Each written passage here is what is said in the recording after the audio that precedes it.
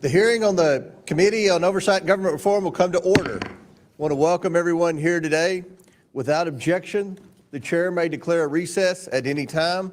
I now recognize myself for the purpose of making an opening statement. Good morning. Today, the House Oversight Committee is holding its first hearing on the massive fraud in Minnesota's social services program. Minnesota's social services, which are funded by you, the American taxpayer, are being ripped off. The most vulnerable are suffering as a result. Federal prosecutors estimate that these criminals have stolen at least $9 billion. The fraudsters, many of whom are from Minnesota's Somali community, have stolen from programs meant to feed needy kids, provide services to autistic children, house low-income and disabled Americans, and provide health care to vulnerable Medicaid recipients. Fraudsters like these take millions to enrich themselves while providing nothing, overstating or outright faking the services. How many children have gone hungry because fraudsters stole money that was intended to provide them with food? How many autistic children were denied services because fraudsters instead sent this money overseas? How many low-income seniors, people with disabilities, or those with mental illnesses were denied access to housing because fraudsters drained resources and pocketed the money for themselves? The breadth and depth of this fraud is breathtaking, and I fear that this is just the tip of the iceberg. The U.S. Department of Justice is already investigating another Minnesota service program after a disabled man battling drug addiction under the care of a fraudulent full-time provider died because of neglect. Governor Tim Walz, Attorney General Keith Ellison, and Minnesota's Democrat leadership have either been asleep at the wheel or complicit in these crimes. How could they allow this massive fraud to go on for years? This is why we're here today. We must expose this theft of taxpayer dollars and hold everybody accountable who let it happen. Today, we're joined by witnesses from Minnesota State House of Representatives who have been fighting this fight for years. These legislators are on the front lines, uncovering fraud in Minnesota's social services programs day in and day out and trying to get their state agencies to fix it. Thank you all for what you're doing to uncover the truth. This isn't just a Minnesota problem. It's a problem for taxpayers across the United States. About 35% of Minnesota's budget comes from federal grants. 35% of Minnesota's budget comes from federal grants. Hardworking Americans pay those taxes, and that money is being funneled to fraudsters, funding luxury homes, fancy cars, and vacations abroad. Some of it is even allegedly going overseas to support terrorists. And yet, Governor Walz, Attorney General Ellison, and Minnesota Democrats failed to act despite countless warnings. They failed Minnesotans and all Americans, handing millions of taxpayer dollars to fraudsters. They failed children and others in Minnesota. They failed their own state employees, some of whom have come forward as whistleblowers. These whistleblowers have told us that the Walz administration retaliated against employees who warned and alerted the administration to the fraud occurring within these social services programs. Again, Governor Walz accused employees who were simply doing their jobs of racism, Islamophobia, and threatened surveillance to silence them. President Trump and his administration are taking a whole-of-government approach and prosecuting these fraudsters. To date, the U.S. Department of Justice has charged 98 defendants in Minnesota fraud-related cases, 85 of whom are of Somali descent. 64 have already been convicted. The U.S. Department of Homeland Security is on the ground conducting investigations of suspected fraud sites in Minnesota. The U.S. Department of Health and Human Services has frozen child care payments and started requiring documentation to prove entities are indeed providing child care. Other federal agencies are halting grant programs, investigating public housing fraud, and strengthening program eligibility requirements. The American people demand jail time for those who stole their hard-earned money and accountability for officials who sat by as resources were drained. Congress must ensure there is change and accountability so this does not happen again. I look forward to hearing from our witnesses today. Americans, thank you all for exposing this critical issue. And with that, I yield to Ranking Member Garcia for his opening statement. Thank you, Chairman Comer. I just want to start by thanking, of course, our witnesses for being here today and for all the members being back. We all agree, I think everyone on both sides of the aisle can agree, that fraud is a threat at every level of government, in every private sector business, and to every single American. Fraud exists everywhere. When I was mayor of my hometown in Long Beach, we worked for better and more efficient government and took on fraud whenever it existed and wherever it appeared to protect taxpayers. It's something that all of us take seriously every single day. When we find fraud, we should punish people and those that are committing it against the American public, especially when it damages services that people rely on. Now, what we should not do is use fraud as an excuse to rip away aid from innocent people who follow the rules and need help in our society. We should fight fraud when people rip off programs designed to help working families. And also, we should fight fraud when large corporations and wealthy individuals dodge their own taxes and rig the system for their own benefit. And especially, we should fight fraud when figures in our government, particularly those in power within the White House or agencies, get rich and profit from their offices. Fraud is never acceptable, and it undermines public trust, whoever commits it. But let's remember that some of the worst fraud and corruption is actually found at 1600 Pennsylvania Avenue. Republicans like to talk about fraud in states with Democratic governors, oftentimes exclusively.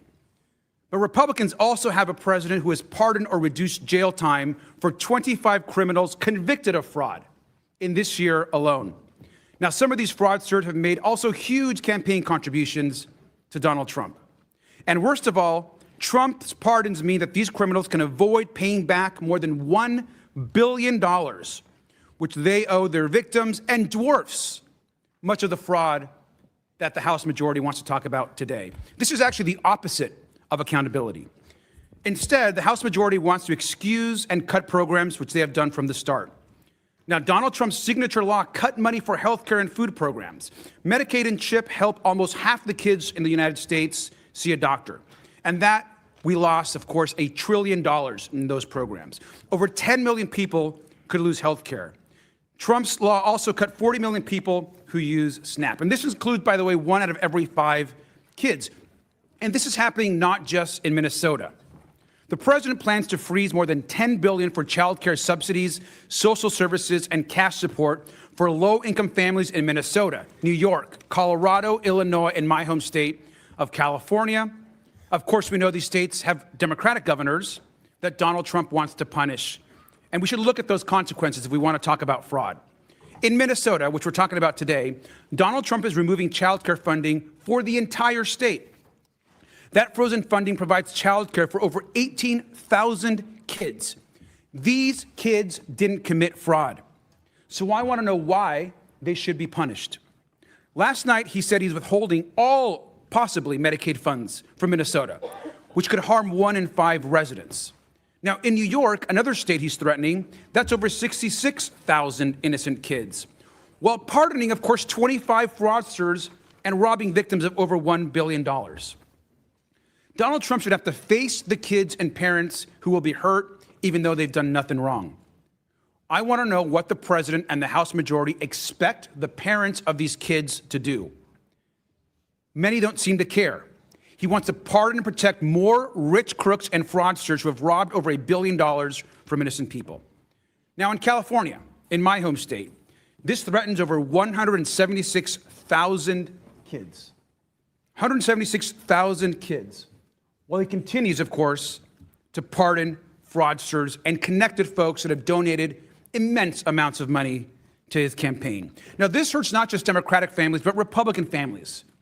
It's innocent kids, regardless of political party, who need child care. We are in an affordability crisis, and the majority is not going after the real fraud that's being committed to the American public. Now, in Illinois, he has threatened funding for more than 62,000 kids. 62,000 kids. And finally, in Colorado, the other state that he's going after, more than 16,000 kids will lose funding. But we know, of course, that the president will let his friends get away with crime. And I want to point out one last thing, which is so important. While Donald Trump attacks these states, the Wall Street Journal on Monday reported a massive Mississippi scandal. Mississippi, of course, isn't on Trump's list. We don't have witnesses from Mississippi here today. Oversight Republicans aren't calling in Governor Tate. And I think the question is, why? We have real fraud happening, yet there's zero interest, apparently, in what's happening here in Mississippi and other places. Republicans want to cut benefits and attack states with Democratic governors. And what it's done, particularly in places like Minnesota, it has unleashed bigotry and hate. Minnesota child care centers have become the target of harassment and even vandalism and theft. Parents are afraid to drop their kids off in the morning and go to work. This is an opportunity, again, to attack for the House majority and smear innocent people without evidence. If we cared about fraud, we'd be starting at the very top. This is critical for the country and to actually take on fraud and abuse and the fraudsters that are being pardoned across the United States. Mr. Chairman, I yield back. Gentleman yields back. I would like to now welcome our witnesses here today. First, we have Kristen Robbins, Chairwoman of the Fraud Prevention and State Agency Oversight Policy Committee and representative for District 37A in the Minnesota House of Representatives. Welcome. Next, we have Walter Hudson, a member of the Fraud Prevention and State Agency Oversight Policy Committee and representative for Minnesota's District 30A. Next, we have Marion Rarick, a member of Fraud Prevention and State Agency Oversight Policy Committee and representative for District 29B in Minnesota. Lastly, we have Brendan Ballou, a former special counsel at the Department of Justice. So thank you all for joining us, and we look very forward to your testimony today. This is an issue the American people are very interested in. Pursuant to Committee Rule 9G, the witnesses will please stand and raise their right hand. Do you swear or affirm that the testimony you are about to give is the truth, the whole truth, and nothing but the truth, so help you God? Let the record show that the witnesses answered in the affirmative. Thank you all, and you may take a seat. We appreciate you being here today and look forward to your testimony. Let me remind the witnesses that we have read your written statements, and they will appear in full in the hearing record. Please limit your oral statements to 5 minutes. As a reminder, please press the button on the microphone in front of you so that it is on and the members can hear you. When you begin to speak, the light in front of you will turn green. After 4 minutes, the light will turn yellow. When the red light comes on, your 5 minutes have expired, and we would ask that you please wrap up. I now recognize Representative Robbins for her opening statement. Good morning, Mr. Chairman and members. Thank you for inviting us to testify. As chair of the Fraud Prevention Committee in Minnesota, I've been working to uncover the massive fraud under Tim Walz, propose solutions, and hold state agencies accountable. Today, I will highlight the scale of the problem, outline the work our committee is doing to fight the fraud, and provide a roadmap for other states on how to detect and stop fraud. Minnesota is one of the highest tax states in the nation, and hardworking Minnesotans have been told that they don't pay their fair share for years. In truth, Minnesotans pay much more in taxes than in other states. And when they pay their taxes, they expect that their money is going to things that help our communities: roads, schools, healthcare, and law enforcement. They do not want their tax dollars absconded by criminals to buy resorts and apartment buildings in Kenya, property in Turkey, and luxury homes and cars in the U.S. Tim Walz and his administration have willfully turned a blind eye to crime in the face of countless whistleblower and auditor reports, as well as stories by local investigative journalists and the Center of the American Experiment. These are actual crimes that must be punished. They are crimes against our moral values and erode trust in government. The time for accountability and justice is here. First, we are unearthing staggering amounts of fraud in Minnesota. As far back as 2014, there were credible whistleblower allegations of millions in daycare fraud. Instead of shutting it down, the state minimized whistleblower reports and allowed fraud to grow. Unfortunately, childcare fraud was just the tip of the iceberg. Since 2019, Tim Walz and Minnesota Democrats have allowed fraud to absolutely explode in Minnesota. There's been more than $300 million in the Feeding Our Future child nutrition program scandal, and the Feeding Our Future prosecutions revealed that as many as half of those indicted also ran other Medicaid-funded programs. Yet despite this being known back in 2023, Tim Walz and his agencies have done nothing to stop those defendants from getting additional state money. We have now found fraud in multiple Medicaid programs, including autism centers, sober homes, non-emergency medical transportation, integrated community supports, and housing stabilization. Just last month, our committee held a hearing on credible allegations of fraud in 2 new areas, adult day services and assisted living. First U.S. Attorney Joe Thompson, the leading prosecutor in these cases from the Biden administration and the Trump administration, says the fraud could be an astronomical $9 billion. In the face of mounting reports and literal criminal indictments and convictions, the Walz administration has repeatedly and publicly denied or downplayed the fraud. Just last January, the commissioner of DHS, Jody Harpstead, who'd been on the job for 5.5 years, said, "There's a lot more rumors of fraud than there is actual fraud." You cannot make this up. The Walz administration has been gaslighting Minnesotans on the scale of the fraud problem for years. In response, when Republicans took control or ended Democrat control of the Minnesota House last year, we created the Fraud Prevention and State Agency Oversight Committee.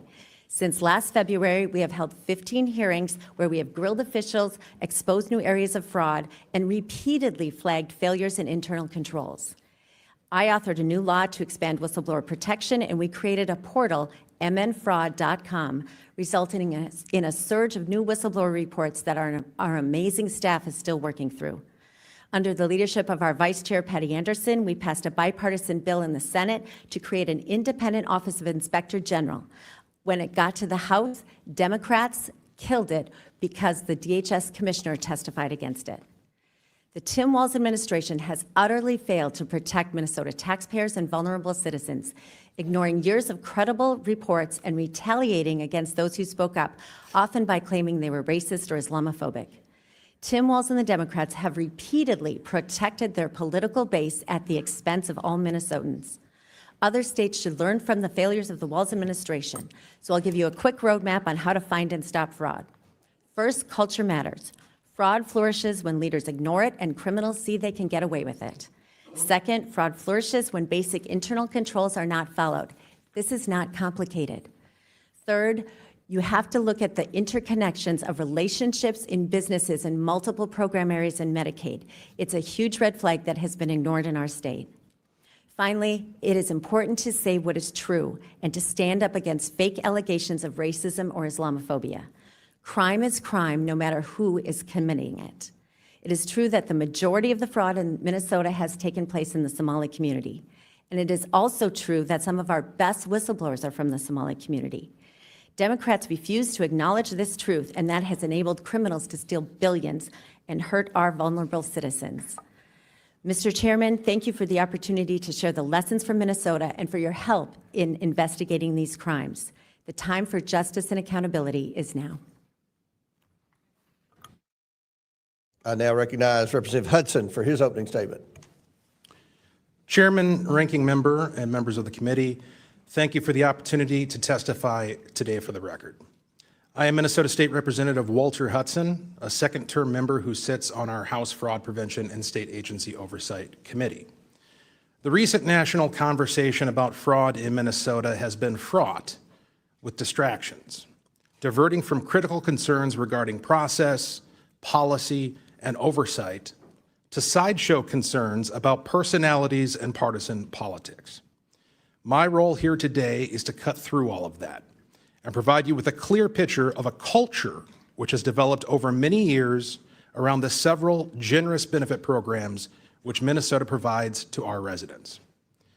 Well-documented oversight failures have led to a lack of program integrity, creating incentives for people to monetize programs beyond their legislative intent to turn benefits into business. Contrary to the claim just made by the ranking member that there is no evidence of this fraud, attached to my written testimony, you will find a document which collates several reports made over the past 15 years by Minnesota's nonpartisan Office of Legislative Auditor, along with transcripts of each of our hearings from the Fraud Committee, where we heard directly from staff and leaders within the state agencies which administer these programs. Here's what that record indicates. Within the state of Minnesota, government oversight has been unable to keep up with program expansion due to a combination of factors. One, rapid expansion of funding and provider participation. Two, payment systems that prioritize access and speed. Three, verification mechanisms that occur after funds are distributed. Four, oversight capacity that does not scale with spending. And five, diffuse accountability across agencies and contractors. This combination of factors has fostered a booming new sector of the economy that relies upon the continuation of and expansion of government programs to fuel private sector profits. I want to be clear, even when the law is being followed precisely by every jot and tittle, incentives still exist to abuse these programs and waste taxpayer dollars by diverting funding to profit centers rather than providing a safety net for those in temporary need. Now, criminal fraud is rampant. Deputy U.S. Attorney Joe Thompson, serving the District of Minnesota, has said that he could keep 1,000 prosecutors busy, but he's limited to a mere 25, only 5 of which are tasked with building fraud cases. He estimates that the total amount of criminal fraud over 5 years may reach $9 billion, which is fully 1/2 of the money that has been directed to these programs by the state. While Governor Tim Walz and other stakeholders dispute that assessment, the point I wish to emphasize is this. Whatever the actual number is, the full scope of the problem is not just criminal fraud, but a culture of profiting from government programs in perpetuity, not as a safety net, but as an industry. I've personally met and had discussions with folks who identify themselves as consultants for multiple entities accepting government benefits. They have made a career out of showing people how to leverage the gaps in government oversight to maximize benefit payments. Now, such conduct may not actually break the law, and that's the point. We have a system whereby an entire industry can operate under the color of law, raking in tremendous profits for individuals, all while having no incentive to save the taxpayer money or lift legitimate beneficiaries out of need. Instead, as the market for funneling benefits into businesses increases, so too does the perceived need for benevolent services. If nothing changes, if oversight is not tightened, if incentives are not changed, spending on these programs will only continue to increase with no commensurate increase in either public good or public confidence in our governing institutions. Thank you for the opportunity to submit this testimony for the record. I look forward to answering what questions I can. Thank you. I now recognize Representative Rarick for her opening statement.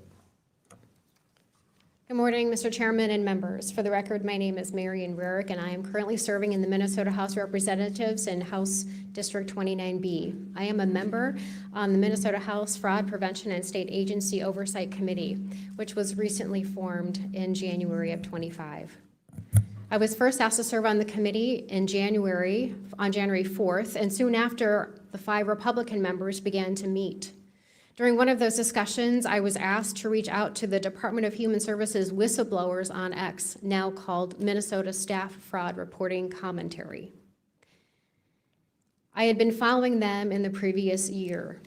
I reached out through a direct tweet on X on January 16th, and the very same day I got a response back that yes, they would be willing to speak to the Fraud Prevention Committee.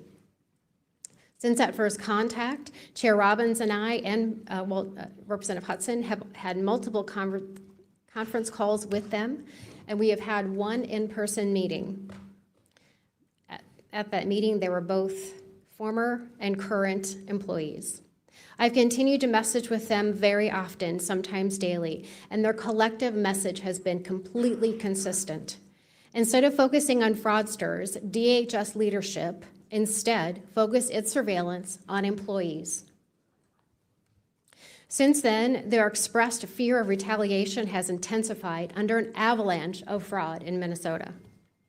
Their numbers have grown from 480 DHS employees, both current and former, to over 1,000 across multiple state agencies. They have told me repeatedly how grateful they are to the House Fraud Prevention Committee for focusing our attention on fraud in the state programs, using their inside information while keeping them completely protected. They have explained that they live in a constant state of fear of retaliation. One only has to look at what happened to Faye Bernstein to understand why. In a very recent Newsweek article dated December 13th of 25, Ms. Bernstein, a former compliance specialist, stated, Minnesota DHS functions in the opposite manner as you would think. Employees who suggest improvements or, heaven forbid, report fraud then face significant retaliation. The messenger is shot. In 2019, Bernstein said she alerted Minnesota DHS officials to sloppy contracting practices that were not legally compliant. But it's not what most people would even consider fraud. She says she was later escorted out of the building, faced lengthy investigation, got trespassed from all DHS owned and leased properties, and received an involuntary transfer to another state agency. So she says, so today if someone asks me, should I report fraud within DHS, I say no, no, no. It is career suicide plus a whole lot more. So let's talk about that plus a whole lot more. In our face-to-face meetings with a group of whistleblowers, they revealed that retaliation now includes threats of being fired with cause, which means you do not get unemployment insurance in the state of Minnesota, being blacklisted from all state agencies, and I would note most likely our largest counties as well, which are Democrat-run. And then there was a veiled threat of the use of military intelligence against them. They later informed me that it was discovered that in some targeted employees or suspected whistleblowers' personnel files were pictures of their homes and their cars. They also described that supervisors asked them questions about their families that to them felt like a threat. One example was, we need to know where your kids go to school and where their bus stops are. I will also note that whistleblowers we spoke to described many times that DHS used surveillance programs to surveil employees' emails and chats and other communications, looking for keywords like fraud, double billing, underspending, and overpayments. One example that the whistleblowers let me know about Lieutenant Governor Flanagan. April 12th, 2024. Flanagan comes to a DHS Health and Human Services Equity Conference at the Heritage Center and Brooklyn Center. On stage, Flanagan acknowledges the X account and the fraud concerns it raised and publicly denounced the X users and called them weirdos and losers sitting in their mother's basement. This was in a public setting with hundreds of participants and elicited gasps among the crowd. Thank you, Mr. Chairman.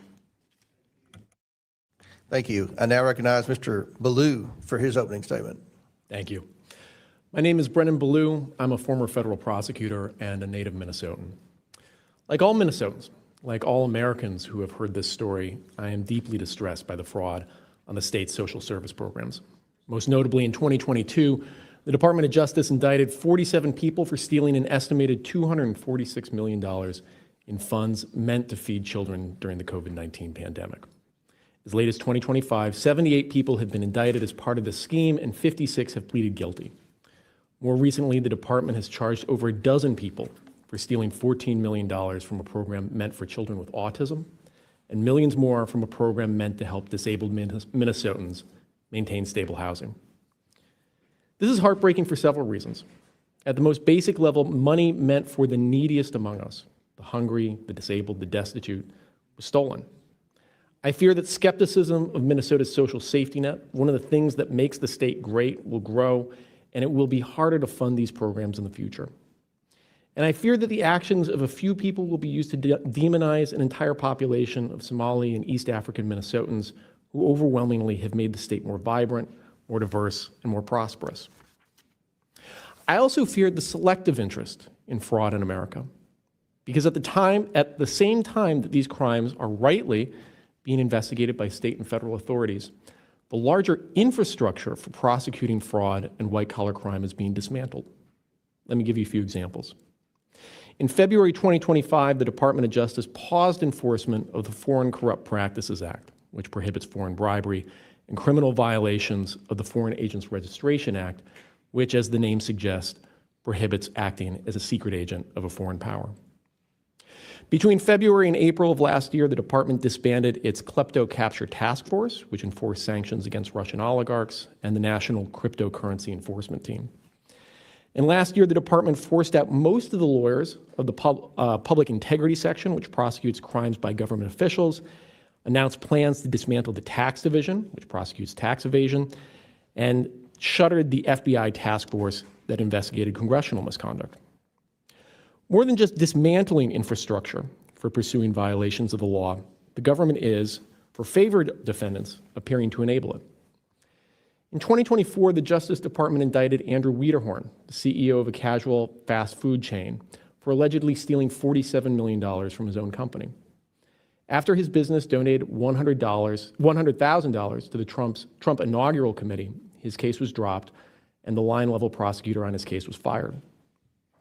In 2021, the department sued Boeing for deceiving the government about the software that caused 2 plane crashes, killing 346 people. After donating $1 million to the inaugural committee, Boeing negotiated a favorable deferred prosecution agreement that the judge overseeing the case said, quote, fails to secure the necessary accountability to ensure the safety of the flying public. But he felt compelled by precedent to accept it nevertheless. The examples continue. Banks that contributed to the inaugural committee had litigations against them for violating consumer financial protection laws dropped, and so too did cryptocurrency companies that were investigated and sued by the Securities and Exchange Commission and who contributed to the inaugural committee. Crucially, those crypto companies that did not donate to the committee or other affiliated entities remain defendants of the government. The scale of these frauds involve millions stolen and hundreds killed, and yet they have received a fraction of the attention of the fraud that happened in Minnesota.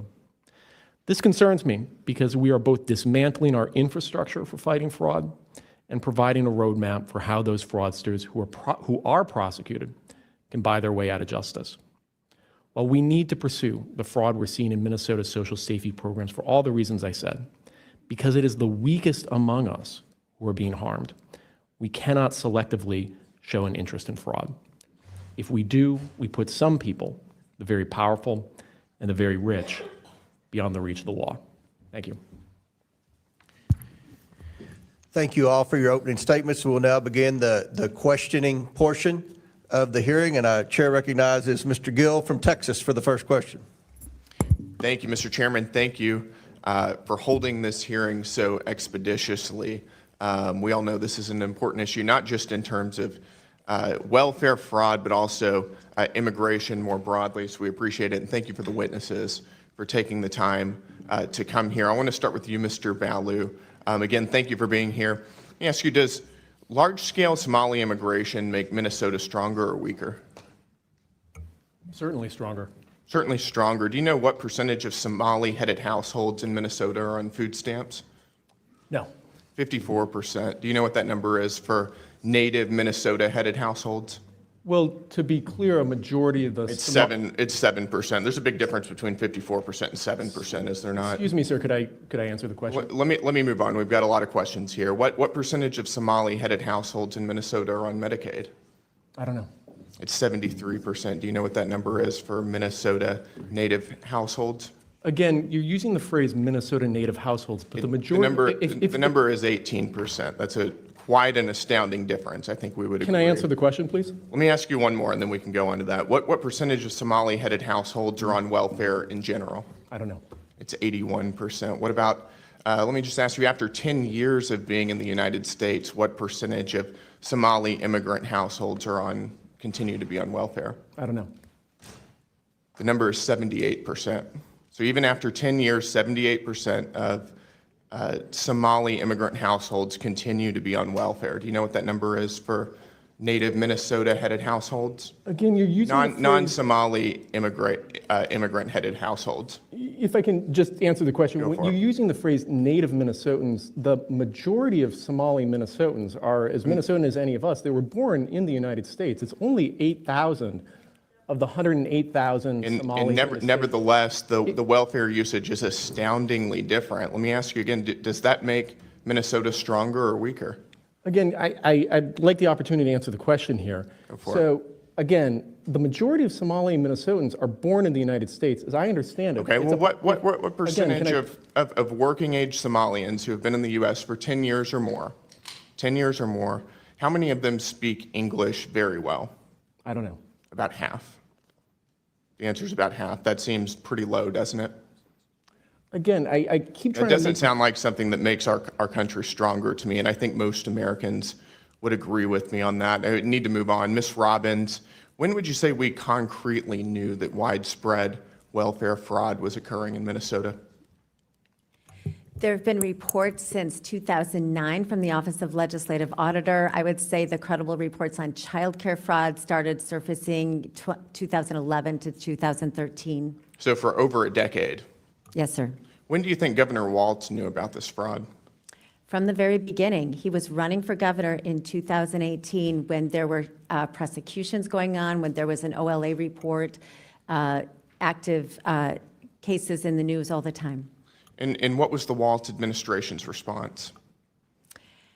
They actually did nothing when they got into office, and Lieutenant Governor Peggy Flanagan had been on the committee in the legislature that had hearings on childcare fraud, and when they got into office, they did put $5 million into a little more money, but nothing changed. But nothing. And let me ask you, Mr. Hudson, thank you for being here.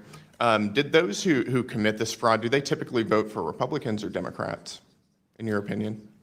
In my opinion, thank you for qualifying it like that, I would say they most definitely overwhelmingly vote for Democrats. Do they typically donate to Republicans or Democrats? Not to my knowledge. They In your they don't opinion? donate to Republicans, they donate to Democrats, in my opinion, yes. Got it. So would you say this is the Somali population is an important demographic for Democrats to win over politically?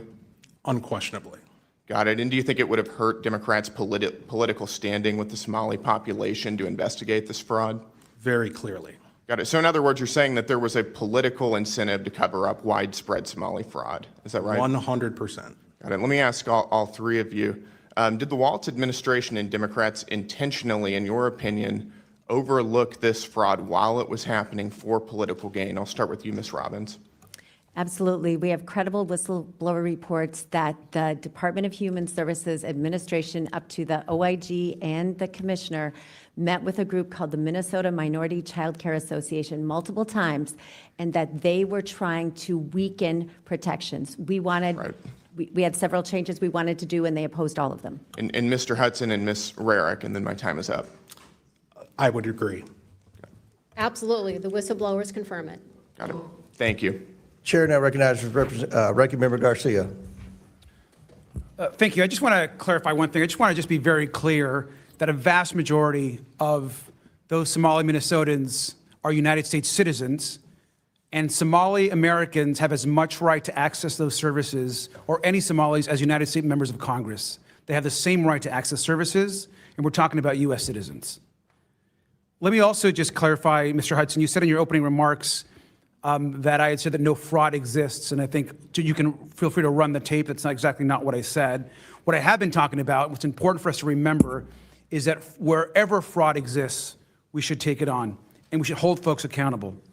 And when people commit fraud and people get hurt, there's going to be repercussions, as there should be. We can all agree to that. We want to hold fraudsters accountable. We want to protect the victims and innocent people, so that those that can access services can continue to access services across this country. That's how it should work. But we also know that's not how it should work according to President Trump. Now, let's actually talk about real fraud and some fraudsters.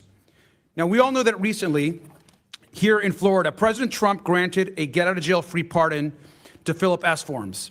Now, Mr. S. Forms is a nursing home mogul convicted of schemes to defraud Medicare and Medicaid of $1.3 billion. Where is that hearing? This guy just didn't steal from taxpayers. He took advantage of thousands of people, admitting them to nursing homes and living facilities that could not help them. His network of doctors gave out dangerous and harmful treatments and prescribing opioids to drug addicts just to make more money.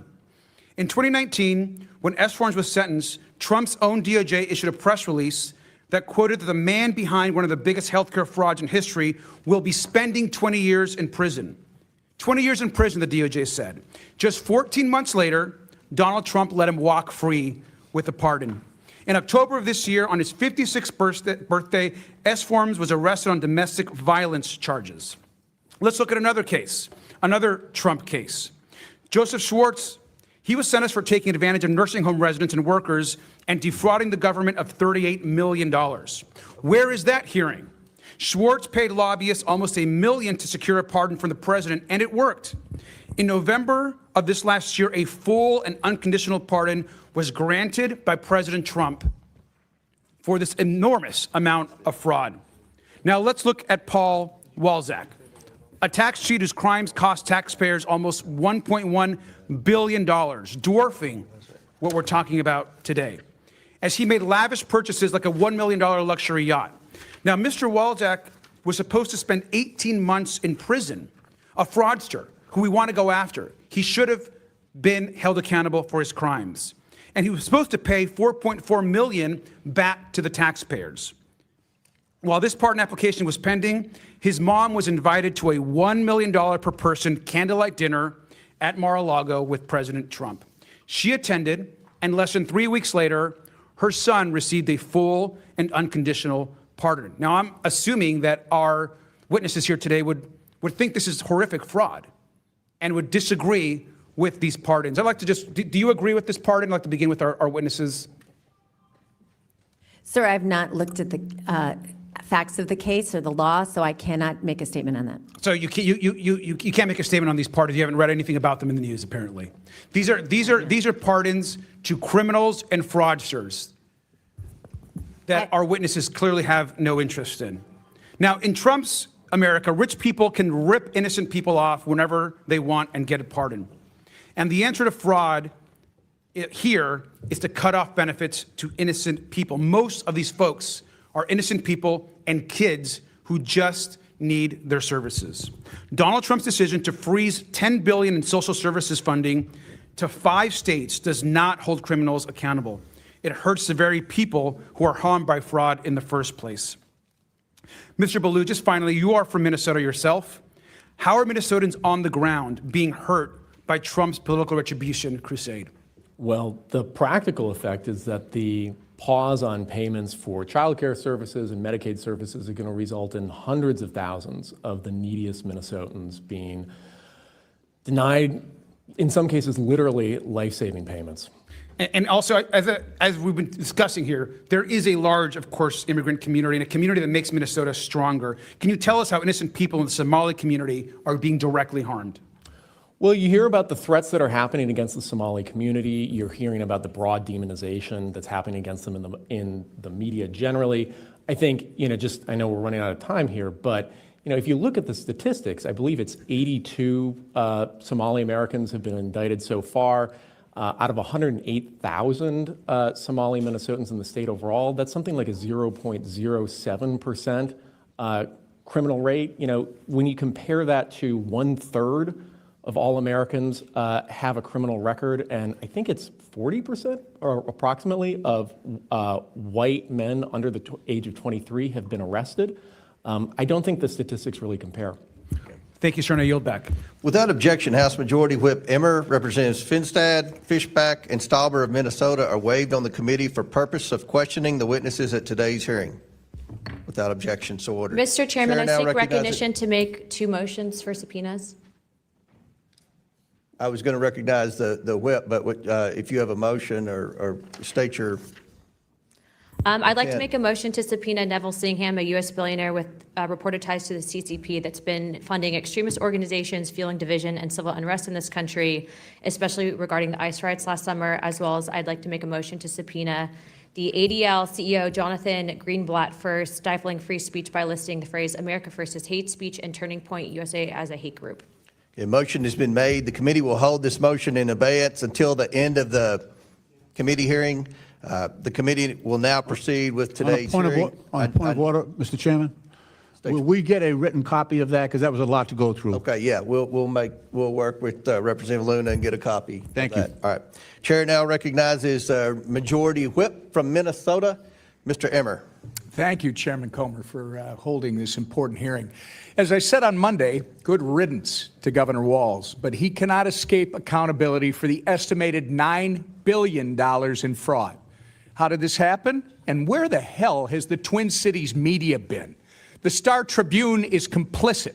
They have had this story for years, if you just heard, and they've refused to report anything on it. In fact, they continue to try and cover up.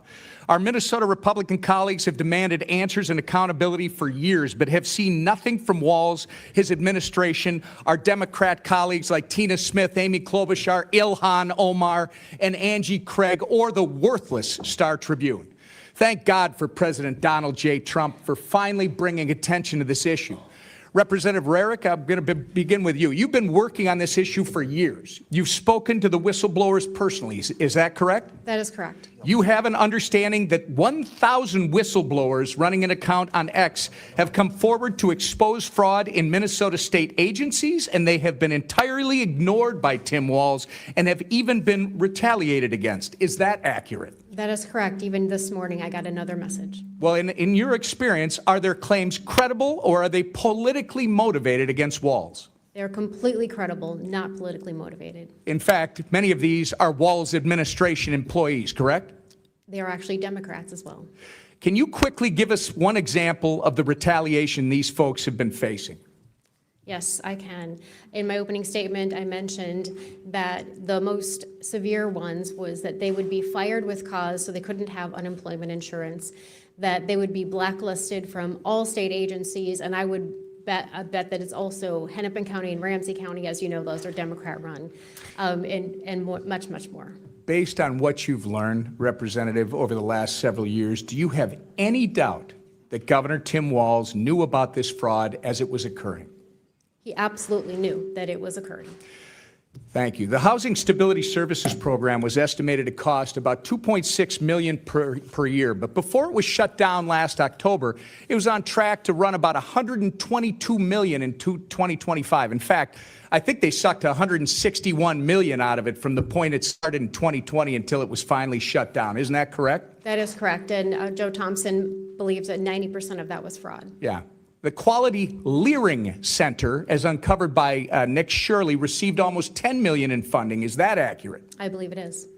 There are more than 80 autism centers in Minnesota under investigation. Is that true? I believe it is, yes. It's clear that someone is criminally complicit. You can't just let this amount of money get out of your administration over a period of 7 years without knowing. There was a hearing in the state regarding the fraudulent housing stabilization program, but before that hearing, Governor Walz fired the official who was slated to testify so that they could not testify and expose what was happening under Governor Walz's watch. Has Governor Walz or Attorney General Ellison fired anyone else to your knowledge, Representative? Not to my knowledge, and that was Eric Rumdahl, and his administration believes that he was not fired, but I say he was fired because it was too convenient. Right. Representative Hudson, is it true that 90% of the individuals charged, regardless of what your colleague on the panel just said with his facts and figures, 90% of the individuals charged or indicted with the $250 million Feeding Our Future COVID fraud are of Somali descent? I believe that to be correct. Are you aware that in a 2021 video, Mr. Ellison promised that he would obstruct his own agencies in their investigation of Somali fraud? I am very much aware of that. It's no wonder that criminals in the Somali community felt they were free to steal taxpayer dollars. I'm going to ask you the same question I asked Marion. Do you have any doubt that Tim Walz knew about this fraud as it was occurring? None whatsoever. Walz and Ellison were protecting fraudsters instead of investigating them, and it was purposeful. And it's no coincidence that this is occurring largely in the Somali community. Walz made a sanctuary state, Minnesota, a sanctuary state. He gave free health care, free college, and free licenses to illegals. And Walz looked the other way when Somali immigrants were stealing. Representative Robbins, do you have any doubt that Tim Walz knew about this fraud as it was occurring? None whatsoever. So all three of you have no doubt in your minds that Tim Walz knew about the $9 billion of fraud during his tenure as governor and did nothing about it. It looks like my time is about to expire, and I do want to say to all of you, on behalf of Minnesota, thank you for being here, and justice will be served. Thank you, Mr. Chairman. Thank you, Mr. Whip. Chair now recognizes Ms. Norton from Washington, D.C. Thank you, Mr. Chair. Federal assistance programs are vital for keeping working families afloat and children healthy. Nearly 25% of adults and nearly 50% of children rely on federal assistance, including child care funding, Medicaid, and Children's Health Insurance Program, and the Supplemental Nutrition Assistance Program.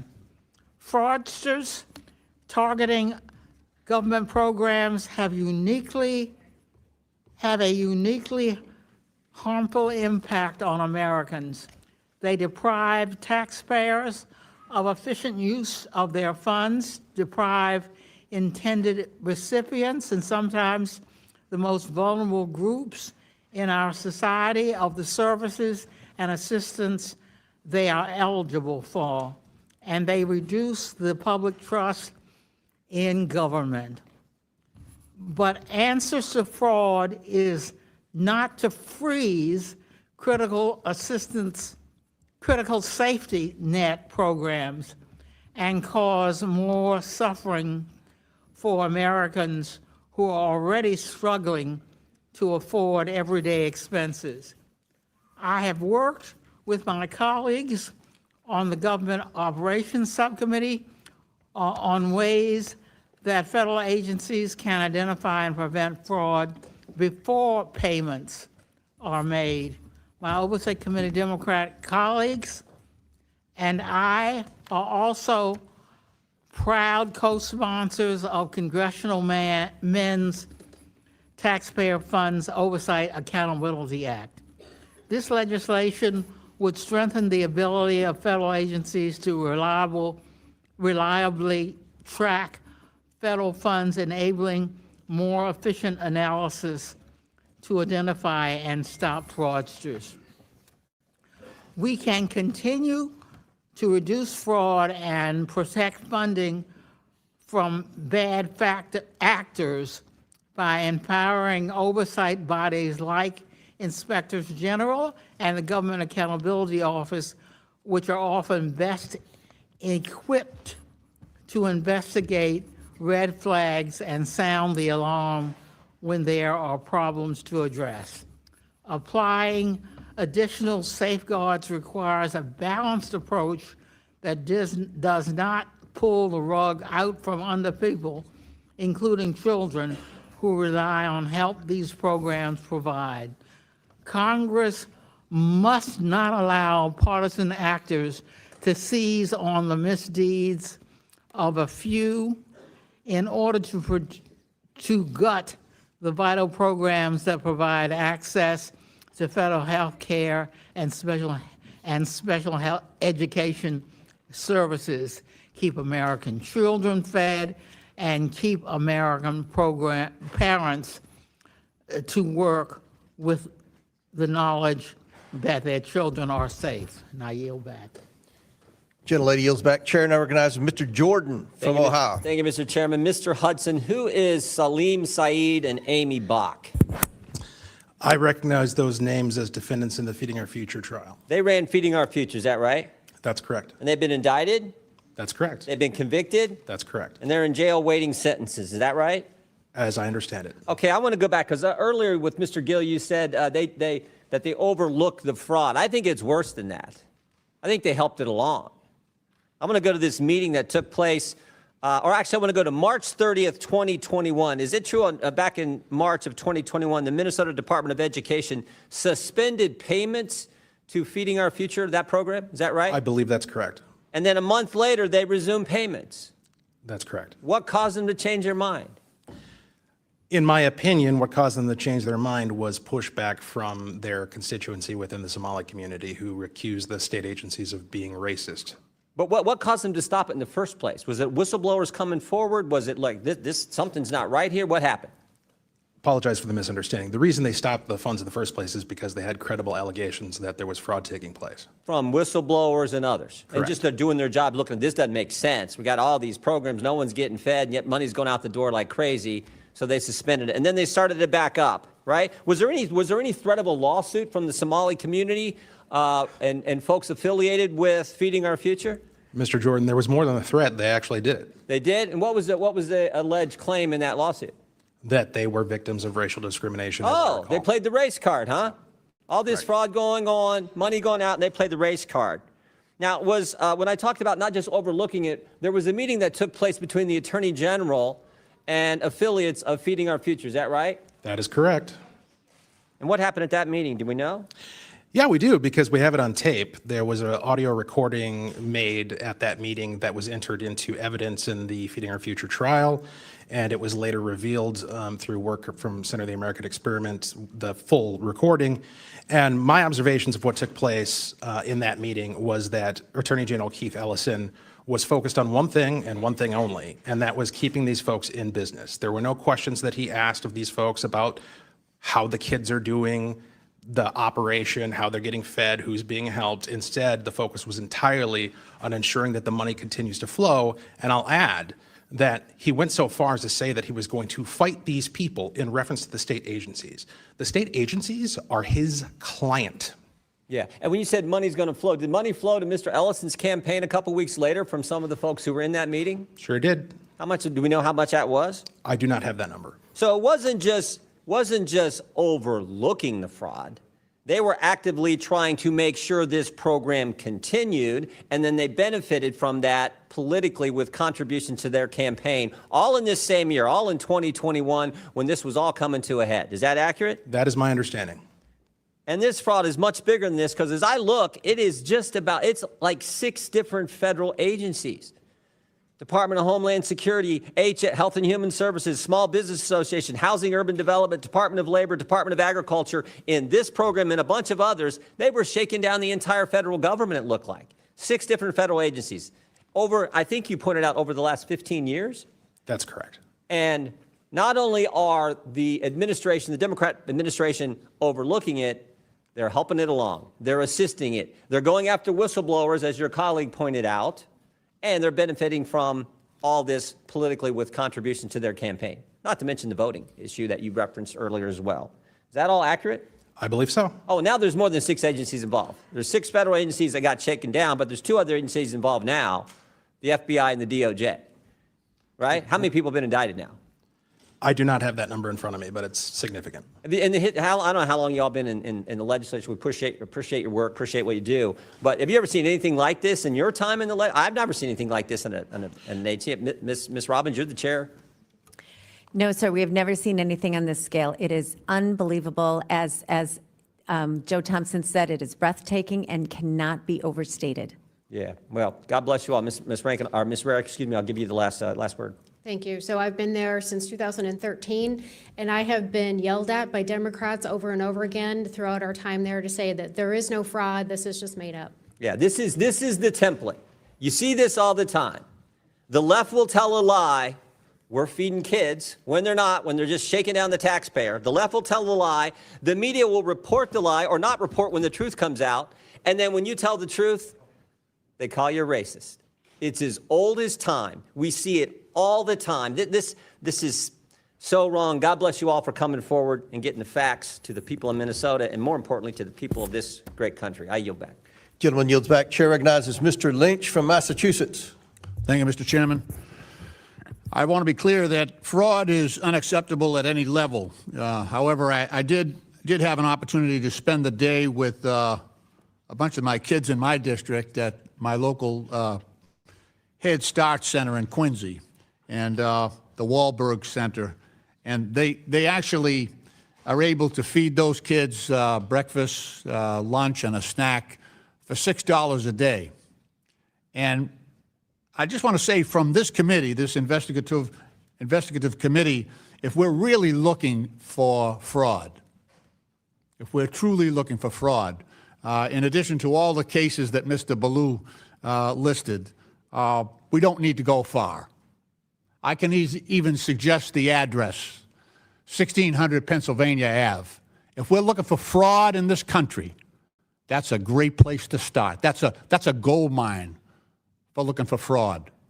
And I'll just give one example. You know, you don't have to go back in time very far to see a great example of the fraud that's been put upon this country.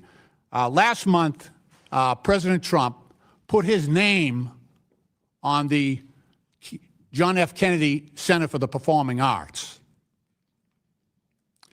For those of you who are too young to remember, JFK was a war hero from my state. He was an Irish Catholic, first Catholic elected president. Fought a lot of bigotry during his time trying to become president. He actually stood up to the Russians. But he was a war hero, a decorated war hero. He's the only United States president who ever have received the Purple Heart. He also received the Medal of Valor from the Navy and the Marine Corps because during World War II, he was commanding a PT boat, PT 109. His vessel was struck by a destroyer in the South Pacific. And he actually risked his life to save his crew members. And after he was assassinated, LBJ, Lyndon Baines Johnson, his successor, and the United States Congress at that time recognized his service and sacrifice to this country by naming the Performing Arts Center after him. He had raised most of the money to build that center, he and Jacqueline Kennedy. And it is shameful. It is a case of stolen valor for this president to put his name above the name of John F. Kennedy. That is a fraud being perpetrated on this country right now. And if we're really interested in rooting out fraud, how about starting right there? I have legislation that will take Trump's name off that building and restore it. You know, Congress acknowledged Kennedy's service and sacrifice to our country. He sacrificed everything for this country. And yet, we have allowed this to happen. And we have allowed that fraud, that valor to be stolen from John F. Kennedy. It's wrong. It is wrong. And while I know Trump has his supporters and his minions, and there is no depth to the shame that they will stoop to, but we as Americans should defend the history, defend the goodness that has been done by previous leaders. It's ironic that Jacqueline Kennedy actually established the White House Historical Society, and she did so in a manner that she said we should honor every president within the White House, regardless of party, but because of the service and the sacrifice that they have made on behalf of our country.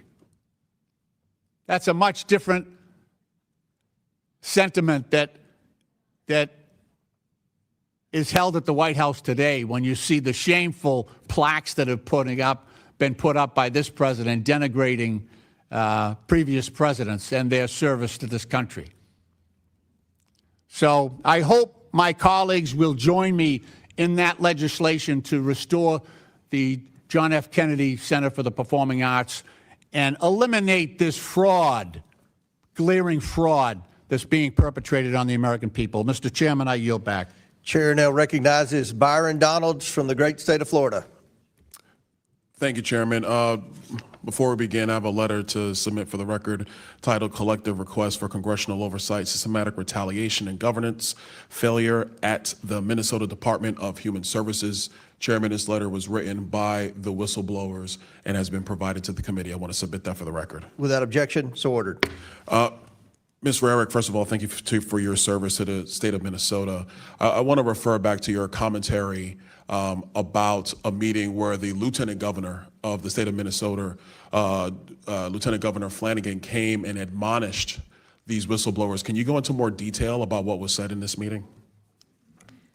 Thank you, Mr. Congressman. So I don't have any more detail other than what I read into the record. Unfortunately, it was obviously a public meeting, and there were hundreds of DHS employees, so Department of Human Services employees there. It was a story that's been reported multiple times on the X page, but I don't have any more details than that, other than the fact that that wasn't the only time that she retaliated. Do you think that the Lieutenant Governor was operating outside of the purview of Governor Walz? So it's interesting, the timing, and it was before he ran as the vice president, and so she was completely almost tied at the hip with Governor Walz at that time in history. I think it's important for people to understand that in virtually every state in the country, the Lieutenant Governor is essentially chosen by the governor. And so Lieutenant Governors typically do not operate outside of the purview of the governor. It's kind of their job to, play QB2, if you will, to the governor. So would it be clear to state that the Lieutenant Governor's comments trying to railroad whistleblowers, trying to demean whistleblowers and discourage whistleblowers was at the directive of Governor Walz? You can definitely assume that because, like I said, at that moment in time, up until the point where the governor ran for VP, she was seen at literally every press conference. She was in all the meetings. They were tied at the hip. They were always together. So if she was saying it, he had approved it. I'm certain of it. Well, I guess you could say she's kind of a knucklehead too. Moving on, the list of programs in the fraud in Minnesota are rampant. You have the Child Care Assistance Program. You have the Feeding Our Future. You have the Housing Stabilization Services. You have the Early Intensive Development and Behavioral Intervention. You have Integrated Community Supports. Ms. Robbins, you're the chair of the investigative committee. The depth of fraud that you have seen, were there controls in place in the state of Minnesota that could have prevented this fraud? And were these controls ignored by the Walz administration and by the Department of Human Services? Absolutely. So we have many whistleblower reports talking about how DHS undermined ability to strengthen internal controls. So, for example, there was an effort for the Child Care Assistance Program. They have a clear and convincing evidence standard to disqualify someone from being a provider, where all the other programs are a lower standard, preponderance of the evidence. There was an effort to make this a lower standard so it was easier to disqualify people to preponderance. And the Minnesota Minority Child Care Association, which was run by a group of Somali providers, opposed it, and DHS went along with their recommendation. And in a similar vein, we were trying to reduce the number of child care employees with children that could work in these child care centers, because that was one of the vectors of fraud, Right. and they opposed that. So you had the Somali community who on purpose was petitioning the state of Minnesota to lower the standards to be able to make sure that fraud cannot be caught. Is that correct? Well, they wanted to keep the standard clear and convincing, which makes it harder to disqualify people. So it makes it harder for them to be disqualified from wasting taxpayer funds. Is that Absolutely. correct? Okay. Ms. Robbins, I want to stay with you. I want to talk about use of funds. You've talked about some of these funds were used to buy property in Kenya, Yes, sir. property in Turkey. Do I have that correct? Yes. Remittances back to Somalia. Yes. I think it's important for the committee to understand that these remittances in part are used in what's called the Hawala. I want to make sure I have the terminology right. The Hawala network. Ms. Robbins, can you speak to what the Hawala network is? Yes, so it's an informal network where someone goes to a Hawala place in Minneapolis, which is like a money exchange or a money sending site, and they say, I want to send X amount of dollars, and then there's a receiving site in Somalia, and they put take the cash out. So money doesn't cross the border. It's an order for money here that gets transmitted to Somalia. For the time, because I'm out of time, I want to expound. In Somalia and other parts in the Middle East region writ large, A Hawala network is a bunch of money exchangers, hand to hand, not bank account to bank account. Exactly. And what is clear in Somalia and other parts is that Al-Shabaab, the largest Al-Qaeda affiliate in Somalia, they have their hands all through this network. So taxpayer money, United States dollars, that are being remitted into Somalia, in part, have been utilized or have fallen into the hands of Al-Shabaab. Do you think that's a correct assessment? Yes, we have plenty of evidence of that, from money directly going to al-Shabaab, but then also indirectly because they take a cut of whatever gets sent to Somalia. Thank you so much, Chairman. I know I'm over. Thank you for the additional time. Mr. Chair, I seek recognition for unanimous consent request. Chair recognizes Ms. Presley. I ask unanimous consent to enter into the record a December 2025 article from the Minnesota Star Tribune titled, "Contrary to Trump's Claims, Somalis Add $8 billion to Minnesota's economy." Without objection, so ordered. Chair recognizes Ro Khanna from California. Thank you, Mr. Chairman. Mr. Chairman, fraud, waste, and abuse is not a partisan issue. FDR in 1932 with the New Deal railed against inefficiencies and fraud and waste in state and local government. I want to be clear. Many in the Democratic Party stand against the misappropriation or misuse of taxpayer dollars. The reality is, as a progressive Democrat, I believe the ultra-wealthy should pay more. But I want that money going for the health care, the child care, and the education of the American people. It offends me if there is waste or fraud in any of our states. That's why I called for people in my state of California to share stories of inefficiencies, fraud, or wasteful spending. I partnered with the All In podcast to advertise that we need to be responsible stewards of our tax dollars. And I believe we should be doing this for all 50 states. I challenge my colleagues on the Republican side. Let's have an audit of all 50 states to make sure that government money is being spent wisely. We don't need to make these partisan hearings. Every American has a stake in making sure that they have a receipt for where their tax dollars are going.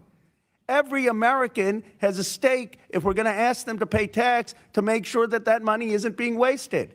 And I'd like to see this committee work together to stand up for basic fairness of the American taxpayers. I certainly am going to do that in the state of California, and we should be doing that in all 50 states.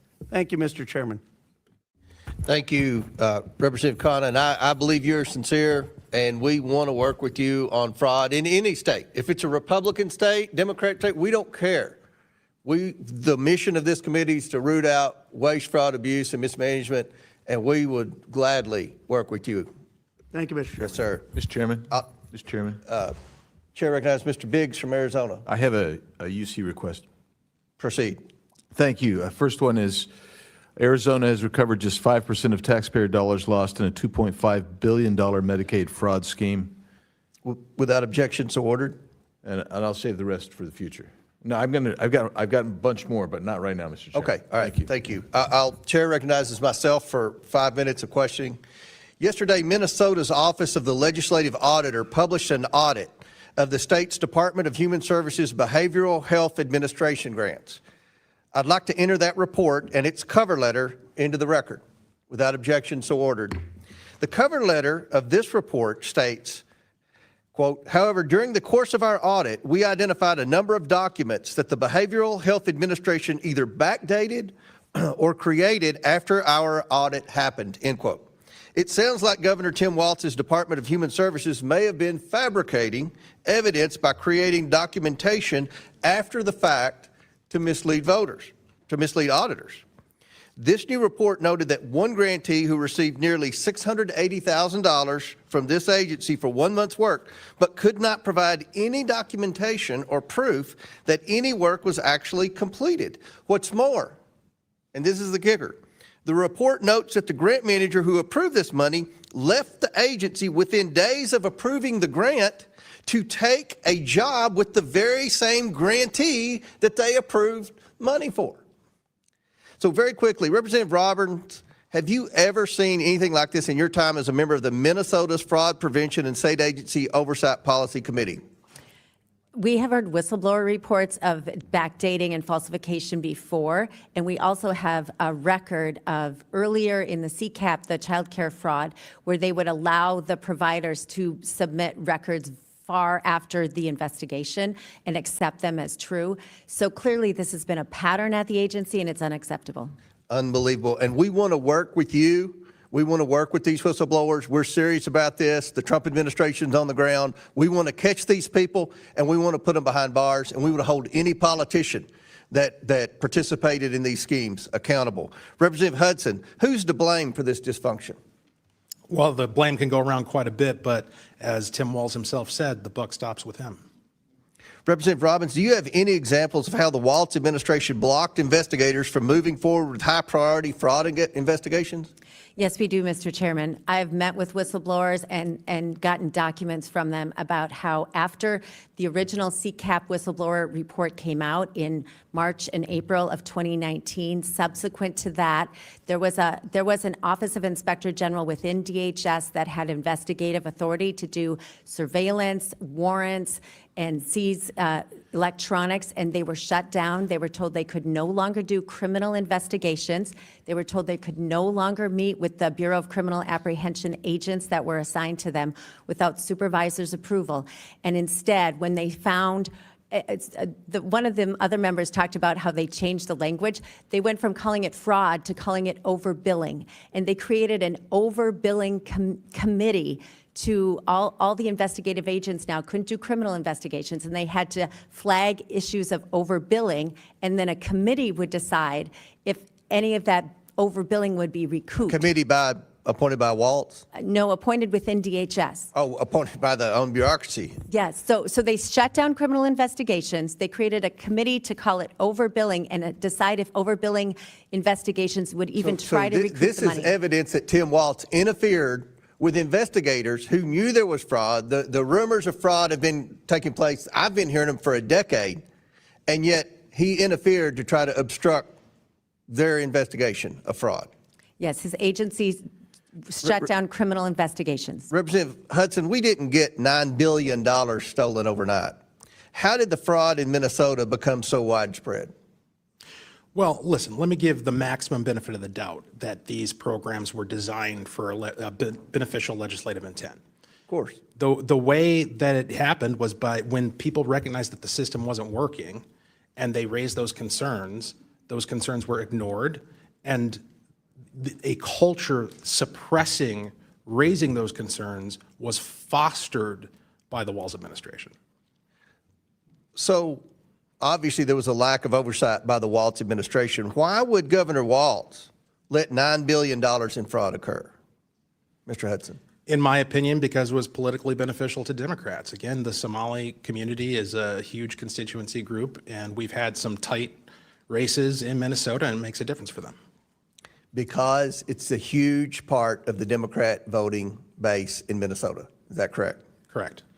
Representative Varick, Governor Walz's announcement not to seek a third term seems to be an admission of guilt, I think, to most Americans, and an attempt by the Democrat establishment to cover up his role in the rampant fraud. He claims this is so he can focus on defending the people of Minnesota against criminals who prey on our generosity.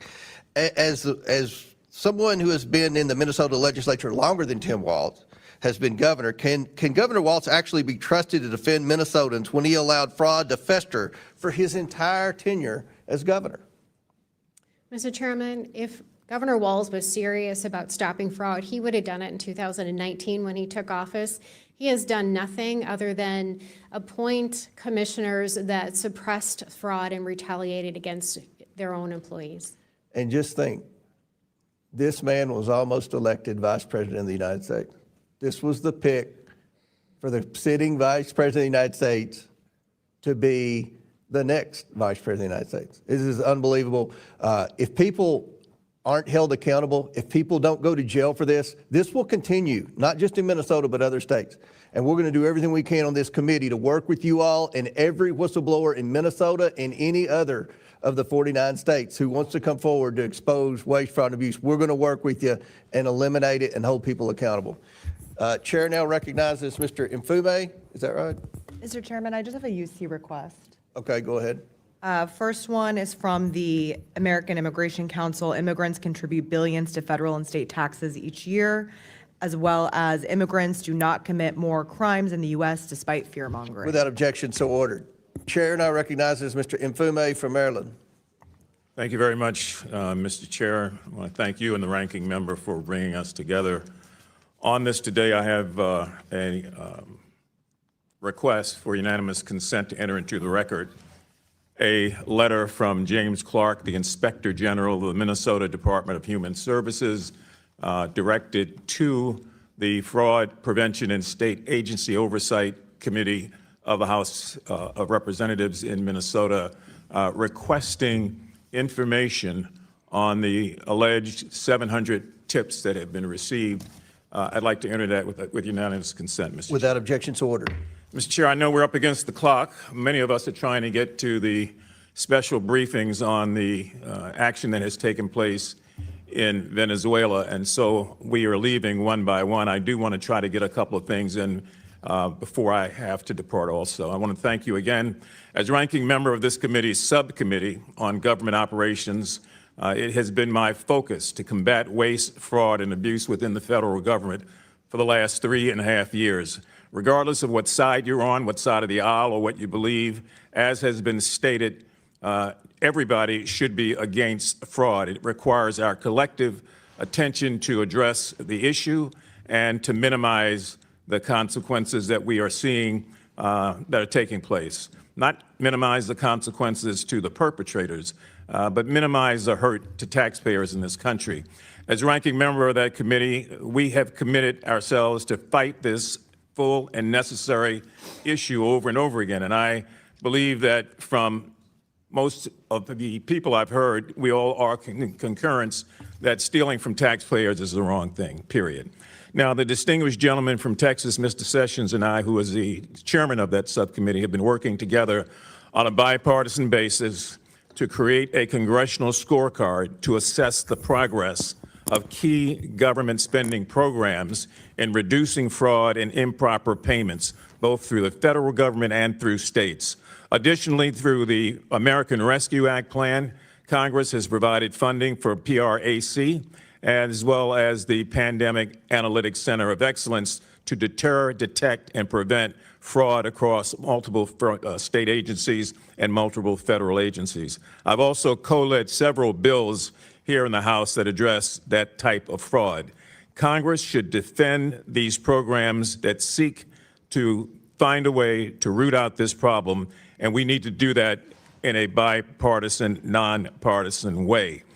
The Council of Inspector Generals for Integrity and Efficiency, in their report a year and a half ago to the Congress and to the President, found that every dollar spent on the Office of Inspectors General, as a result, $26 was saved for every one that was spent. Now, that's a return on investment that taxpayers deserve, and unfortunately, the Trump administration illegally defunded CIGIE last year, and I've joined with my colleagues, several of whom on this committee, in leading several letters to oppose that unlawful set of firings of inspector generals. I urge this administration again and my colleagues to restore the congressionally designated funding to CIGIE and the offices of inspectors general so that we might be able to continue the work necessary to combat waste, fraud, and abuse. Before I yield, I want to thank Mr. O'Connor for his comments that this issue should be nonpartisan, that when we make it something other than that, we take away from our ability to bring about change, and we in some sort of way chip away at the sort of belief that the public has that we are really serious about doing something here. So it was concerning to me also to have heard some of the xenophobia that began earlier in this hearing, Mr. Chairman. Differences versus similarities. And when we do that, we create the problems that we always are trying to do away with. Asking witnesses to give their opinion of Somalis as a general group of Americans. Asking witnesses their opinion. Do you think they vote for Democrats? Do you think they just give money to Democrats, asking their opinion. What is your opinion of Somalians? We might as well say, what is your opinion of Jews? What is your opinion of black people? What is your opinion of Latinos? That sort of thing, although it may sound good and play to the issue, creates a slippery slope. I want to caution people, a slippery slope. We heard earlier that of over 100,000 Somalis in this country, 87 were indicted in Minnesota. That comes out to 0.087%. Those sort of things create, I think, the disbelief that a lot of people have that we're about doing the business that we ought to do. And it gets back to the point that the gentleman from California raised, that we've got to find a way to keep this from being partisan and to keep it from being subjective.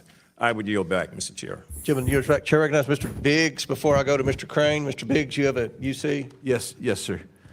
First one is Tim Waltz claims he fired people amid fraud scandals but won't name names. Next one, Waltz appointees failed to stop rampant Minnesota fraud. Next one, exclusive DHS insider claims systemic issues in addressing fraud. Next one, here's what the Trump administration is doing to crush Minnesota's fraud epidemic. Next one, Minnesota Fraud Committee Chair claims Waltz turned a blind eye to fraud warnings for years, and I'll yield back. Without objection, so ordered. Chair recognizes the gentleman from Arizona, Mr. Crane, for 5 minutes. Thank you, Mr. Chairman. Grateful to have elected officials from Minnesota here today who can provide more intimate information regarding this mind-blowing fraud coming from the Somali community in Minnesota. According to Assistant U.S. Attorney Joe Thompson, there is an estimated $9 billion or more in fraud.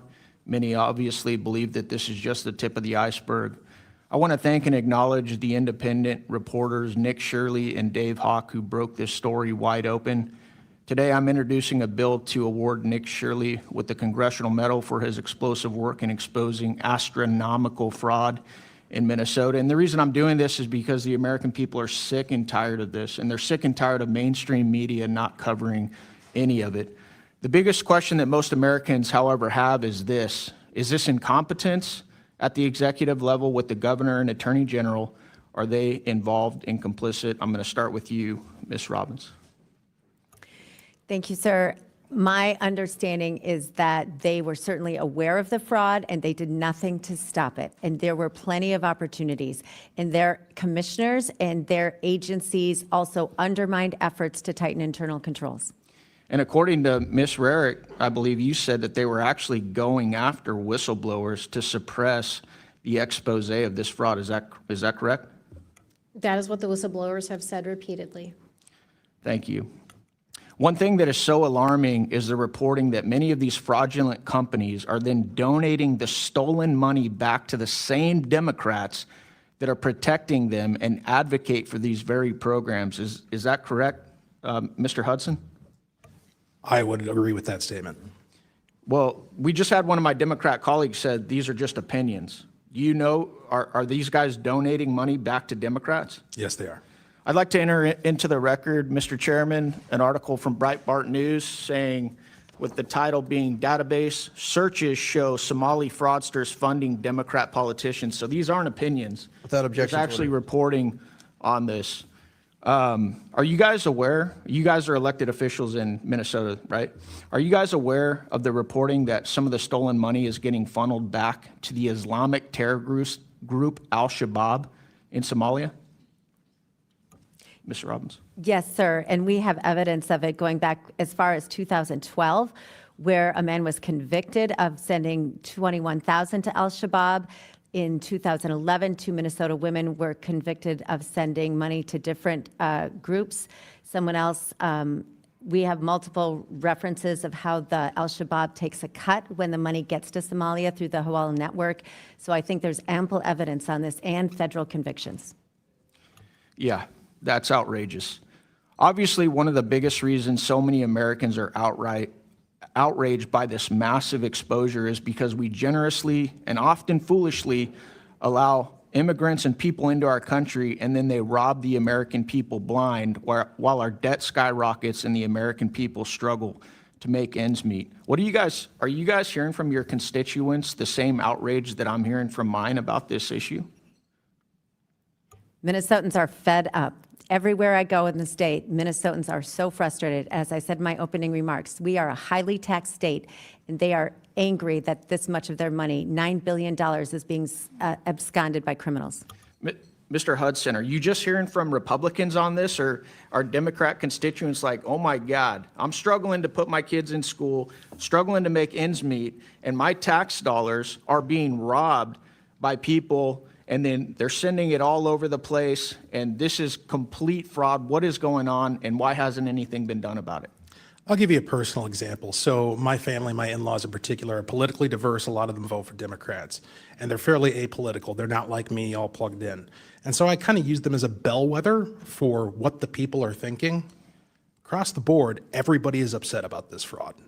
And I'm guessing when you guys bring this up, whether it's to the Waltz administration, whether it's to the AG, the number one thing that comes back at you is you're a racist, you're a white supremacist, or you're an Islamophobe. As we've seen Governor Waltz now trying to answer for these questions, he's doing it at the national level. Do you guys hear the same thing at the state level as well? Yes, absolutely. They always pivot to the divisive. As I stated in my opening statement, it's diversion, right? We're going to talk about personalities. We're going to talk about partisan politics. We're going to find some way to get people yelling at each other rather than looking at the problem. Or, like you've heard my colleagues do on this panel, it's Donald Trump, baby. Yep. It's all about Donald Trump, right? The old pivot. We're not going to talk about what's going on in Somalia and not going to talk about what's going on in Minnesota with this massive fraud scandal. We're going to talk about Donald Trump. With my remaining seconds, can we play the video I have, Mr. Chairman? Or did we run out of time? We did run out of time, but can we put that in the record with that? Can we? Thank you. Yeah. Thank you, Mr. Chairman. I yield back. Okay, thank you. Representative Crane yields back. Chair recognizes Ms. Stansberry from New Mexico. Thank you, Mr. Chairman, and Happy New Year. Welcome to our guests. Thank you to our legislators for being here today and to our guests. You know, I come to these committee hearings, I'm ready to debate the topics. I'm grateful that you're bringing this case to our attention. Yes, we need to prosecute these crimes, period. Let's do that. And I'm also grateful to see that this committee is actually conducting a hearing that is in its jurisdiction, which is oversight over government fraud. But I do have to say, to my colleague's point that was just made, that I am surprised to see the focus, given that the President of the United States and the administration are engaged in fraudulent behavior literally daily, including just a few days ago, invading a foreign country, using the United States military to take their oil and notifying oil and gas companies before the United States Congress, and the president claiming last night that he is personally going to control the oil and give government kickbacks to oil and gas companies. So why are we not investigating that? It definitely gives you the impression that there's a double standard in this country. I also want to say that I'm troubled to see that this hearing is being held in conjunction with an announcement that the administration made just yesterday that they were going to freeze $10 billion in federal funding for childcare and family assistance to 5 states across the country. And if you watched the president's crazy address yesterday, you heard him say it himself. But I want to say one thing, because my colleagues have pointed out all about weaponizing the government for political purposes. Well, these 5 states happen to have one thing in common. They all have Democratic governors and gubernatorial elections this year. Is this a coincidence? I don't think so, my friends. And this, of course, comes after weeks of viral videos from a young man YouTuber who was literally creeping around daycares by himself, making claims about fraud that were not there. And then the vice president and the FBI director were retweeting these videos without even verifying if they were true, unleashing a furor of anti-immigrant and anti-Somali hate across the country, wherein thousands of Somali people got targeted and harassed, including by the President of the United States, who literally used his platform as the President of the United States to call an entire community garbage. He literally said that. So we're not accusing people of being xenophobic and racist. They are being xenophobic and racist, including the President of the United States. And I want to say, for one, that I stand with the Somali and the immigrant community standing here today. But there's a bigger policy point here, which is that this is being used as a politically expedient moment to take away the immigration status of Somalis in the United States as part of the mass deportation plan of this administration. And it is also being used by the 2025ers in this administration to freeze critical programs that we know low-income families depend on, and which they call part of the woke agenda. This is part of a larger effort to defund these programs, as we are seeing across these 5 states. So I think it's important to pull back the curtain a little bit about what is actually going on in this hearing and its coordination with the administration, that this is about, 1, demonizing political opponents in Democratic states during a major election cycle. 2, it's about demonizing the immigrant community to support cruel and illegal mass deportation policies. And 3, it's about demonizing poor people and struggling families to justify taking away the basic programs that are helping them survive in this country. So I want to just close out by saying that I grew up in a low-income family. Many of you have heard my story before. But as I woke up to the news that the president was freezing child care funding to these 5 states, I had to think about the millions of families that would be impacted by it. I think about my own mom, a single mom, just barely struggling to get by, working multiple jobs. These programs are a lifeline. They make it possible for people like me to ultimately have a pathway to success. And you all are sitting here running legislation on shower heads while millions of Americans' health insurance is expiring, while millions of Americans can't even put food on the table right now. And you're over here parading around state officials, demonizing immigrants, talking about cutting basic programs, and you're passing legislation to redefine shower heads in Congress while the President of the United States is illegally invading foreign countries. Order. Gentlelady's time's So expired. I find it appalling. Order. And Gentlelady's time's expired. Chair recognizes Dr. Fox from North Carolina. Oh, before Chair recognizes Mr. Biggs from Arizona. Thank you, Mr. Chairman. I have UC requests. First one, HHS freezes child care payments to Minnesota after massive fraud alleged. Next one. Minnesota's Quality Leering Center fixes sign at address still misspelled. Minnesota made it easier to get into daycare business. Trump's deputies freeze child care payments to Minnesota amid alleged Somali fraud. Jonathan Turley explains why feds can dig deep into Somali scammer special. Without objection, so ordered. Chair recognizes Mr. Gill.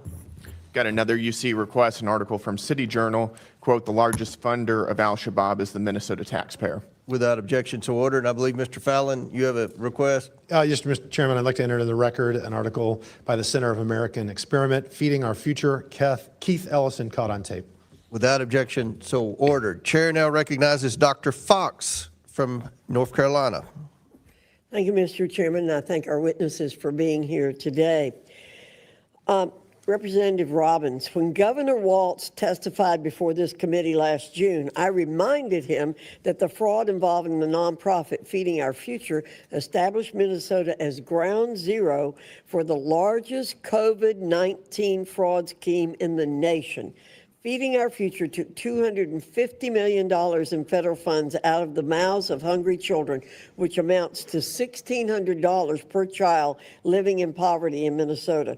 According to the FBI, the $250 million in federal taxpayer money was funneled, quote, into luxury homes, cars, and lavish lifestyles while families struggled, end quote. The FBI stated it, quote, will not allow criminals to rob federal programs and walk away unscathed. We'll expose their schemes, dismantle their networks, and ensure they face the full weight of justice, end quote. Last June, Governor Walz assured me that that he, quote, wholeheartedly, end quote, supported the federal government's efforts to bring to justice those who stole federal taxpayer money at the expense of hungry children. If he had been true to his word, we would not be sitting here today. However, the committee's back today because the Feeding Our Future scam is just the tip of the iceberg of fraud in Minnesota and perhaps beyond. Representative Robbins, Democrats in your state have tried to dismiss your inquiry into the Feeding Our Future fraud as a partisan political exercise. Is exposing fraud and theft of taxpayer funds a partisan activity? No, ma'am. As I said in our first committee hearing, it is nonpartisan. Everyone should want to protect taxpayers and vulnerable citizens. And we completely agree. Representative Robbins, did Governor Walz work with you and your committee wholeheartedly to bring justice to those involved in the Feeding Our Future fraud? No, ma'am. They have ignored the documents we have provided to them. We did a hearing in February of 2025 on childcare fraud that was outlined in the Nick Shirley video, and we gave them a list of 72 childcare providers that we were concerned about that got $1 million each or more. And as we saw in the Shirley video last month, they have done nothing about it. Representative Hudson, for several years we've heard about whistleblowers, highlighted by some of us in Congress who noted instances of fraud in Minnesota. With this in mind, the recent allegations from Nick Shirley regarding staggering amounts of fraud involving child care centers come as no surprise. What kind of climate did Governor Walz create for whistleblowers? Well, I think he did a really good job of demonstrating for us the kind of climate that he's created yesterday when in an unhinged rant, he tried to throw Deputy U.S. Attorney Joe Thompson under the bus, a guy who's been doing this for, I believe, 16 years. If he's willing to throw a Deputy U.S. Attorney under the bus, what do you think he's going to do to a state agency employee? That's the climate, and everybody who works for the Walz administration knows it. Thank you.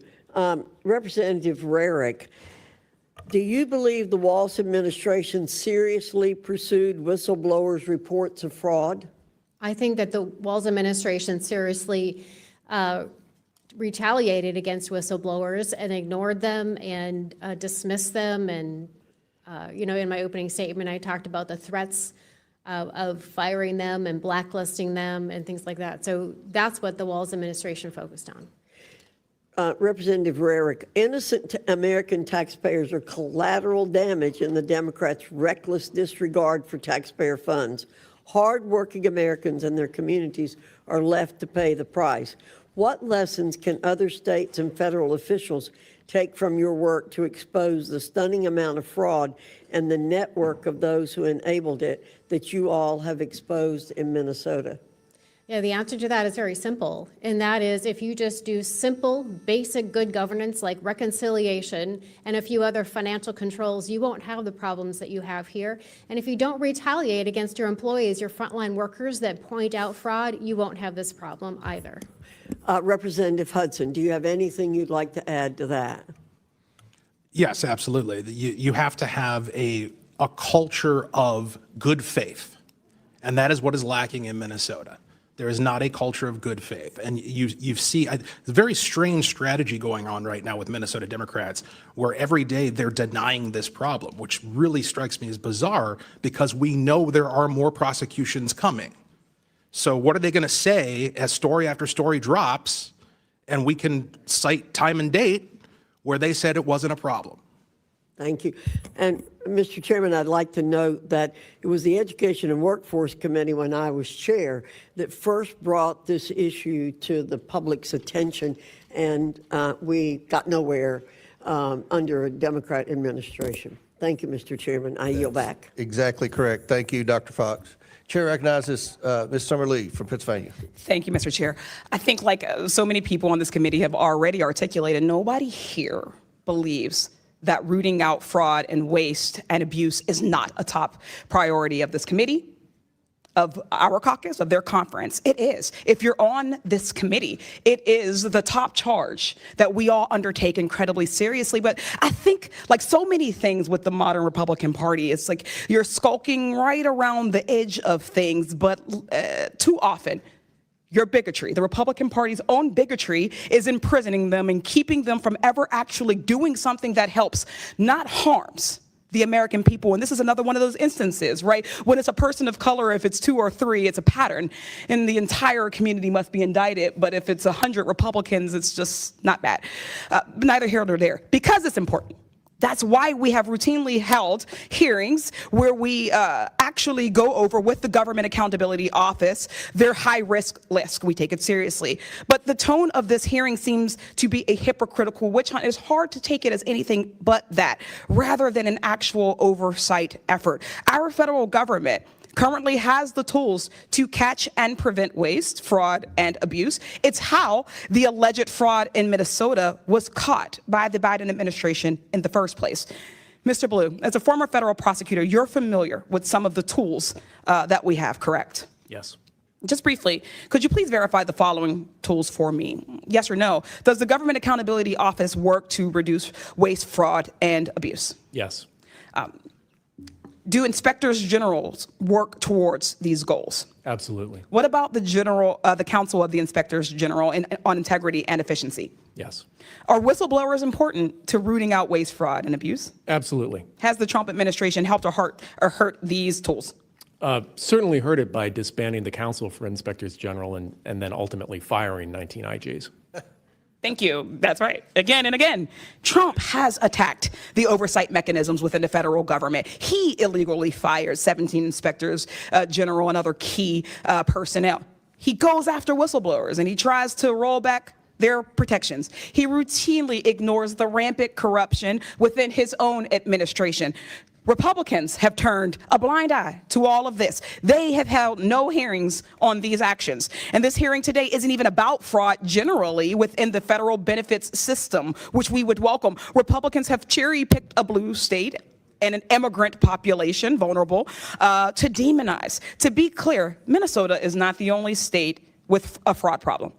To truly tackle waste, fraud, and abuse, we need to approach the issue with a scalpel, not a mallet. Discovering that people are committing fraud in the federal program does not mean we should smash the whole thing and end it. It means its oversight mechanisms need to be improved. That's why it's so disappointing to see that the Minnesota House Fraud Prevention Committee that our witness, the Honorable Kristen Robbins, chairs, has issued no reports on these uncovered schemes. It hasn't advanced any legislation to address the issue or even shared whistleblower reports with their Democratic colleagues. They've just held a bunch of hearings and generated headlines, something our committee is all too familiar with.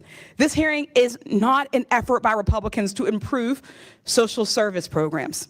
It's an excuse to end them and to punish Democratic-led states. This has always been the plan. It's why Republicans' so-called big, beautiful bill is estimated to cut more than $1 trillion from Medicaid and CHIP benefits and cut SNAP for 40 million people, the very children or folks with disabilities who were mentioned in the opening statements.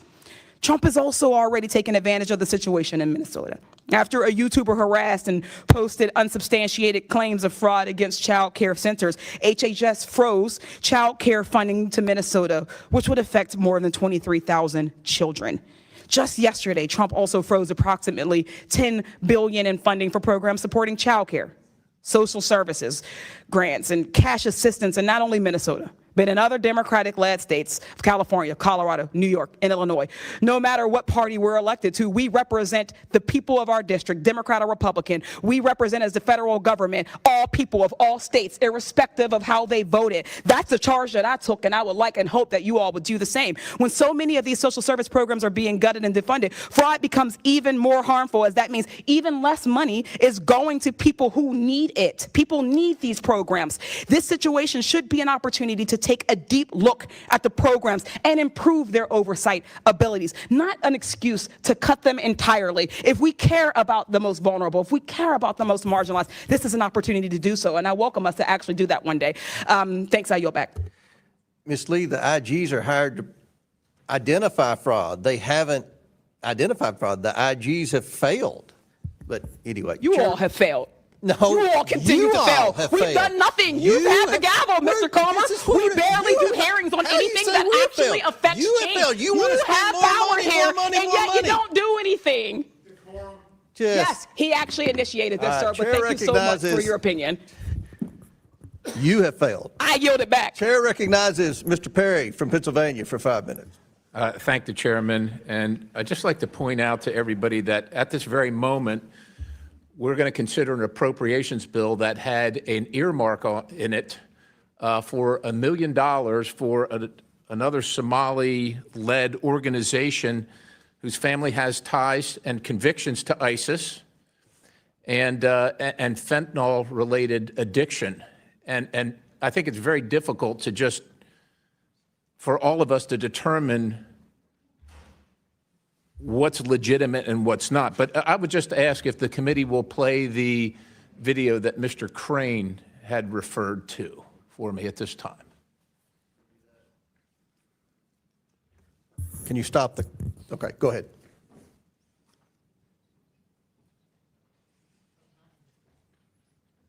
We get the sound turned up. You can see the subtitles there.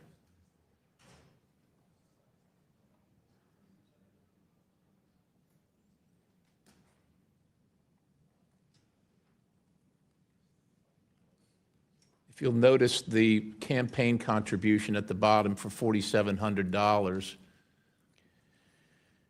and then the $250 million fraud scheme associated with said individuals. Listen, ladies and gentlemen, it's not me calling out one community or another, one individual, representative or another. It's fraud. Representative Robbins, Hudson, and Rarick, thanks for your service. I know it's difficult, and you're operating in difficult circumstances where it doesn't sound like you got a lot of support. And I imagine that as Ms. Robbins, Representative Robbins, you're the chair of the Oversight Policy Committee. Is that right? Yes, sir. Yeah, I imagine at the state level, you don't quite have the resources you need to track down all this stuff. This federal jury found that Feeding Our Future mastermind and co-defendant, and also the contributor to one of your representatives from your state, one of our colleagues here, $4,700 for a $250 million pandemic fraud scheme. Like, you don't probably have the resources to find that kind of stuff. It's massive, right? And I suspect, as someone who, you know, you serve at the pleasure of your constituents who want to see you elected and contribute to you, a $4,700 campaign contribution for a $250 million of, I guess, spending at the federal level is a pretty good investment for people. We're not here to pick on anybody, but I will tell you, I think the American people are particularly affronted when their goodwill is returned by stealing their hard-earned money. I just want to, if you can comment on that particular case, this Feeding Our Future, and the fact that these folks pled guilty to $250 million, and then connections to the political operation in your state, which is dismantling your state. Thank you, sir. Yes, so this is the big problem. There's a network of people who have been politically supporting the Democrats, who have also been contributing to them, and who have been involved in multiple schemes. So a woman who is in this child care group, the Minnesota Minority Child Care Association, Ikram Muhammad, she was later indicted in the Feeding Our Future scandal, as was her brother and her mother, and I believe a sister. And so it's a network that functions in our state that we have to get a handle on. And then one of the people indicted in that case for Feeding Our Future for money laundering $1.1 million, then they used that same company, shell company they did the money laundering with, to buy property for an assisted living facility after they were indicted. And then his wife has a company getting millions of dollars from the state to provide services to the assisted living facility bought by his shell company he's already been indicted for. They do not shut off the spigot. So that's the problem. This is completely outrageous, obviously. I'm not an attorney. Are any one of you three attorneys? Are you? So, yes, you said, Representative Robbins, that you informed the governor of these things. That's what you said, right? That's your testimony here today. Yes, sir. I did a hearing on it, and I brought charts and laid out the roadmap. So there are crimes of commission and crimes of omission. So if the governor didn't actively be involved in this fraud, that would be a crime of commission. But if he knew about it and didn't do anything about it, would you consider that a crime of omission? Yes, sir. And what should be done about crimes of omission regarding taxpayer funds? So they should be prosecuted. And when, as you said, we don't have a lot of resources on our committee. As legislators, we don't have access to bank records, health records, the state payment system. So when we get credible allegations of fraud, we bring it to the U.S. Attorney and the Office of Legislative Auditor because they can get access to those records and then bring the prosecutions criminally. Thank you, Chair. I yield. Mr. Chairman. Before I go to Ms. Randall, Chair recognizes Mr. Biggs for UC. Thank you, Mr. Chairman. Number one, Washington Post calls for welfare reform after Minnesota fraud scandal. Exclusive. Treasury and House panel launch probes into Tim Walz's handling of $1 billion of food aid fraud. Additionally, referring to the earmark that Mr. Perry just referred to. Additionally, the Somali fraud scandal gave Trump a kill switch. What happens if he doesn't use it? Resurfaced video shows how Somali scammers use daycare centers to scam the state. Scrutinizing SNAP will help ensure the neediest get food stamps. Masterclass. A.G. Hamilton schools WAPO hack playing race card to defend Somali fraud ring in Minnesota. Tim Walz was brought down by a scandal hiding in plain sight. Unearthed surveillance video shows parents allegedly helping with fraud. I yield back, Mr. Chairman. Gentleman yields back without objection, so ordered. Gentleman yields back. Ms. Randall, a couple of our witnesses have requested bathroom breaks. I told them, the ranking member and I agreed, they can go and come back. We're going to keep the hearing going. If your questions were pertaining to one of them, we'll skip to someone else if that.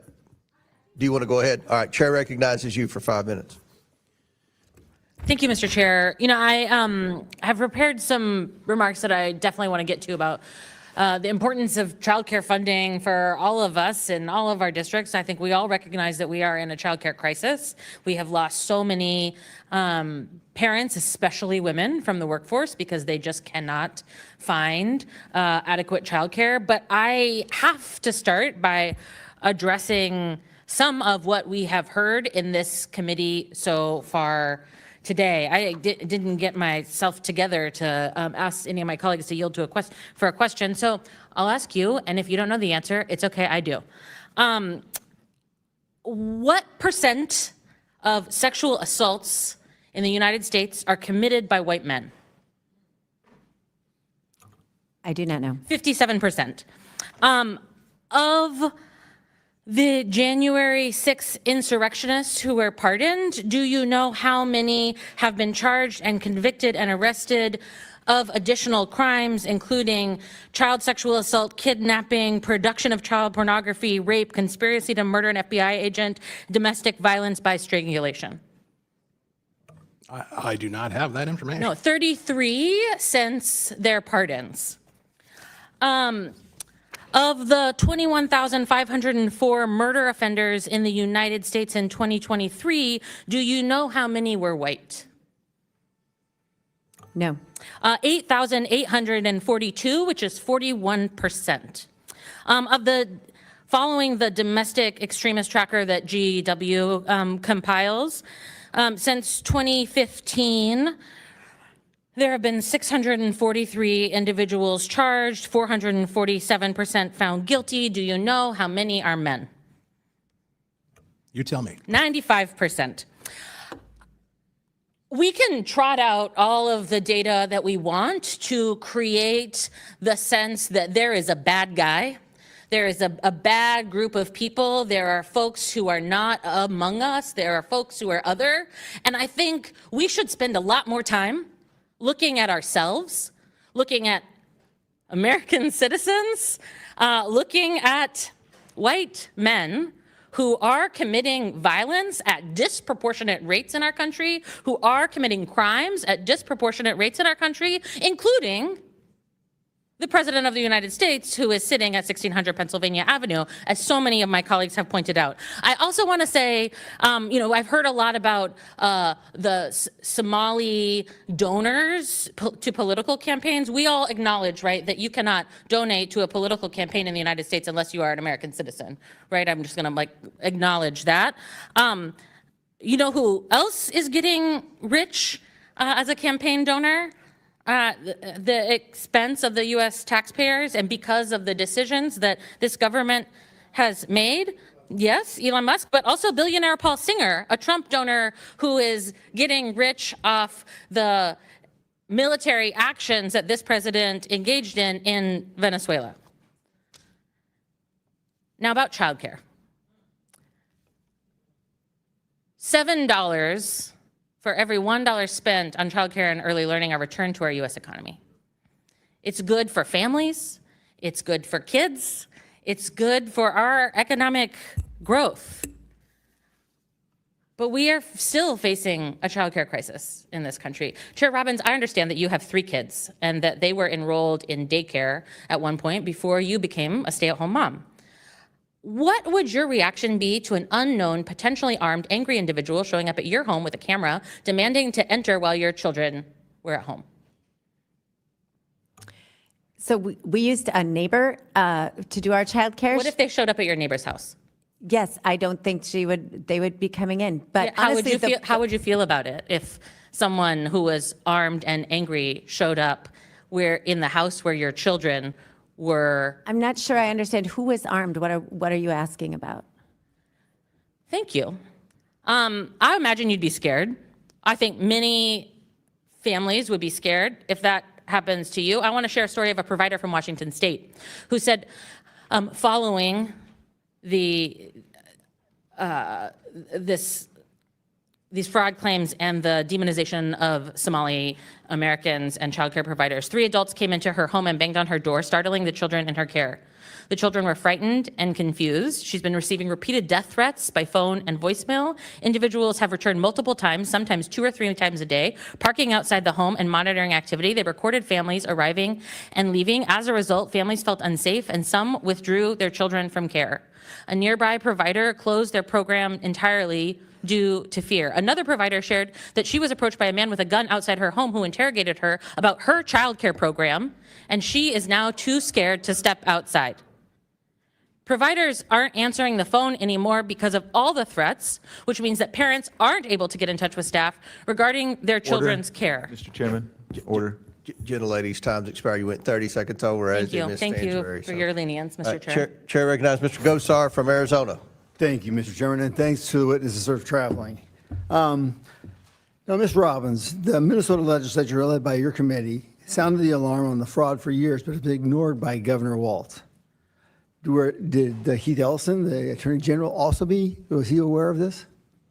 Yes, he was aware of the fraud, and he came before our committee, and I feel like he did not do his job prosecuting these cases. Most of the cases have been prosecuted federally by the U.S. Attorney, both under President Biden in Feeding Our Future and currently under President Trump.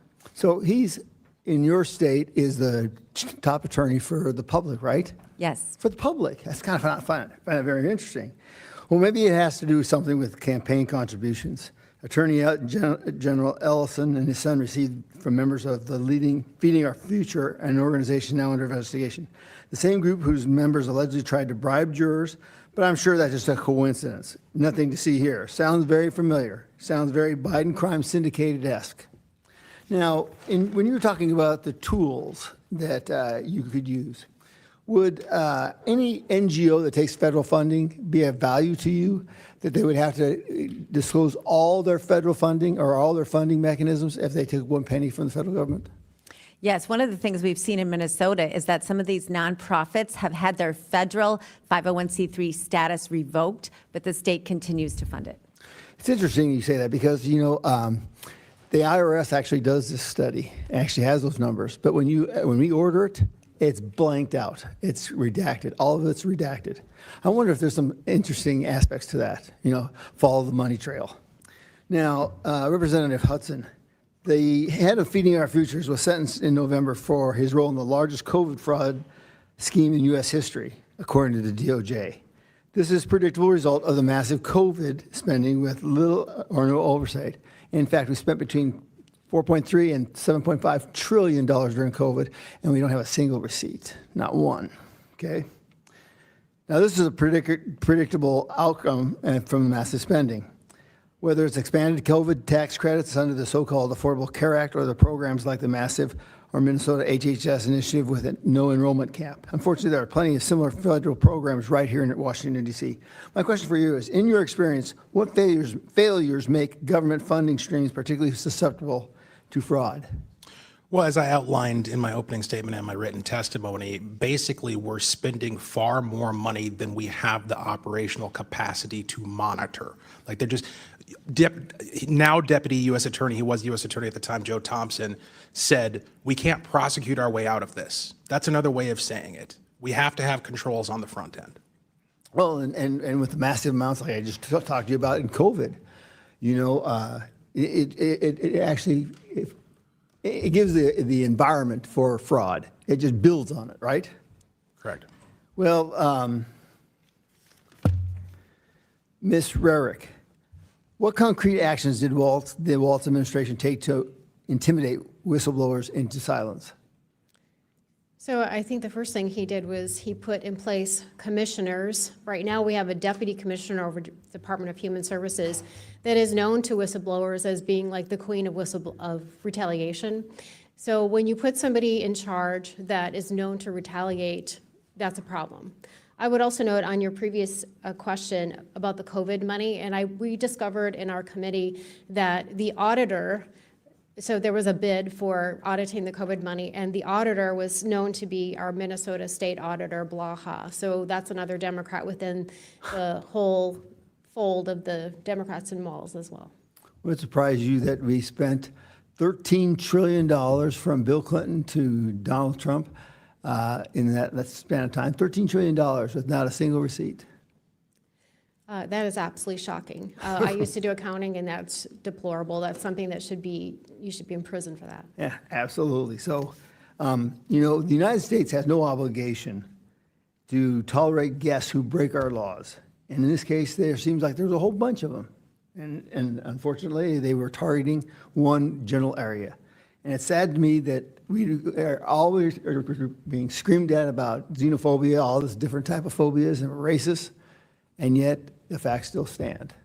So, Mr. Chairman, I find it very interesting today's hearing, and I applaud you for doing it. Thank you. I yield back. Thank you. Gentleman now, our chair now recognizes the lady from Texas, Ms. Jasmine Crockett. Mr. Chairman, ma'am, I'm sorry, Ms. Crockett. Chair recognizes Mr. Biggs. I apologize for that. That's all right.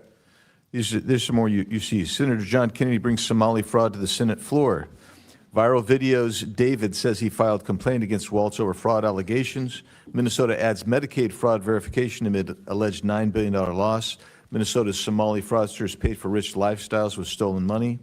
What investigators still haven't asked about Minnesota's fraud, I hope to ask that. Trump deploys 2,000 federal agents to Minnesota. Venezuela's been dealt with. Somali scammers should be next. Beyond parody, Craigslist ad from a daycare center in Minneapolis seeks to hire 20 child actors. Dr. Oz orders full-scale federal audit of Minnesota Medicaid. Did you miss a story about alleged Medicaid fraud from a Somali-run health services provider in Maine? A YouTuber's follow-up video on Minnesota fraud is just as wild. HHS to close Biden-era loophole that lets states pay child care providers without counting attendance. Yield that. Thank you. Without objection, so ordered. Chair now recognizes Ms. Jasmine Crockett from Texas. Thank you so much, Mr. Chair, and for every witness that is here, thank you so much for your time and your attention. I just have one quick question. I have not been here the entire hearing, but I don't think this question has been posed for each of you, and we can start at the far end. Do you believe that all Somalis are engaged in fraud? I do not, and I'd like to... Okay, just yes or no. Next. Of course not. Oh, absolutely not. We have good Somali people in our state. Okay. Absolutely not. Okay, thank you so much. I just want to make sure I level set because it seems like we want to continue to, especially as we just heard those particular articles entered into the record, we want to continue to just make it seem as if you are Somali, then somehow you are a fraudster. And this administration has decided that it wants a target on their backs. And so when my colleague, Ms. Randall, decided that she wanted to talk about the threats that are being made towards various Somali people, the reason she brought it up is because this particular side of the aisle has a tendency of if one person does something bad, especially if they are an immigrant, then we are going to cast aside that entire community. So I wanted to level set, and I appreciate your honesty because that's something that we very rarely get from my colleagues on the other side of the aisle. In fact, if we want to talk about fraud, I got a lot of fraud that we're going to talk about because we're going to get into this, but I am very curious to hear, let me ask you, Mr. Ballou, are you aware of allegations that $50,000 in taxpayer dollars have been given to someone that is currently sitting in this administration by the name of Tom Homan? Are you aware? Okay, that's a yes. I am. Okay. And last I checked, and correct me if I'm wrong if you have different information, but he was given that $50,000 in exchange for being able to provide contracts and kickbacks to people as soon as Trump was going to get into office. The DOJ was actually investigating this, but as soon as Trump got into office, last I checked, he actually said, go ahead and throw away that case. So it was a Department of Justice investigation, and he accepted the money from an undercover FBI agent in cash. Are you aware as to whether or not we ever got that $50,000 back? I'm not. Oh, okay. Are you aware as to whether or not this committee has decided to investigate that? I'm not. Are you aware as to whether or not any committee in Congress has decided to investigate the fact that we know that he took $50,000 from an undercover officer, and yet we still don't have that money, nor does he have any charges? I'm not. Oh, okay. All right. So let's get into it. We're living through the most corrupt presidential administration in American history, a $300 million ballroom, a $230 million payout from the Department of Justice because the president got his feelings hurt because he had to be investigated for being a criminal. Hundreds of thousands of taxpayer dollars spent at Trump-owned properties around the country, Trump-branded wine being sold at the Coast Guard exchanges, American taxpayer dollars being spent on DHS propaganda ads on Truth Social, awarding federal contracts to corporations in exchange for campaign contributions.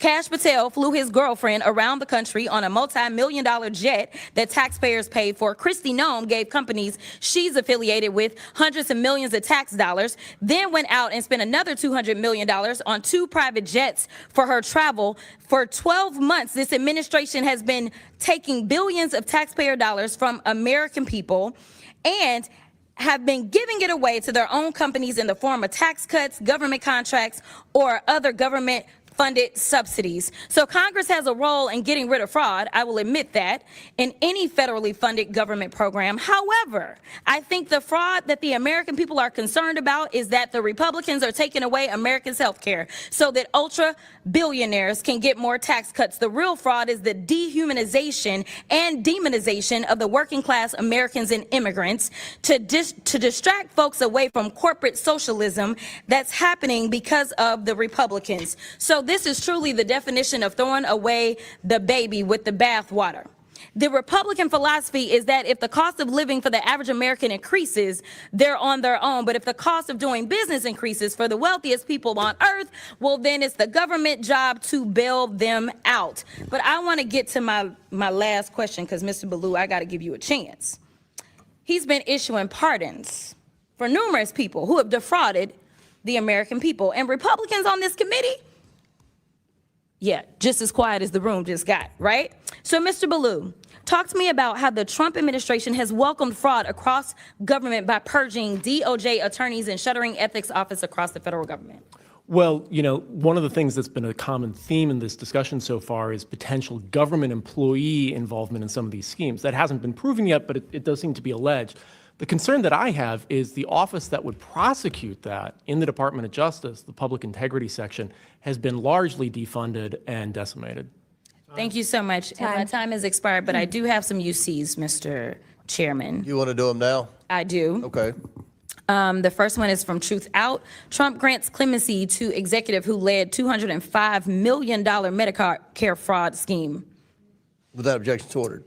The next one is Trump commutes sentence of Dr. Solomon Melgen, eye doctor, found guilty of Medicare fraud. Without objection, so ordered. The next one, healthcare fraudster Philip Esfermaze is latest Trump clemency recipient to be arrested. He defrauded more than $1 billion from Medicare. Without objection, so ordered.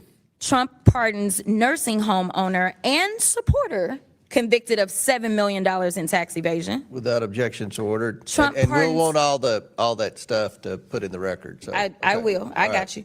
Trump pardons cost victims and taxpayers $1.3 billion, House Judiciary Committee Democrats review says. All right. Without objection, so ordered. Chair now recognizes Mr. Big. Mr. Chairman? Yes, Chair Mr. recognizes Ms. Chairman? Mace. Chair recognizes. I have a request to be recognized to make a motion. I'm sorry? I have a request to be recognized to make a motion. Yes, go ahead. I move that the committee issue a subpoena to the Department of Homeland Security and the U.S. Citizenship and Immigration Services for all records related to the immigration and naturalization of or any immigration benefit received by Ilhan Omar of Minnesota, Ahmed Abdi Salan Irsi, also known as Ahmed Aden, Ahmed Nur Saeed Elmi, and any members of Ilhan Omar's family. Okay, another motion is made. The committee will hold this motion in abeyance until the end of today's hearing. The committee will now proceed with today's hearing. Thank you, Ms. Mace. Chair recognizes Mr. Biggs from Arizona. Thank you, Mr. Chairman. A report that came out yesterday indicates that on average, almost $1 million a day in cash is being sent from Minnesota out of the country by a small group of Somali carriers. Are any of you familiar with that on the panel? I'm not familiar with that particular story, but that story has been in Minnesota for a long time, where millions of dollars has gone out of MSTPR airport in cash to Somalia. Mr. Chairman, I ask that this be admitted as part of Without the objection, so ordered. Thank you. The Biden administration required states to pay health care and daycare providers before verifying any attendance at a daycare and before care was delivered. That's fine. Would you say that policy facilitated the funneling of funds or defrauding of government funds? We'll start with, we'll go down the panel. We'll start with Representative Robbins, please.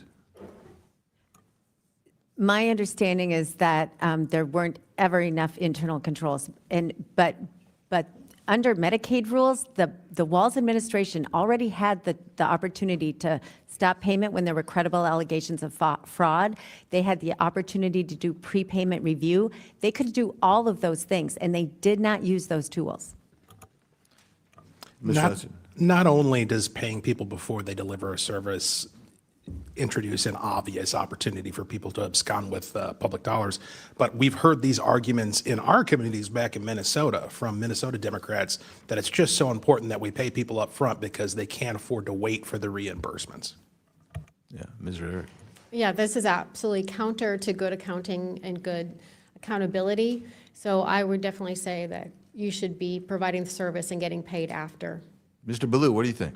I can't speak to that policy only because I'm learning about it just now. But I will say, you know, So then the question then is, do you think it's a good idea to pay for the service up front before it's delivered and without accounting? You know, I can only speak to the criminal side of things, not the administrative side. But my concern here, again, is to the extent that there would be violations because of that change, the office responsible for prosecuting those crimes. Okay, so would be that's, largely- so you didn't want to answer the question, you want to filibuster. Thanks, brother. Appreciate it.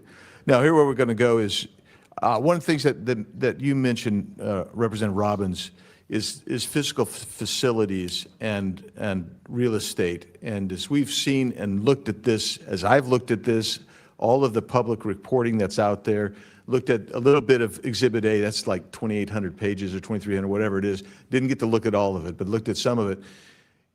I want to know, did anybody go in and find out who's owning all these properties?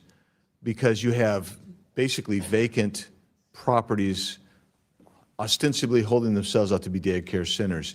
Who owns those properties? Anybody look into that? So some of our staff is looking at it currently, and I would encourage people to think about this as you look at your other states. So we have people who own the properties and then other people related to them or close to them that provide the services, and they both get remuneration. And then we have people who homestead assisted living facilities, small single-family homes, and say it's a business, but then they shouldn't be allowed to homestead. We have instances where there are multiple assisted living facilities that have been homesteaded. So the ownership of the properties and the ownership of the business is very important. This has gotten to be such a problem in Minnesota that people invest in the daycare business as an investment. And so getting not only who runs the facility, but who the ownership is critical, because that's where a lot of the money goes. That's my point, is that you're setting up a series and facilitating straw man purchases of actual real property to actually launder or hide money coming from the state and defraud the state. And I would encourage both the feds and the state to really take a close look at that. I did find it interesting. Well, let me just ask the last question I've got time for here is, well, I got to ask two. The $18 billion, I'm saying $18 billion, that's the total nut over the last 5 years, if I understand your testimony right, Representative Hudson, and half of it was defrauded. That is the estimate from the U.S. Attorney's Office. Okay. Has the Waltz administration put into place any new procedures since this has come to a very viral head in the last, 6 weeks? They've appointed a couple of guys and shifted around a couple of chairs on the deck, but it's the equivalent of throwing a glass of water at a stove that's on fire. Thank you. Mr. Chairman, I have a few more UCs, if I may. Go ahead. Thank you. Victims shocked after Biden grants clemency to Kids for Cash judge and $54 million embezzler. Shocked. Biden clemency for convicted fraudsters met with outrage. It's a slap in the face. Comer on Fox News. Biden crime family pardons serve as a confession of their corruption. Biden pardons more people in his criminal clan and commutes sentence of Leonard Peltier.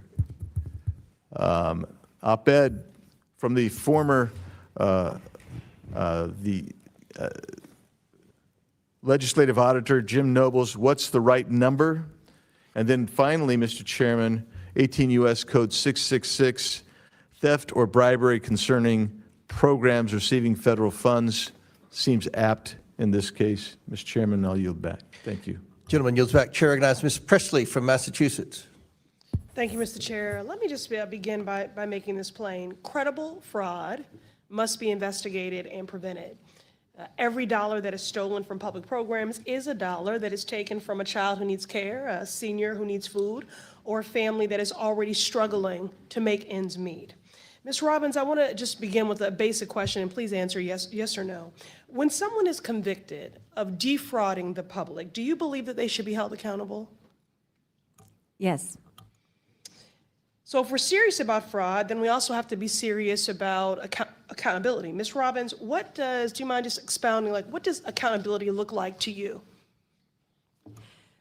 We want to prosecute everyone who's committed a crime, and we want to fire officials in the agencies that are liable for allowing the failure of internal controls. Okay, so Ms. Robbins, let me be more clear. What should happen to fraudsters who steal public dollars? They should go to jail. So in my opinion, accountability means restitution. It means consequences, like incarceration, that help ensure that it doesn't happen again, as a real deterrent and accountability. It means that money taken from families and the public is returned to them. But that is not the standard that is being set by Donald Trump, who is wielding his clemency authority to allow fraudsters to escape accountability altogether. Last month, my office published a clemency report titled Trump's Clemency Gap, How Trump's Pardons Are Ignoring the People Who Need Them the Most. I ask unanimous consent to enter this into the record. Thank you. Now to the witnesses who serve in the Minnesota State Legislature on the Fraud Prevention Committee, let's walk through these pardons for fraudsters, and we all care about fraud. So Ms. Robbins, Mr. Hudson, and Ms. Rarick, Donald Trump pardoned George Santos, who defrauded voters and owed them $370,000 in restitution to victims. Raise your hand if you oppose this pardon. Thank you, Mr. Ballou. Ma'am, I would have to look at the law and the facts of the case. We No, cannot listen, we cannot know the I don't- facts of all these individual please cases. Don't deflect. This is a very public case. You know who George Santos is. You know exactly what he did. We just agreed that, fraud is unacceptable. And you just talked about accountability. You said if people commit fraud and exploit the public good, that they should be incarcerated. So this is not a complicated question. So I will give you all one more opportunity. Ms. Robbins, Mr. Hudson, and Ms. Rarick, raise your hand if you oppose the pardon of George Santos. Not playing this game. It's not a game. It's real life. It's not a game at all. Okay, but I will take your refusal to go on record, not only as cowardice, but that you do agree with that pardon of that fraudster. Moving on, Donald Trump also gave, and this has never been done before, presidential pardons to corporations that committed fraud. One example is the crypto company BitMEX that violated U.S. law and was fined $100 million. Now raise your hand if you oppose Trump's pardon of this crypto company. Not participating. Thank you, Mr. Ballou. Okay, again, I'll take your refusal to raise your hand in opposition. That means that you support this pardon of this corporation that frauded folks to the tune of $100 million. Refusal to participate is not an expression. Reclaiming my time. To participate my time. is not an expression one way or the other. The rules of committee? This is my time. I know that I am Do here not speak as over a me. member of the public. Reclaiming my time. You are that not, you Mr. Chair. serve. Mr. Chair. That's what I know. You are not in order with the rules of the committee. This is my time. This is my time. And it's I our ask the dollars. questions and you answer, but you're too much of a coward to answer. So we're going to move on. Now, yesterday was the 5-year anniversary, and I want to note of the January 6th insurrection.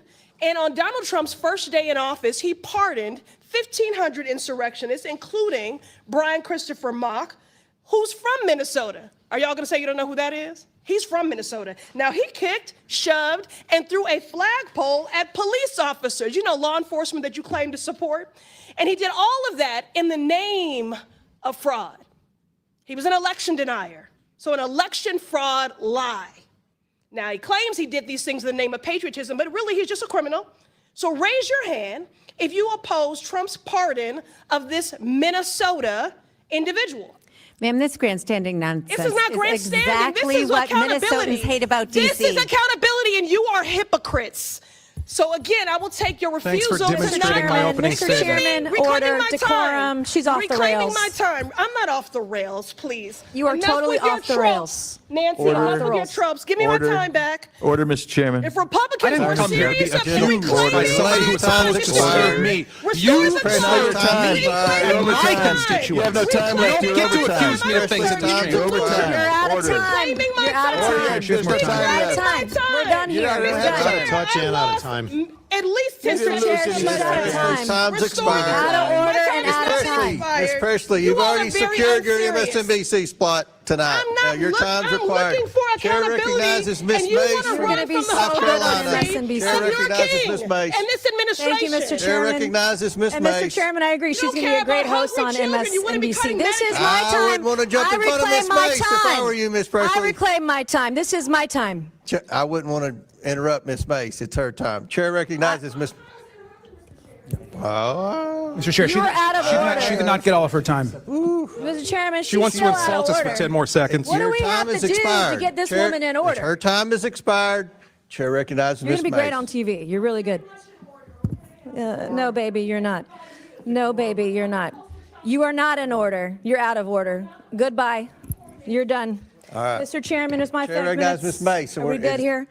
Mr. got it. Chairman, thank you. As I listen to the witnesses answer questions today, I'm struck by the truly breathtaking amount of fraud, the scope and scale perpetrated against the American people by Somalians in Minnesota, screeching Democrats, like you just heard, at our witnesses. Democrats on this committee don't want to talk about Minnesota fraud because Minnesota fraud is Democrat fraud. You're going to make a great host on MSNBC. You're going to be great.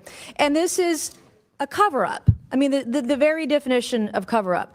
And so while we're still trying to understand the scale of the fraud, it appears that the amount of fraud we are talking about could exceed the size of GDP in Somalia. The size of its economy is what we're talking about. So let that sink in, the amount of fraud we're talking about. My first question is this, Mr. Ballou, this afternoon. Should Somalians in Minnesota be required to speak English, their citizens? One, Yes I'm or here- no? I'm here Should they for be the required legal- to speak English if they're American citizens? I think that question's really inappropriate. Should they, it's not inappropriate, this is the United States of America. Do you speak English? Should Americans speak English? Citizens speak English, yes or no? Point of inquiry, is English the official language of the United States? It's a question I don't Mr. know. Chairman, I'm being That's interrupted not again a by valid another. parliamentary inquiry. I would like to Is reclaim that my a time, citizenship Mr. requirement? Chairman. Mr. Chairman, I'd like to reclaim my She's- time. she's That asking seems the to be a witness- popular she's theme asking- today. That's not a She's valid asking- inquiry. it's a Stop point of the inquiry. clock. Women That's have a not right to valid speak in inquiry. this Finish my committee. point. Conservative She's women have the right to asking- speak she's here asking and the not be witness under interrupted Day by late, my not male short. colleagues. Christie's already got Mr. that in his Chairman. advancing slot. I would Chair like to recognizes reclaim Ms. my Mays. time. I lost like 10 seconds there. Okay, we'll give you 10 seconds. Okay, my next question is, should Somalians who committed fraud be denaturalized and deported, Mr. Bayou? Again, Yes I'm not or sure no? that's an appropriate question because the majority of Somali So if you Minnesotans commit are fraud in citizens. this country and you are here from Somalia, you don't believe they should be denaturalized and deported? How Again, much most- fraud would it take for you to want to denaturalize and deport someone who committed fraud in this country? How much? Again, A Ms. billion? Mays, 9 billion? 19 billion? What would it take for you? most Somali Minnesotans are citizens. Right. And the ones that committed fraud, the question was, if you understand English, should be those who committed fraud, should they be denaturalized and deported? The Somalians who are here, the ones that can't speak English. Yeah, so under U.S. law. Okay, the my next basis- question for Excuse me, you Can I please finish the is, question? no, you can't because you're not answering the question. My next question is, this is yes or no. If you marry your brother and you commit immigration fraud, should you be denaturalized and deported? If you Again, commit that- immigration fraud, yes or no? Again, that question seems really inappropriate. And if I can get Well, you back to your can't answer my question, so that's probably more inappropriate. Can you name one significant contribution to Minnesota from a Somali immigrant who can't speak English? Absolutely, yes. But again, this is. You didn't name one. All right, so my next questions are going to be for the Honorable Ms. Robbins. Good afternoon. Thank you all for being here today. I heard some discussion earlier about al-Shabaab and the discovery that you believe some of this money that was defrauded the U.S. government went to al-Shabaab. Is that correct? Did I hear that right? Yes, it's been proven. How much money are we talking about? You know, we don't have an amount. So there's been specific cases where it's been charged where we have an amount, but then of the millions that go to Somali over the years in remittances, a portion of that we understand is taken as sort of a tax or corruption by al-Shabaab when it enters the country. Can you explain to us who al-Shabaab is? It's a terrorist organization in Somalia. And they're affiliated with al-Qaeda, is that right? My understanding is they are. I am on the DNI website where it tells me that since 2014, al-Shabaab has killed more U.S. citizens than any other al-Qaeda affiliate. And as of 2025, al-Shabaab, this group is al-Qaeda's wealthiest component. Can you believe that? Yes. And that American tax dollars through Minnesota, through Governor Tim Walz, who shamefully had to resign from his reelection the other day. Thank you to the young YouTuber Nick Shirley. This is the kind of thing that was happening in Minnesota. So I praise the Republicans who are here today from the Minnesota State Legislature exposing this fraud. And then, Ms. Robbins, when do you think Tim Walz became aware of the fraud? I think he's been aware of it since the beginning. This was a huge issue in our state in the year he ran for governor, and the OLA reports came out, first identifying the child care fraud in March and April of 2019 when he was in the first months of his term. Was Keith Ellison in on it too, knowledgeable, the Catholic turned Muslim guy in Minnesota?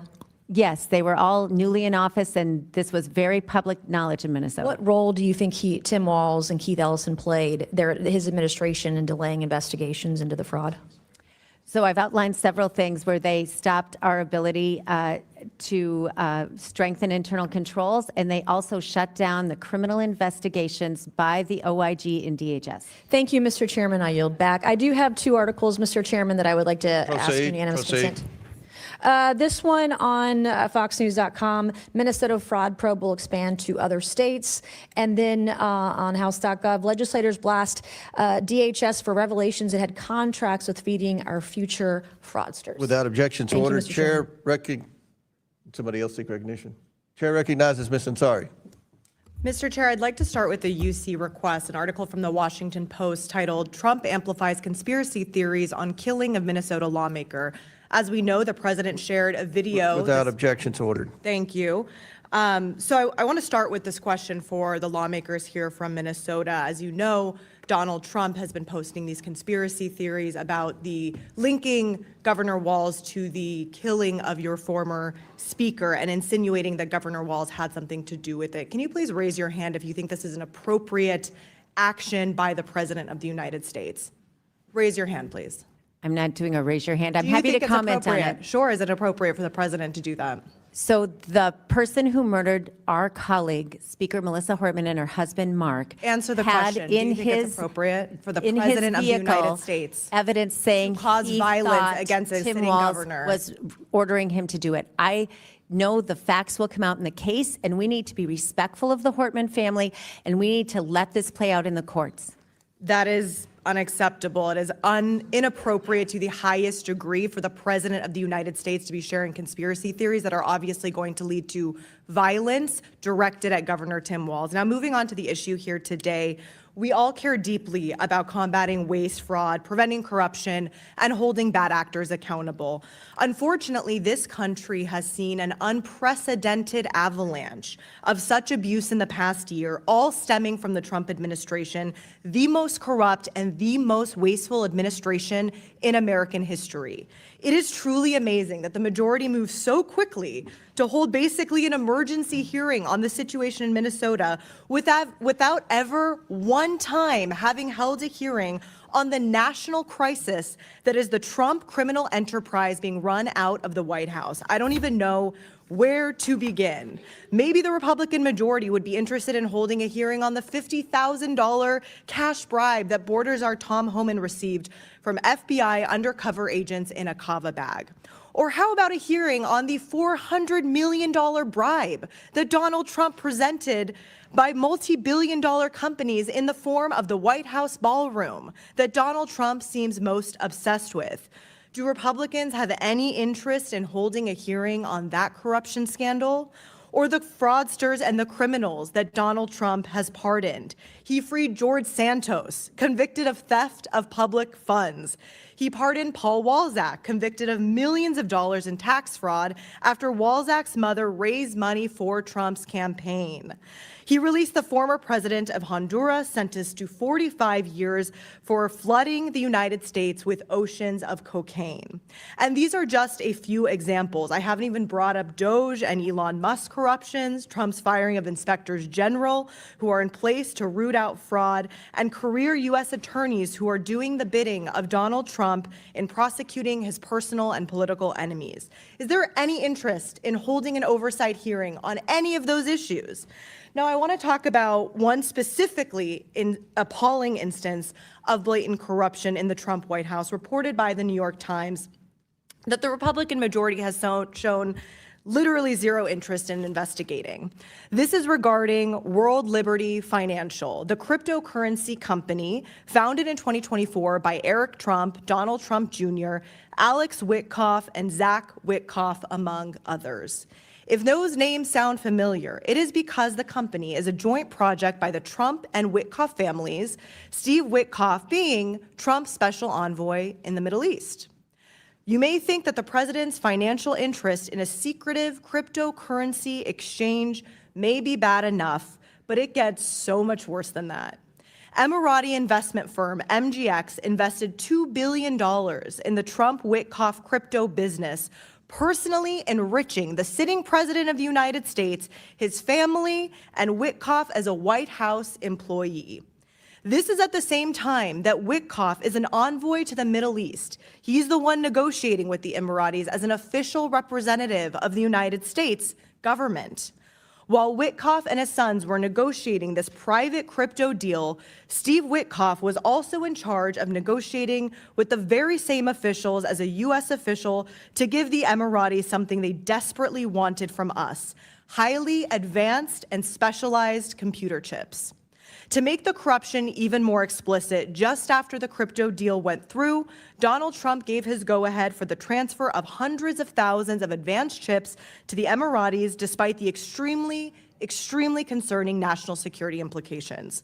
It's perhaps one of the largest and most obvious corruption schemes in U.S. history, implicating a foreign government paying off the President of the United States and the White House to the tune of literally billions of dollars in exchange for sensitive U.S. technologies. So please let the Republicans spare us with their feigned concerns about waste, fraud, and corruption. I yield back.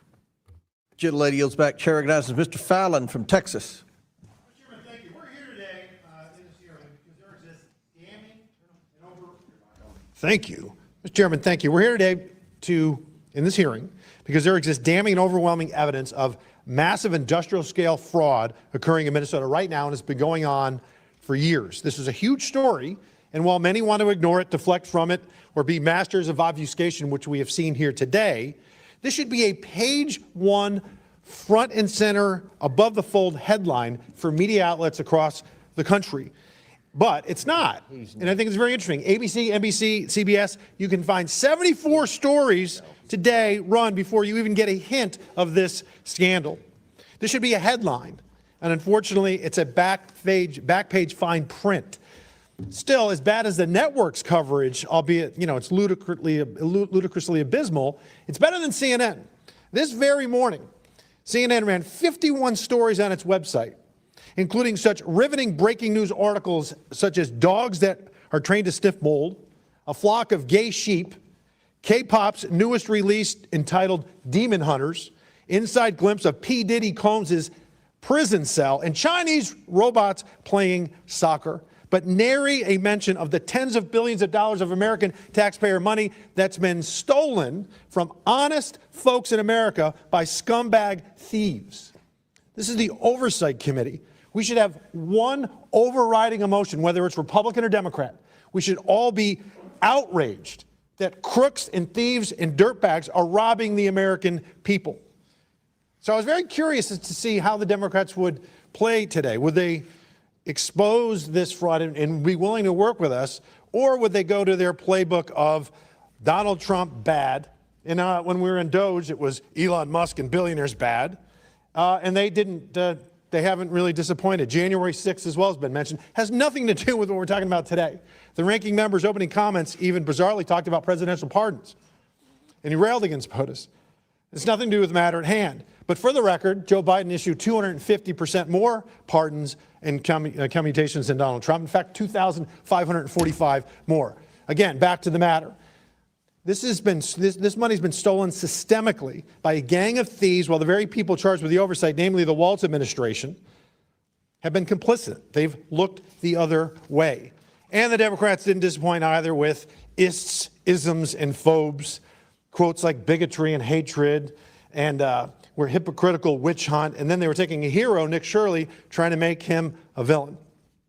Mr. Chairman, I'd like to enter into the record an article, "It's Not Racist to Notice Somali Fraud." Without objection, so ordered. 98 defendants that have been charged thus far in this case, and I think it'll end up being hundreds, 85 of them happen to be of Somalian descent. It's just a fact, despite how unfortunate and inconvenient these truths may be to leftists. The Assistant U.S. Attorney Joe Thompson thinks that this fraud can equivalent to maybe $9 billion. The entire federal budget of the country of Somalia is $1.2 billion. Medicaid fraud does exist in all 50 states, but uncovering it aggressively clearly is not a blue state priority. If you talk to any expert, I was in the state legislature for 8 years, they will tell you objectively that no matter where it is, about 10 to 20% of all Medicaid spending is fraudulent. In the state of New York, they spent $96 billion. So did they recover in fraud $9.6 billion, $960 million? No, it was a pittance. It was 0.06% was recovered. In the state of Minnesota, $18 billion. It was 0.08% recovered. Representative Robbins and the other reps, thank you for coming. Thank you for your courage. You know you're going to be, smeared, and I'm not going to ask you, raise your hand. We're going to have a conversation, okay? When, Ms. Robbins, Representative Robbins, when you first uncovered this tectonic fraud, what was the reaction and actions taken by the Walz administration and your Democratic colleagues? Was it working hand in hand to create synergy and offer full support and help to unmask this fraud? Or did you face significant headwinds and fierce pushback to the point of opposition? Throughout our hearings, they would either deny or deflect or say, oh, they've handled it, or they're new on the job and they don't know. So those were the answers in the tenor of our hearing.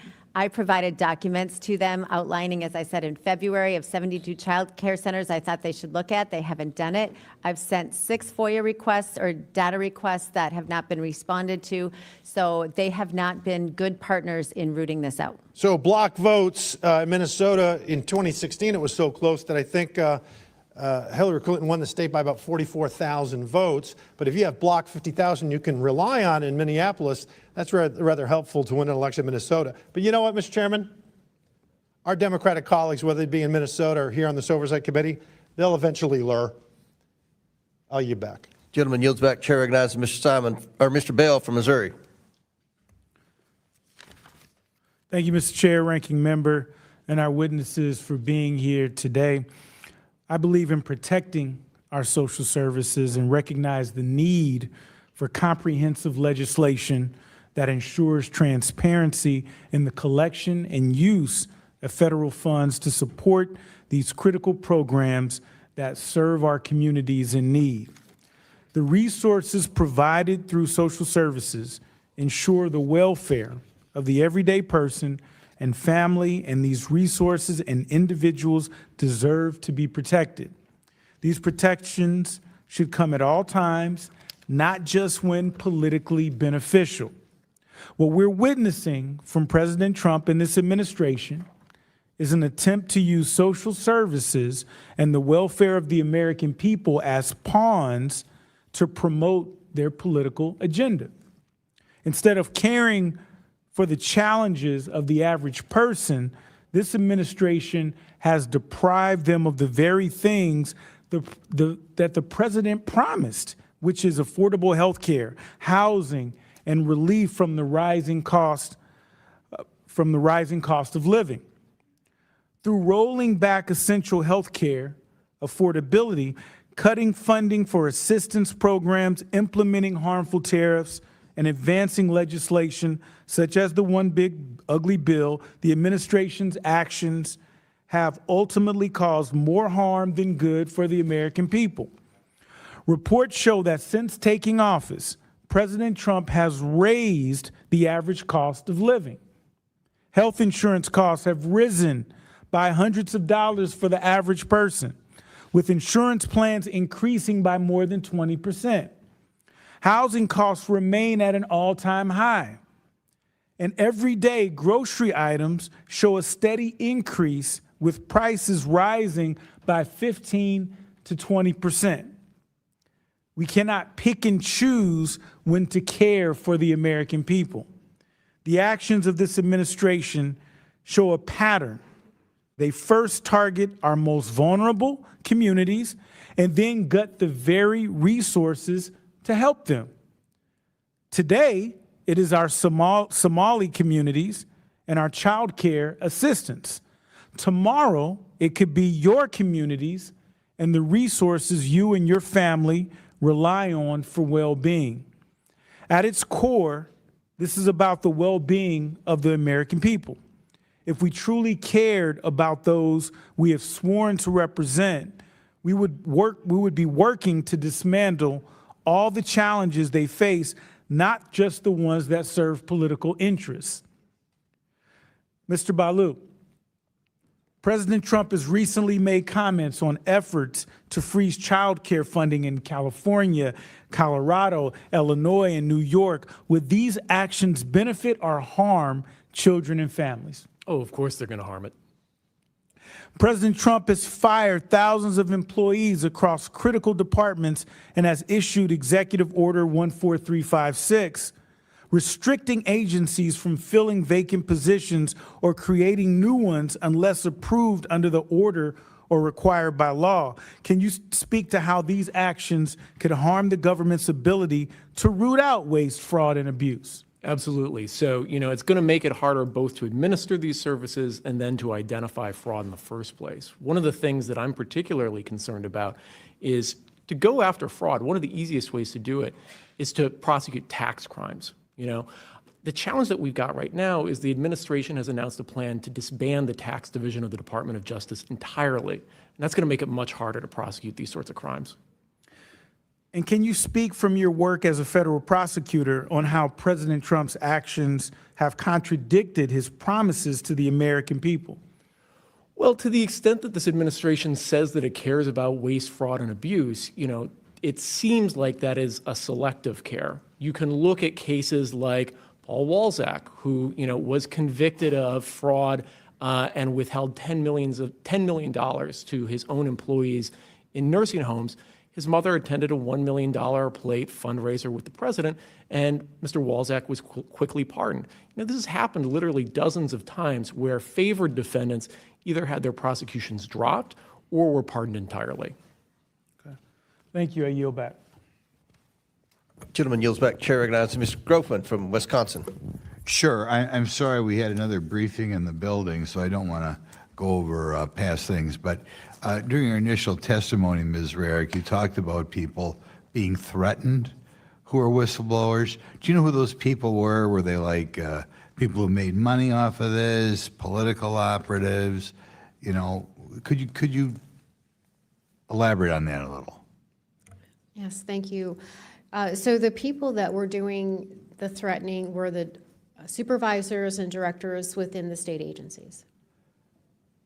So state employees were physically threatening whistleblowers.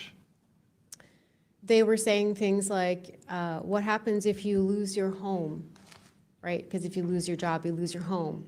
They had pictures in their personnel files of their own homes and their cars. They asked where their children went to school and where their bus stop was. So there was direct threats and indirect threats. Okay. Were any of these people brought to justice, or this is just the way they deal with things in Minnesota? It's an interesting thing within the Walz administration. Those people were promoted. He just defines evil, doesn't he? Almost Vice President of the United States. There's a good book out there called The Tragedy of American Compassion.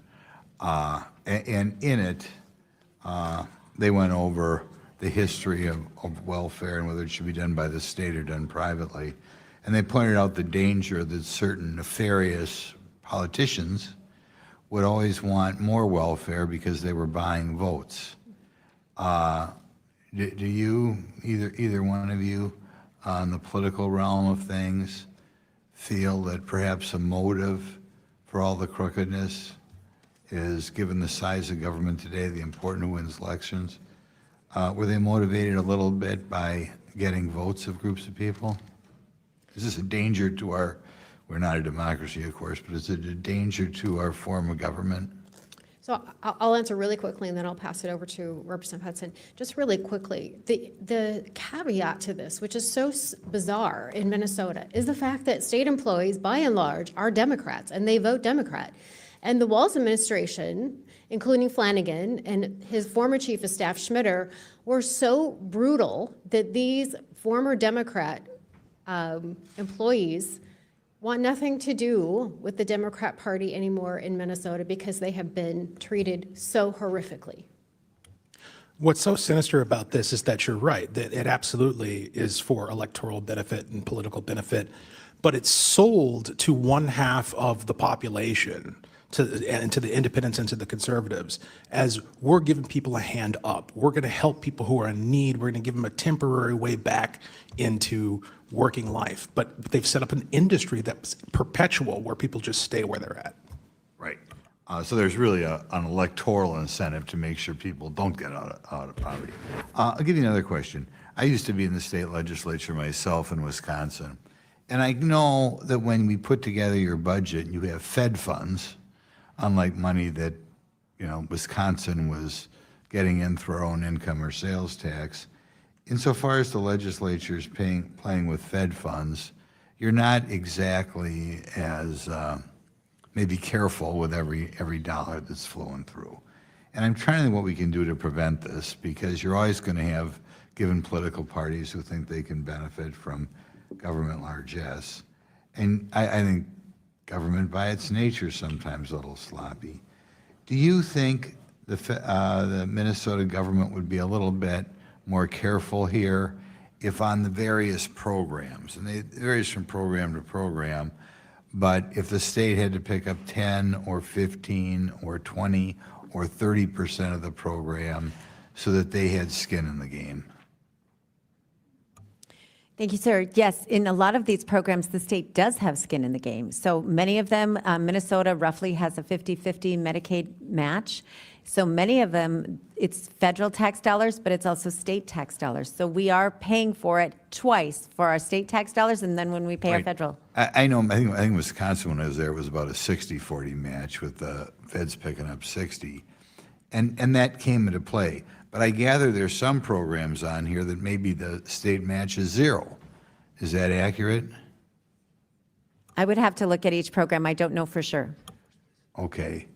I'll ask you, just as state legislators, and different state legislators look at this question differently. Do you think as a country on some of these programs, we should be asking some of the programs that are 100% Fed funded now, we'd be better off if they were maybe 70% Fed funded or 75% Fed funded, so the states that have a little bit more of a skin in the game, I'll put it that way. And a concern I would have, insofar as there are programs which the state is picking up nothing, really the incentive is to have more graft because you just bring in Fed funds for the state. Yes, sir. So we need to make sure the states have skin in the game so that they administer the programs properly, because otherwise their incentive is to draw down more federal money to take the burden off state taxpayers. But we're all taxpayers, so somebody's paying. There's no such thing as a free lunch. Right, and not just no such thing as a free lunch. It encourages state legislators to look the other way because you're just bringing that money into the state. I kind of felt that way about Medicaid, but thanks.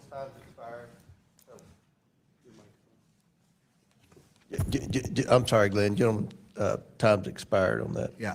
Okay. Chair recognizes, who's next? Ms. Simon. Thank you, Mr. Chairman. I ask unanimous consent to enter into the record a January 6, 2026 article from the New York Times, Health Department to freeze $10 billion in funding to 5 Democratic states. Without objection to order. Thank you, sir. I appreciate us having this conversation, and I do apologize to our witnesses. Being in the last briefing took us out of this space, but you coming here to provide us some opportunity to discuss this is important, because I think it is true. We have to recognize that fraud is fraud, and theft is theft. And anybody, and I say anyone, who takes away food out of the mouths of children, who denies child care to women, particularly young women, who are going to school and working and doing everything right, who need a little hand up. I don't know who in here has had to walk their baby to childcare and go to school full time and work full time as a young mom. I know I did. And I know that I received, but 27 years ago, child care stipends. So we can be mad at the criminals in every state, including your state, who took resources from children. But I also want to go back to the unanimous consent that I just talked about. I think we don't have to go too far back, maybe 2 days, to recognize that the President of the United States and the administration is halting billions of dollars now, billions of dollars to child care providers and centers around this country. In fact, I have a story that we just received in my office. We heard today that there needs to be accountability. But what about accountability to a young woman that we talked to today in our office who was told by her child care center, and she is going to school full-time at the local community college, that the President of the United States will be halting all funding, and within 6 weeks, she may not have an opportunity to continue her studies because guess what? There's a party in power that wants to punish the poor, not just in Democratic states, but all over the country. The reducing of SNAP benefits, the shocking taking away of resources from sick children, the halting, and I'll say it again, the stopping of clinical trials for sick babies. What we will do as Democrats is acknowledge that fraud is fraud. What we will not do is allow a conversation to go on to problematize immigrants in this country writ large. Can you imagine a society where we took the wrong of a small few and relegated that wrong to a whole community? Well, that's what we're doing here today, not just in Minnesota, but now accusing thousands and thousands of child care providers all over the country before they get their day in court, proposing that they, in fact, shouldn't be taking care of kids across the country. I think it's shocking. This story that I want to end my quick testimony with, Nancy Harvey, she's a child care provider in Oakland, California, where I represent a beautiful constituency. She's in my congressional district. Nancy has been a long-term child care provider, an advocate for early care and education for our babies, no matter who their parents vote for. Services that we know that are critical for every child, every child. Collective punishment is what the folks across the aisle want to do. We know it's wrong, it's reckless, and the Trump administration, we believe, must immediately reverse course so that families have access to vital federal funds that they are entitled to. Because you have a party that says they want everyone to work in this country. You want everyone to do their fair share. And yet, because we are so angry at a small few folks who, in fact, broke the law, that we want to create a collective punishment for all poor people, working families who are trying to do their best. I don't have any questions because they have been answered. This is a politic of cruelty. This is a politic of anti-family. This is a politic of anti-poverty. And for someone who grew up in poverty, I know how it feels when you wait and wait and wait to just get a chance to do better. And folks who've never met you, talk to you, believe in you or love you, are telling you you are not worth it. That is what this administration is doing to millions of children because of this halting of funding. And I yield back. Gentlelady yields back. Chair recognizes Mr. Higgins from Louisiana. Thank you, Mr. Chairman. Ms. Robbins and Mr. Hudson, Ms. Rarick, you're all members of the Minnesota State Legislature, is that correct? Yes, sir. And Ms. Robbins, you're the chair of the Fraud Prevention Oversight Committee, is that correct? Yes. And Mr. Hudson and Ms. Rarick, you're members of that committee as well, correct? Yes, sir. Correct. All right, so you three collectively, America should clearly understand you have an excellent perspective what's going on inside Minnesota, in specifically regards to the fraud that we are investigating and discussing today. Is that correct? Yes. Yes, okay. So we have a particular community, a Somali community in Minnesota that has stunning percentages are participating in government programs where they're drawing a lot of money, big money. This has been discussed and revealed and reported and is factual. You have a tremendous amount of criminal fraud taking place that one of my colleagues, the gentleman from the other side of the aisle, mentioned transparency. I would argue that from a regular American's perspective, it's quite transparent that something criminal is going on when you have billions of dollars disappearing into child care centers with no children in them, and you have a tremendous transfer of wealth into a relatively small immigrant community. You have $9 billion, that's $9,000 million missing in the last few years. It's alleged to be fraudulently stolen. You have, they're sending money, the Somali community in Minnesota sending money, big money, overseas. They're contributing money, big money, to Democrat candidates and elected officials.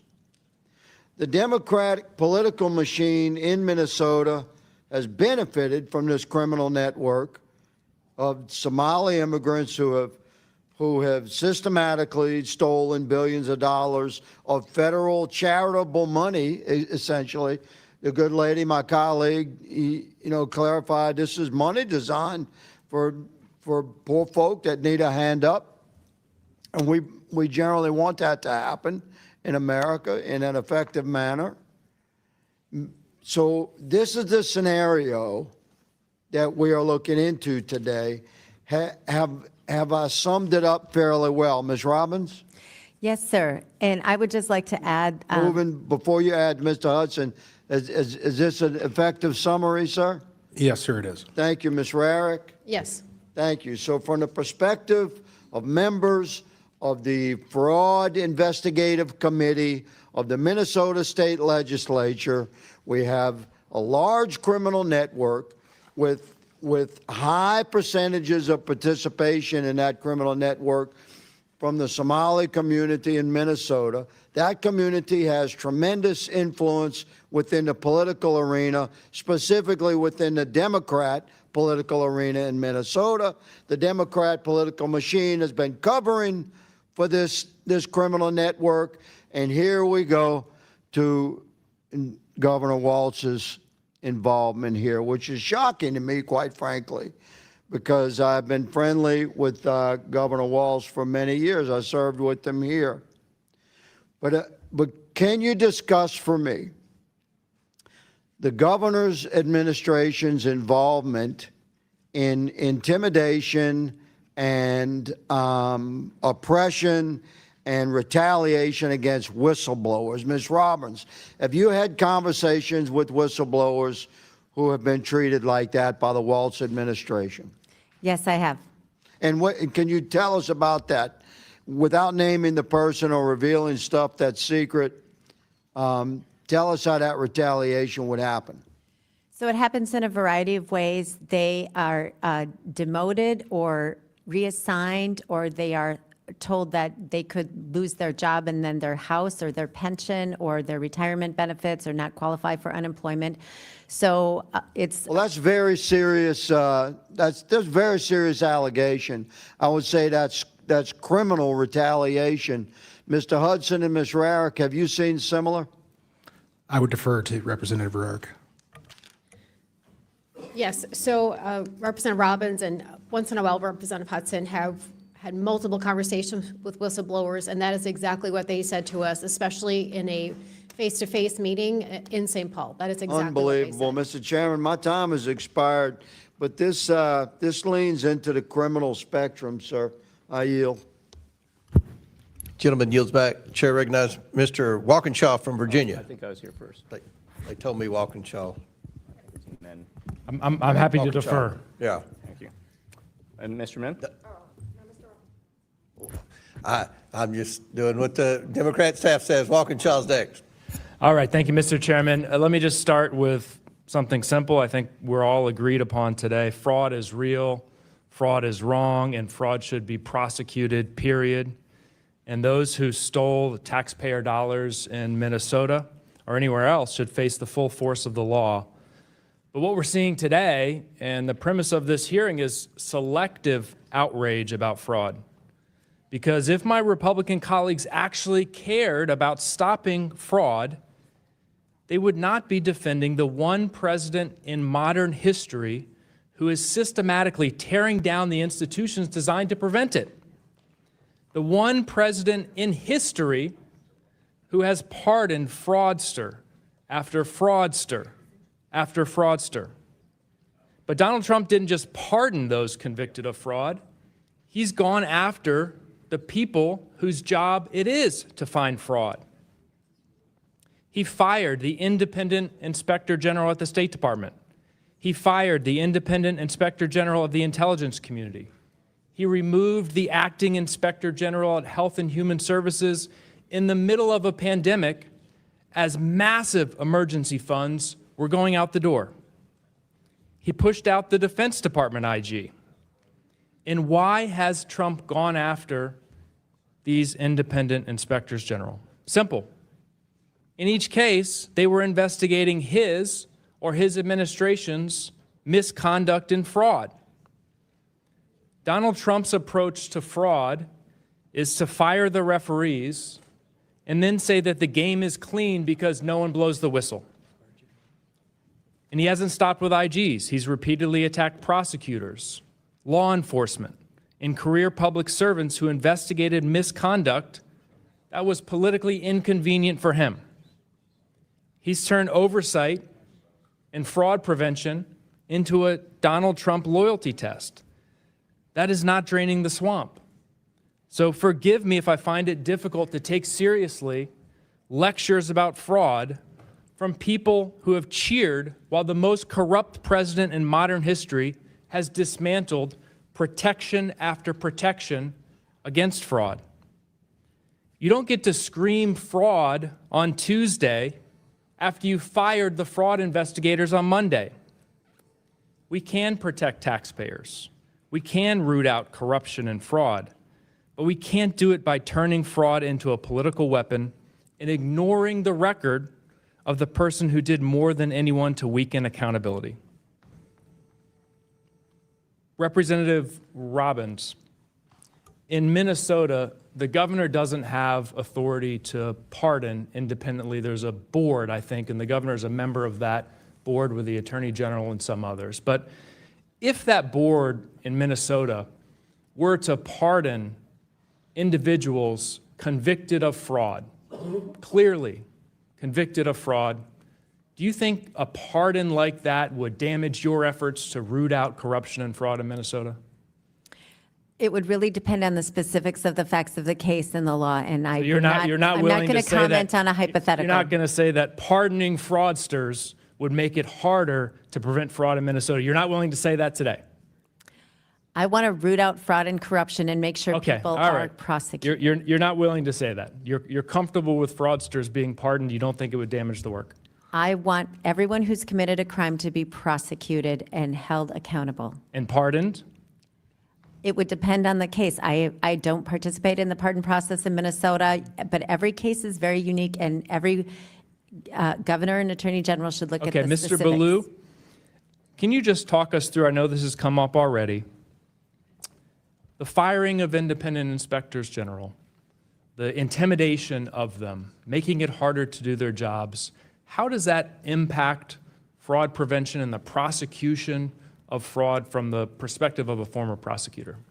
One of the best investments that the government can make is in its inspectors general. Last year, IGs identified an estimated $50 billion in savings, either through duplicative programs or for specifically criminal fraud.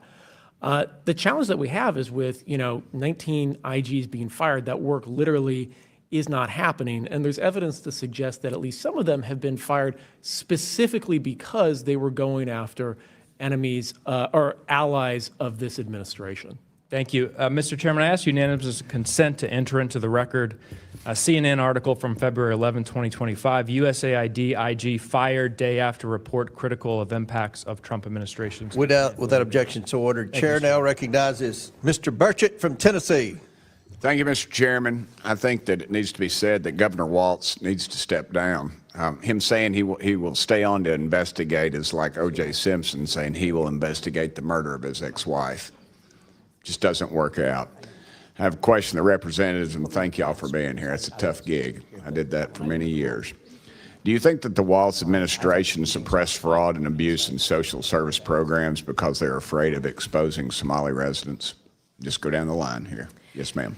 So not only do we think that's what happened, Mr. Burchett, but it is also what a Somali American investigator associated with the Bureau of Criminal Apprehension said. He said in an article, fraudsters also have sought to exploit the burgeoning political power of the Somali community and the feckless fear that establishment politicians and state agencies show when confronted with charges of racism and Islamophobia. This is from a Somali federal prosecutor or investigator. Sir? Indeed, it's not just a theory. We have the record of the recording of Keith Ellison meeting with defendants in the Feeding Our Future case, where it was very explicit that the motivation for keeping scrutiny off them was based on perceived racism.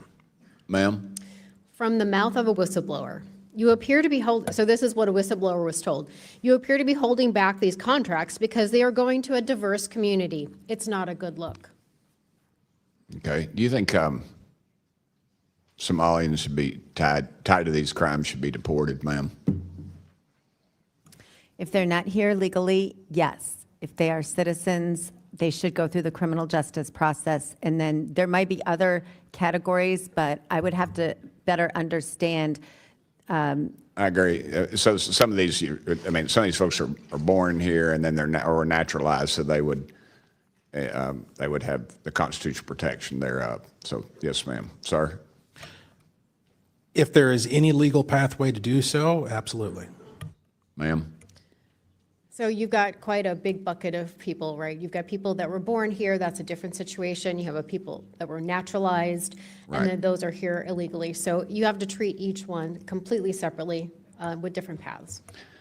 Ma'am, who is helping these folks navigate this complex grant application process? It seems to me that it's orchestrated. They've surely got to go to. We've always found that out in my dealings with state government. There was always somebody in there, a gatekeeper. Yes, my colleague Representative Hudson could speak to it. There is a sort of a cottage industry of Somali consultants who help this. I bet there is. Yes, sir. Yeah, as I said in my opening statement, I've personally talked to two gentlemen who have worked as consultants for multiple entities receiving government benefits. And they don't believe they're doing anything wrong, and by the letter of the law, they might be legally acting, but they have created an industry out of benefits that were intended to lift people up, not become a business. Add to that, ma'am? So that is something that we have heard repeatedly from whistleblowers and others, that there is, yes, I would call it a cottage industry of people that when you land on our soil, that they are going to teach you all the different ways to sign up for multiple social service programs.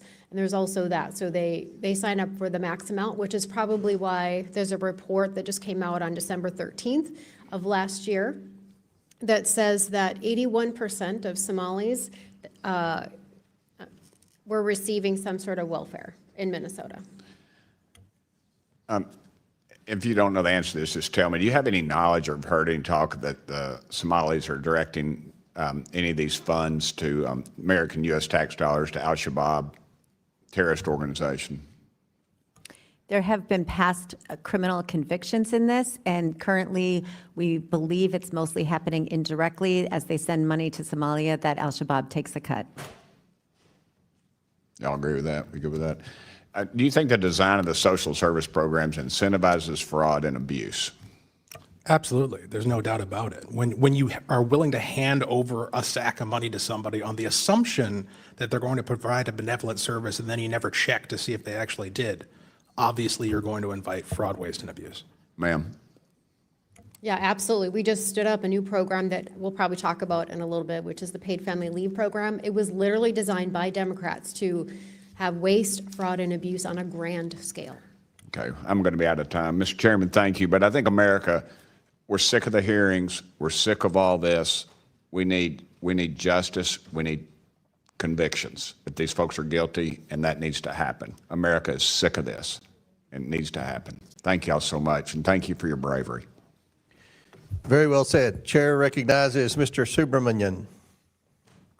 Thank you, Mr. Chair. I'm so glad that committee Republicans finally want to talk about fraud and corruption and misuse of federal funds.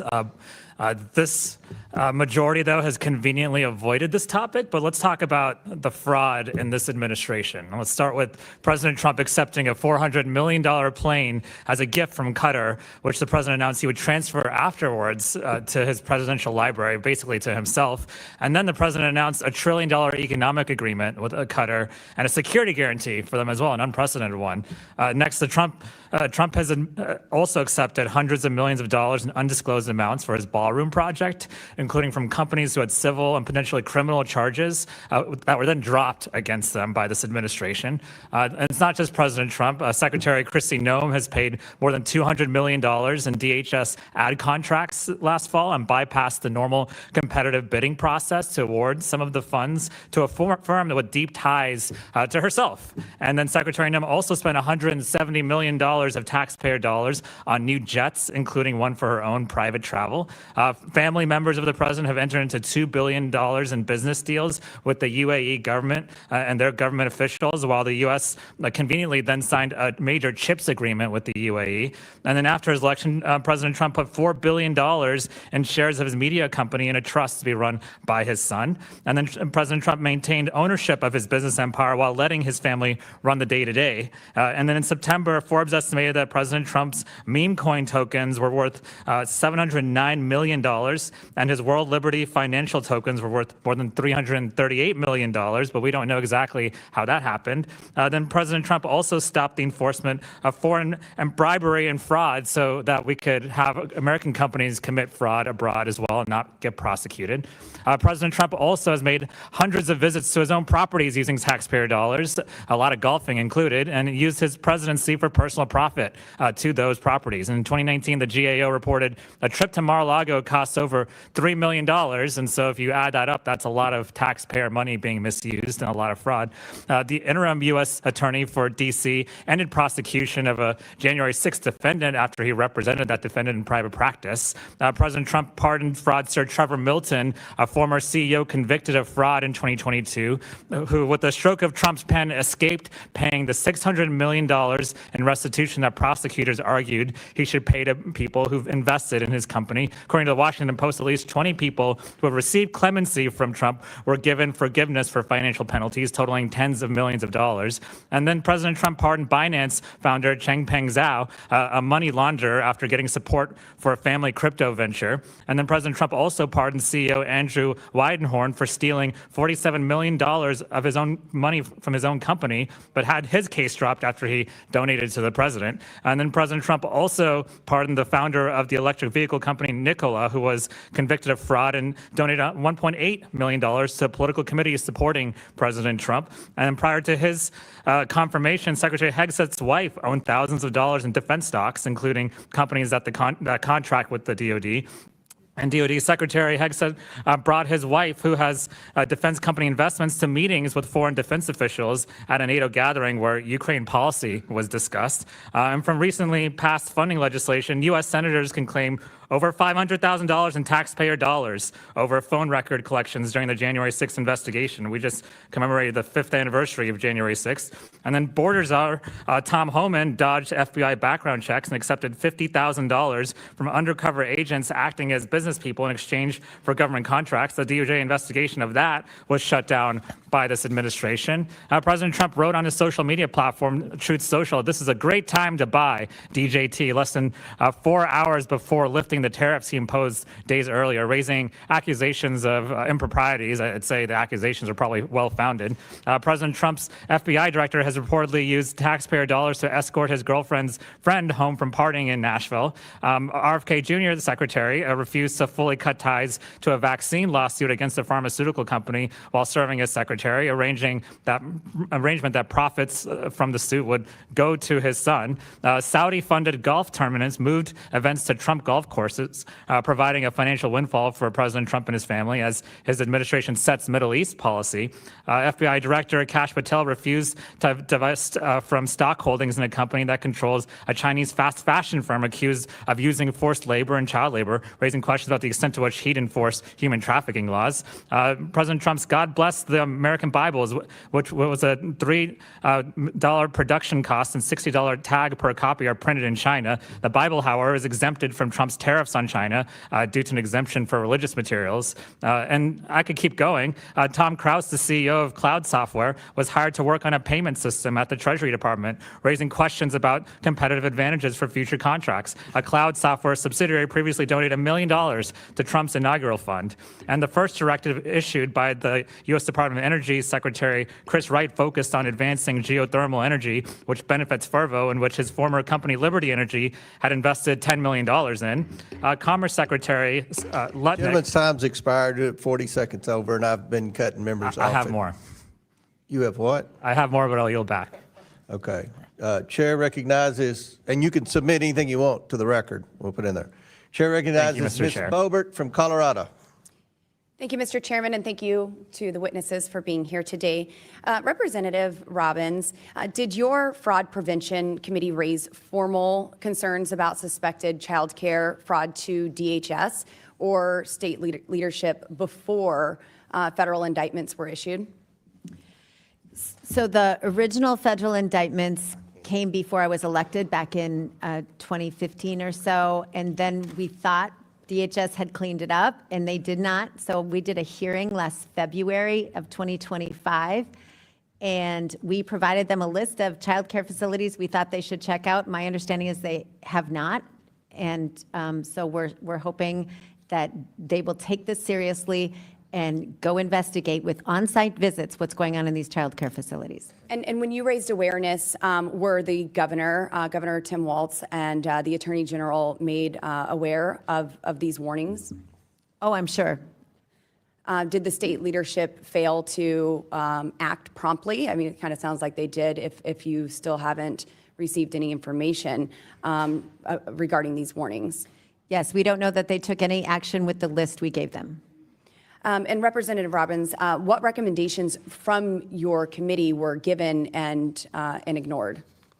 So in general, we always try to look at internal controls, and we've asked, I mean, it's not complicated. We want them to go make sure recipients are eligible, that providers are eligible, that services are actually being provided. Our staff has gone to many of these places, and so it's not just the Nick Shirley video. Our staff has gone and looked at this, and there are literally no one there during business hours. Some of the offices where we have the address are empty, like there's no furniture.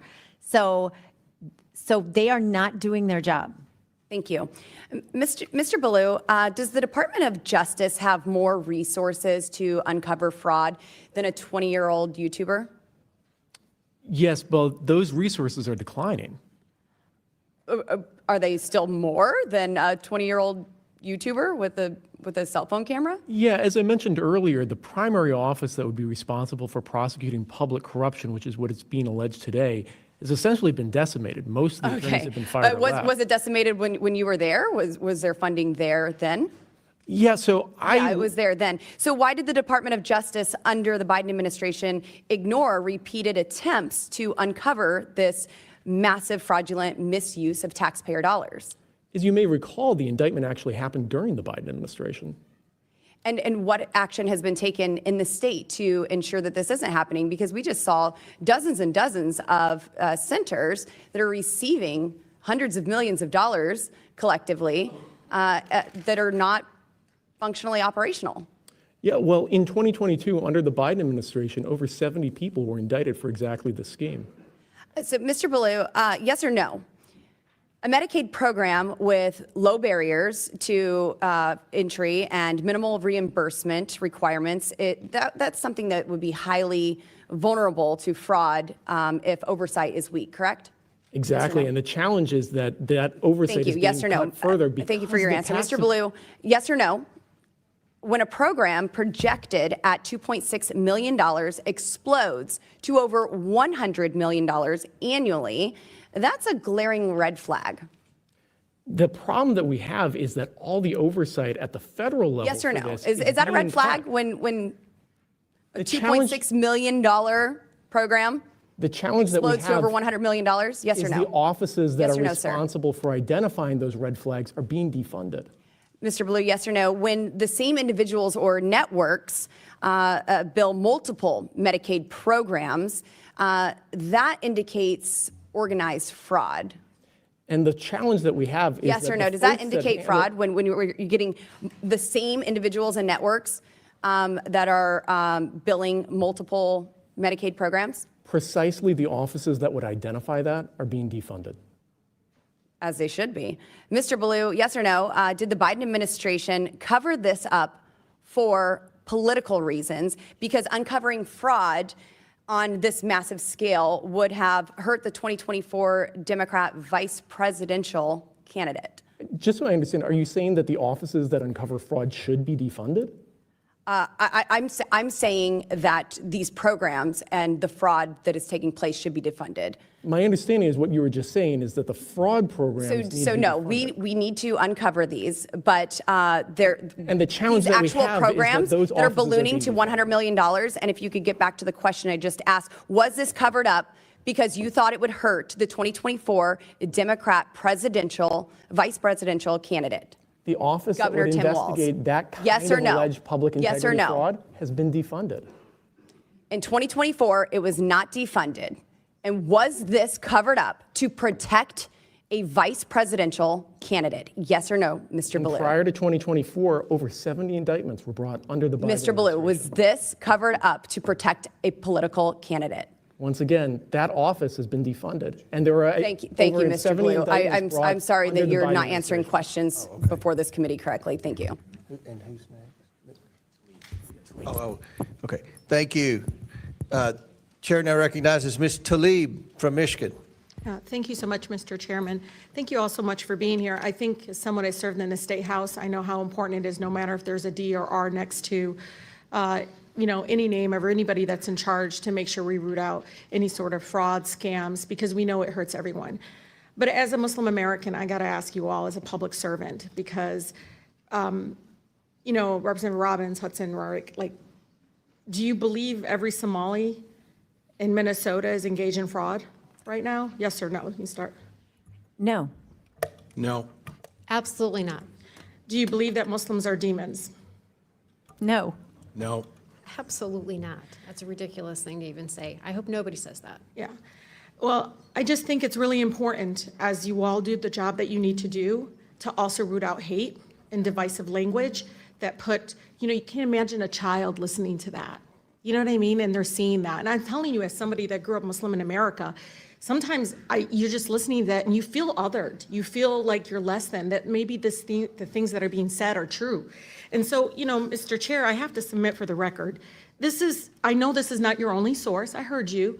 But, unnamed source in a viral Minnesota Somali fraud video is a right-wing lobbyist who called Muslim demons.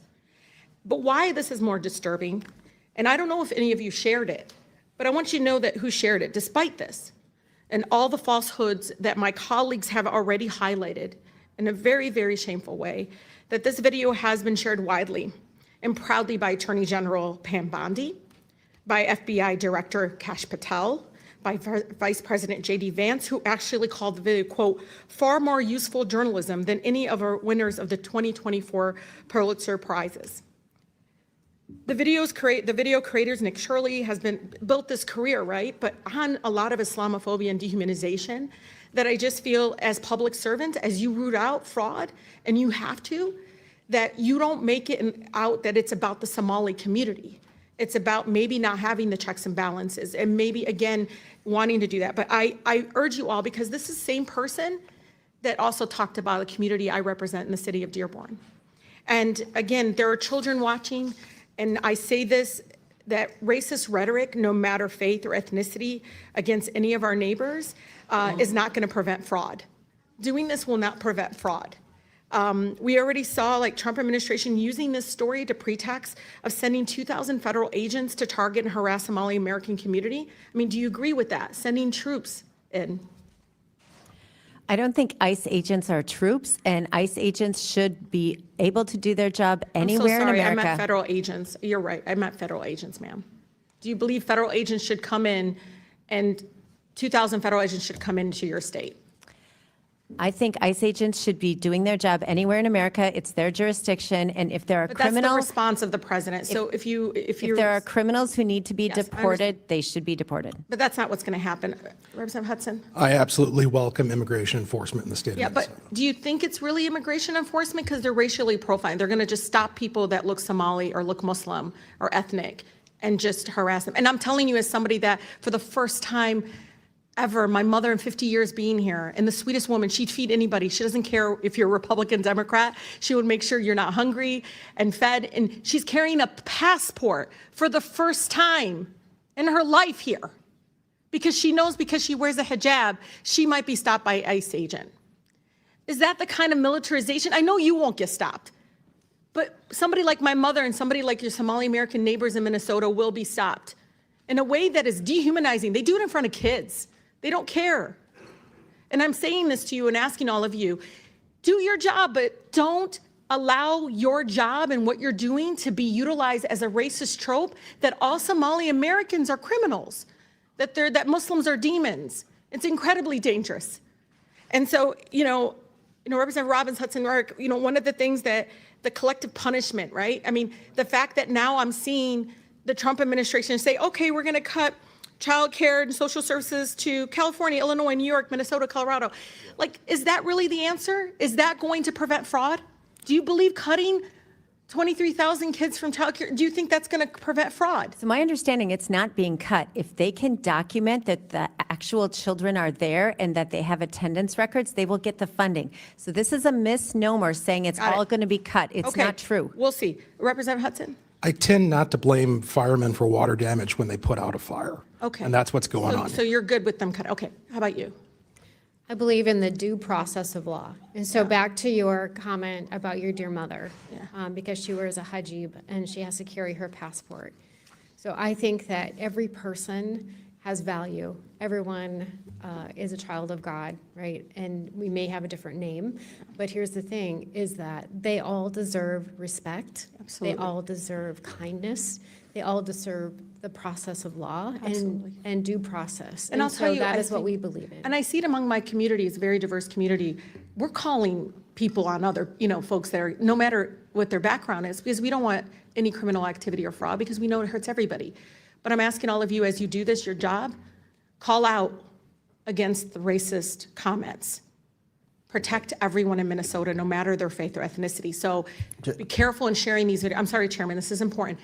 Be careful as you do your job, not to allow people that you all are trying to root out fraud to be used as a ploy to go after Muslims and Somali Ladies, Americans. time's expired. Thank you. Chair, before I recognize Mr. Cloud, Mr. Gill has a unanimous consent request. Sure, yep, this is from the Minnesota Reformer, Somali American former investigator, why you're hearing about fraud in my community. Without objection, so ordered. Chair now, do you have another one? Okay, Chair recognizes Mr. Cloud from Texas for 5 minutes. Thank you, Chairman, and I appreciate you holding this hearing. It's important, as you have mentioned at the outset, that we continue our work to uncover waste, fraud, and abuse, and especially in holding this hearing, kind of brings some light to this issue that the media really, they were scooped. And so in the sense that they're having to cover this issue when really they should have been the ones to investigate and reveal this is telling. No doubt there's fraud everywhere. When you're spending trillions of dollars, there's going to be pockets of fraud. But one of the things that's been revealing this year as we've worked through the DOGE process is uncovering the extent of the fraud, how it's been systemized, weaponized, and how we've really unveiled that it's the world's history's largest money laundering scheme. And much of this should be a bipartisan issue to go after the waste, fraud, and abuse, but what we found out is much of the taxpayer funding is going to uphold leftist organizations and their campaign practices and the like. What's particularly telling about this issue in Minnesota isn't the fact that there's waste, fraud, and abuse. No doubt that's happening in a number of states, and we need to continue the work to clean it up. But the way that this has been systemized, institutionalized, and the corrupt and corrosive nature and even criminal coercion that went on from the governor's office and his administration is particularly troubling. I think it's notable that the Biden administration was aware of this, even as they tried to sell the the Harris-Walz administration on the American people, and perhaps that's why we didn't see this come to light as we should. But Representative Hudson, I appreciated something you said in your testimony in the sense that you said how the structure of these programs creates incentives that reliably produce the waste, fraud, and abuse across multiple service areas, regardless of the program or intent. And this is kind of what we see oftentimes, that for good intentions, maybe Congress upstands these programs, but over the decades, what we've seen is they've expanded to where many of them almost end up being a system of waste, fraud, and abuse with a veneer of care and concern for people. And our job in Congress is to help bring the tools to make sure that that doesn't happen. And so the ranking member said, where fraud exists, we should look into it. We should hold people accountable. What we see coming from the left a lot of times is they're fine with reactionary. We're fine in bringing prosecutions after the fact because the money's already gone out. We're fine with prosecuting people who do ballot harvesting once the ballots are in the pot and we can't separate them. But it's far better for us to prevent it. I'd like to talk to, I'll start with you, Mr. Hudson, but if y'all want to jump in, what controls states should be putting in, but really it comes down to us in saying whatever federal dollars you are receiving, you should be getting these controls in place. So could you speak to the institutionalization of this fraud and the schemes that are in place, maybe list some examples and then speak to some of the controls that you would recommend that we take on legislatively to make sure states are doing their job? It's a very big question, and I'll try to be concise. So I haven't put a whole lot of thought into what Congress should do, given my state legislative role, but I can tell you that states are primarily responsible for the administration of these programs, for setting up rules, for engaging in verification and compliance. And so what I imagine Congress can do is provide either incentive or some form of, for lack of a better term, punishment to states who fail to do that. Currently, states are actually incentivized, in a sense, to game the system against the American taxpayer. 100%. Yeah. Absolutely. And so the programs in Minnesota need to be redesigned from top to bottom. I mean, it needs to be like a demolition and a rebuild, because the way they're currently structured, I think most Americans, when they think about benefit programs, they think about like their neighbor and how they would help out their neighbor. But that's not how these programs work. It's not relational. It doesn't come with expectations or gratitude or an incentive to make your life better. It is set up to create a perpetual industry out of taking money from taxpayers. Yeah, that's troubling.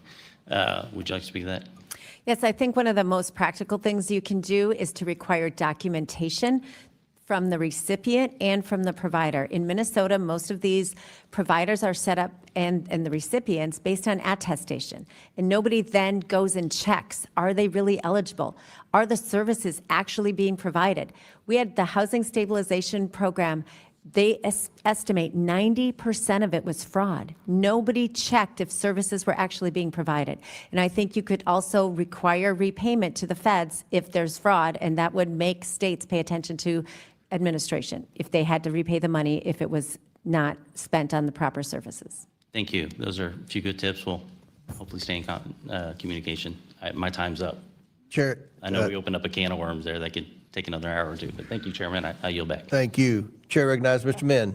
Thank you, Mr. Chair. Appreciate today's hearing, and I am deeply concerned about the allegations of fraud that we are learning about around the disbursement of social services funding in Minnesota. This is fraud of the worst kind. It's literally taking food out of the mouths of hungry kids so that people can enrich themselves. And just for your clarification, I've actually spent my career fighting fraud. My first job out of law school was at the SEC. This was in the aftermath of another major set of frauds, the Enron and WorldCom accounting scandals, which of course from the private sector, not the public sector.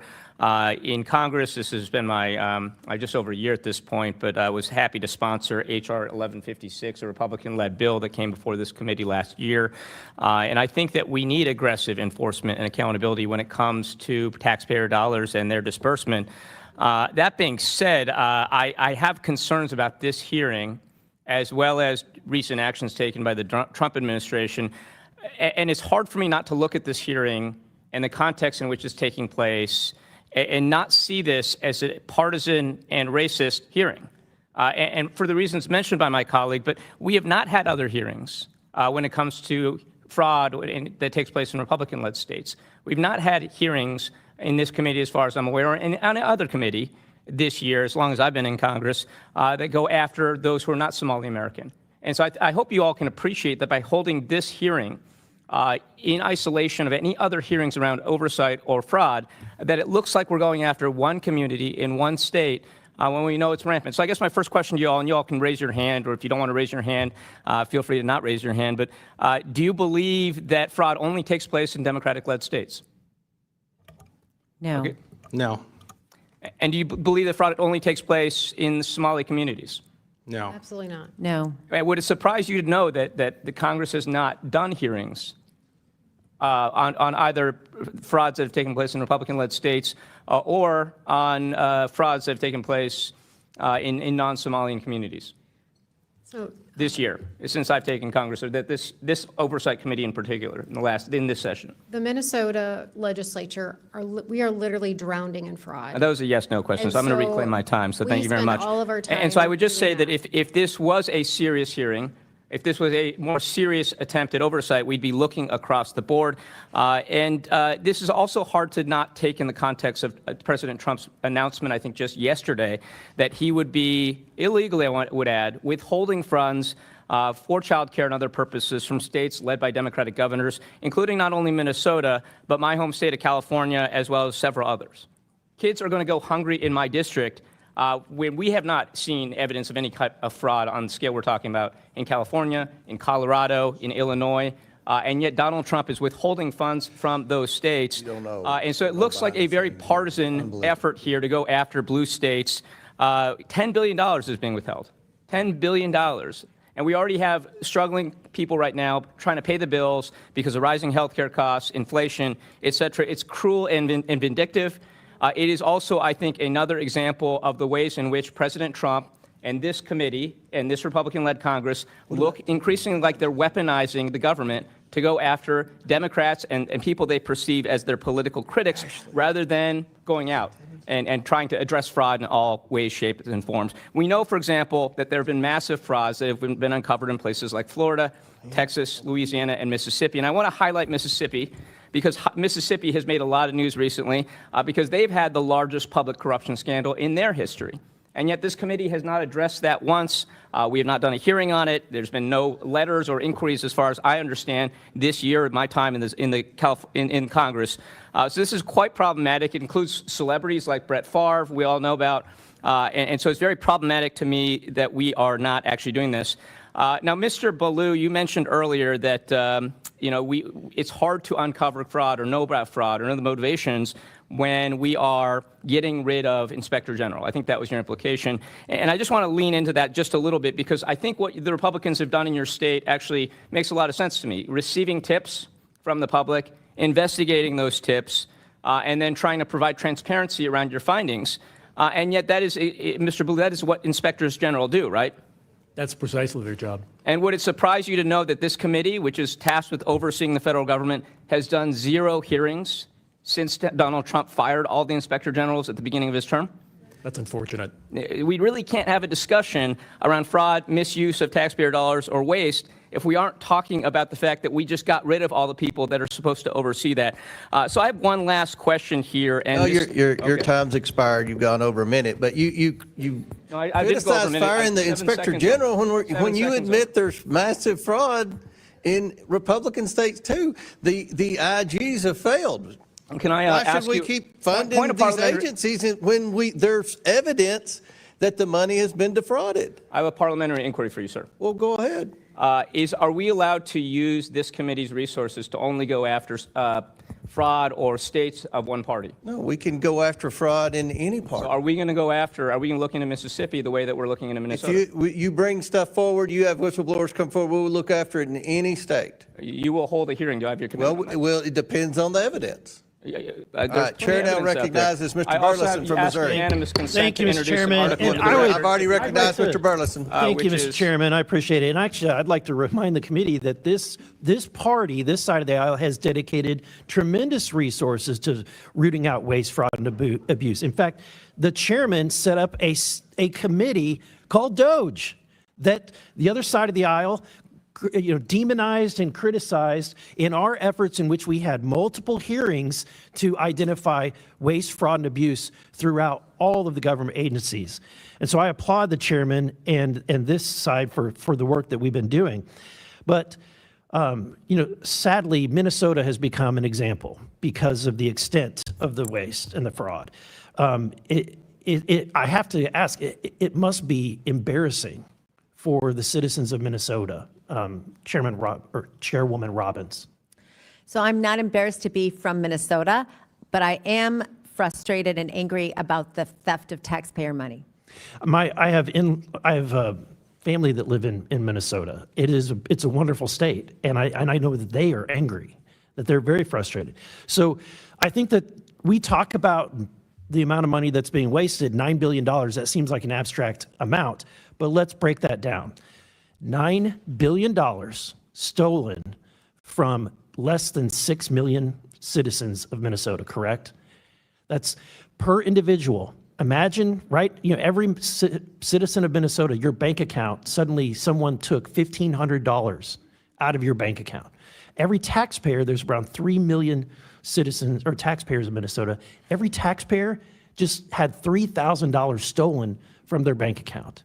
How does that feel to a citizen of Minnesota? Minnesotans are so frustrated because not only have we had that money stolen from us, but we had an $18 billion surplus that Tim Walz spent and then raised our taxes $11 billion and left us with a $6 billion deficit. So we've had the fiscal mismanagement on top of the fraud, and Minnesotans are completely fed up. In Missouri, there's also an opportunity cost to all that money. So in Missouri, we just greenlit a project to add more lanes to I-70, which runs from one end of the state to the other, and it was less than $3 billion. You could imagine people in Minnesota could enjoy adding additional lanes on interstates, on 3 of your interstates, I-35, I-94, I-90. Don't you think the people of Minnesota would love to have wider lane or more lanes added to their highway infrastructure? They absolutely would. But even if we stayed in the social service realm, there was $104 million in 1 year that was fraudulent in the Housing Stabilization Service. If we could have taken that $104 million and put it into supportive housing, we would have done a lot to solve the homelessness problem. So every time these dollars are fraudulently stolen, it is a huge opportunity cost for Minnesotans. Absolutely. And you've been sounding the alarm for quite some time. Why is it taken until 2025 for these to fully come to light? The Fraud Prevention and State Oversight Committee was formed in 2025 once we had a tie in the House. So when the Republicans took majority, you were able to actually root out the waste, fraud, and abuse in Minnesota, which is why we now know about it. Yes, we're in a tie technically, but we were able to negotiate this as part of the power sharing agreement. I seek unanimous consent, Mr. Chairman, to enter into the record a article from the New York Post. Former Homeland Security agent claims prosecutors ignored Minnesota daycare fraud cases. They just evaporated. Without objection, so ordered. Thank you. So there's been investigations been going on for some time. I understand you don't report them or have really kind of bypassed the state agencies. You report directly to the federal government. Can you elaborate on why that is? It's pretty obvious why, but. So when my staff, we have a very small staff. We have one researcher on our committee, and then we as members also do a lot of our own research. And when we get an investigation that is credible, we do as much research as we can. But as I said earlier, we don't have access to bank records, health records, or the state payment system. And so based on that, when we get something that's credible, we turn it over to the Office of Legislative Auditor and to the U.S. Attorney's Office. I have been accused of hiding whistleblower data from the department, but when the department comes to hearings, we provide documents every time. I flagged 72 child care centers. We've given them lists of all of the housing, multiple addresses where there's more than 5 providers, sometimes up to 22 providers at the same address. They've done nothing with it. But what I don't give them is the whistleblower information, because I'm protecting our whistleblowers in Minnesota. They finally are stepping up, and I have their back. Good for you, and I appreciate you for doing that. And then finally, with that, I'll end. I have more articles to submit for the record, Mr. Chairman. Do you want to submit them now, or are you going to submit them? Okay, go, proceed. Okay, one is an article produced was about child care welfare fraud. Without objection to ordered. A report produced by the Office of Legislative Auditor of Minnesota, Child Care Assistance Programs Assessment of Fraud Allegations. Without objection to ordered. And then from the Minnesota House Research Group, the Child Care Assistance Programs and the Fraud Within. Without objection, so ordered. Thank you, Mr. Chairman. Chair now recognizes Mr. Frost from Florida. Thank you, Mr. Chairman. It is very important that we eliminate fraud in our social programs, and I'm glad that Governor Walz has taken real concrete steps in Minnesota to combat fraud, like signing legislation to strengthen states' agencies' ability to detect, prevent, and prosecute fraud, and establishing a statewide Inspector General Coordinating Council and appointing an independent state auditor to investigate claims. Mr. Balu, how will these actions help uncover and prevent fraud in the state? Well, it's the funding and staffing that's necessary to uncover fraud that's happening at a state level, but that staffing is not being mirrored at the federal level. What do you mean by that? Well, bluntly, most of the enforcement mechanisms for going after white-collar crime are being decimated, especially in the Justice Department, but also the Consumer Financial Protection Bureau and the Securities and Exchange Commission. Of course. As you pointed out, it's important for governors to play a big role in fighting fraud in their state. I want to give you a hypothetical. Let's say that you have a state's governor that funnels millions of dollars from the state's money over to the governor's wife's nonprofit. Let's say then that nonprofit takes that same money and gives it to political action committees that help her husband's causes. Would that be worth investigating? Absolutely. What say the rest of the witnesses? In that hypothetical, is that something we should also investigate? So I don't think we're in a place to talk about hypotheticals, but thank you for the question. The rest of the witnesses? You don't think we should investigate fraud? What do you think? I think I came here prepared to talk about the fraud that's taking place in my state and contain my testimony to the purpose of the hearing. Representative Robbins? I think we should investigate credible allegations of fraud wherever they are, but we don't know the Thank you. I specifics of 100% that agree with you, Representative. And circumstance. actually, I want to talk about something that's really important because my colleague Dave Min just brought up something. Chair Comer, you had said if there's credible allegations, if there's evidence, we should look into it. And I have something for us to look into. This is not a hypothetical. This happened in my state of Florida. Governor Ron DeSantis, Casey DeSantis, and the Hope Florida Foundation have been subject to a bipartisan investigation and now a criminal investigation for this exact same thing I just talked about. So if we're going to be here going state by state in this committee talking about fraud, I'm okay with doing that. But let's make sure it's not just Democratic states, like Dave Min said, and let's also look at Republican-led states as well. Because what happened in my state of Florida is $10 million of Medicaid money was funneled to the governor's wife's nonprofit. Then that nonprofit took that money and gave it to political action committees helping her husband. I'd like to insert for the record a unanimous consent from the New York Times. Why did a charity tied to Casey DeSantis suddenly get $10 million boost? Without objection, so ordered. Chair Comer, will you commit to working with me to schedule a hearing on this? Get the stuff to me, and we'll definitely look at it. $10 million. We're talking about $9 billion today. does But the yeah, $10 million get that to me. Appreciate Yeah, I'll get it to you. Definitely a lower amount of money, but $10 million of Medicaid money going to being funneled from taxpayer Floridians to political action committees is fraud and is criminal. And this is a bipartisan investigation looked at by both Democrats and Republicans, and I definitely expect this committee to do the same thing. And I have one more thing I want to talk about that Representative Ansari brought up. President Trump reposted conspiracy theories on his Truth Social account about the murder of Minnesota state legislators Mark and Melissa Hortman that suggests that Minnesota Governor Tim Walz had the Hortmans assassinated. Governor Walz says this behavior will get more innocent people killed, and the Hortman children have come out on the president and called on the president to take the statements down. I think it is very important that we are very clear that we condemn this type of behavior. So I just want to go down the line and hear if you agree with the Hortman children that we should condemn, and we ask the president to take down this post. Mr.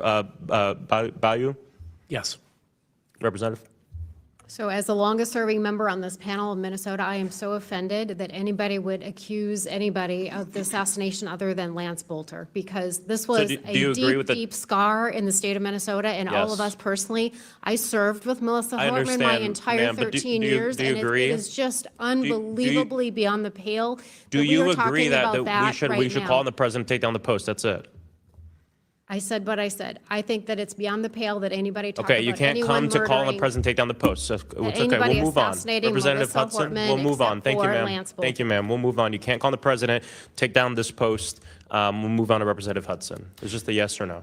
I cannot deceive the committee by giving it a binary. I have spoken to this many times. I have renounced the content of these ridiculous conspiracy theories and have called them ridiculous on multiple That's occasions. great. Do you think it's appropriate for the president of the United States? I to am repost not it? going to engage in the silly condemnation game. No. in This a is not. context- No. In a This is not context- silly. This is the What president. did you have to say about the Hey, my assassination time. I'll of Charlie reclaim my Kirk? time. I'll reclaim What did you my have to time. say about Jay I'll reclaim Jones, my who's the time. chief I'll law reclaim my enforcement time. officer I'll reclaim in the my state time. of Virginia, I'll reclaim my time. fantasizing I'll about reclaim my shooting time. Republicans I will and reclaim watching my kids time. die The gentleman in their will mother's stop arms. talking I'm not on playing my this game time. in The that gentleman will context, stop talking on my time. Order. We'll give you a few seconds to A few close, seconds. Mr. Frost. I have to comment on this because this is not silly. It is not silly to expect good behavior from the people at the highest levels of our government. Do you expect from Jay No, Jones? not your time. Do you expect from Jay Jones? Not your time, including the President of the United States.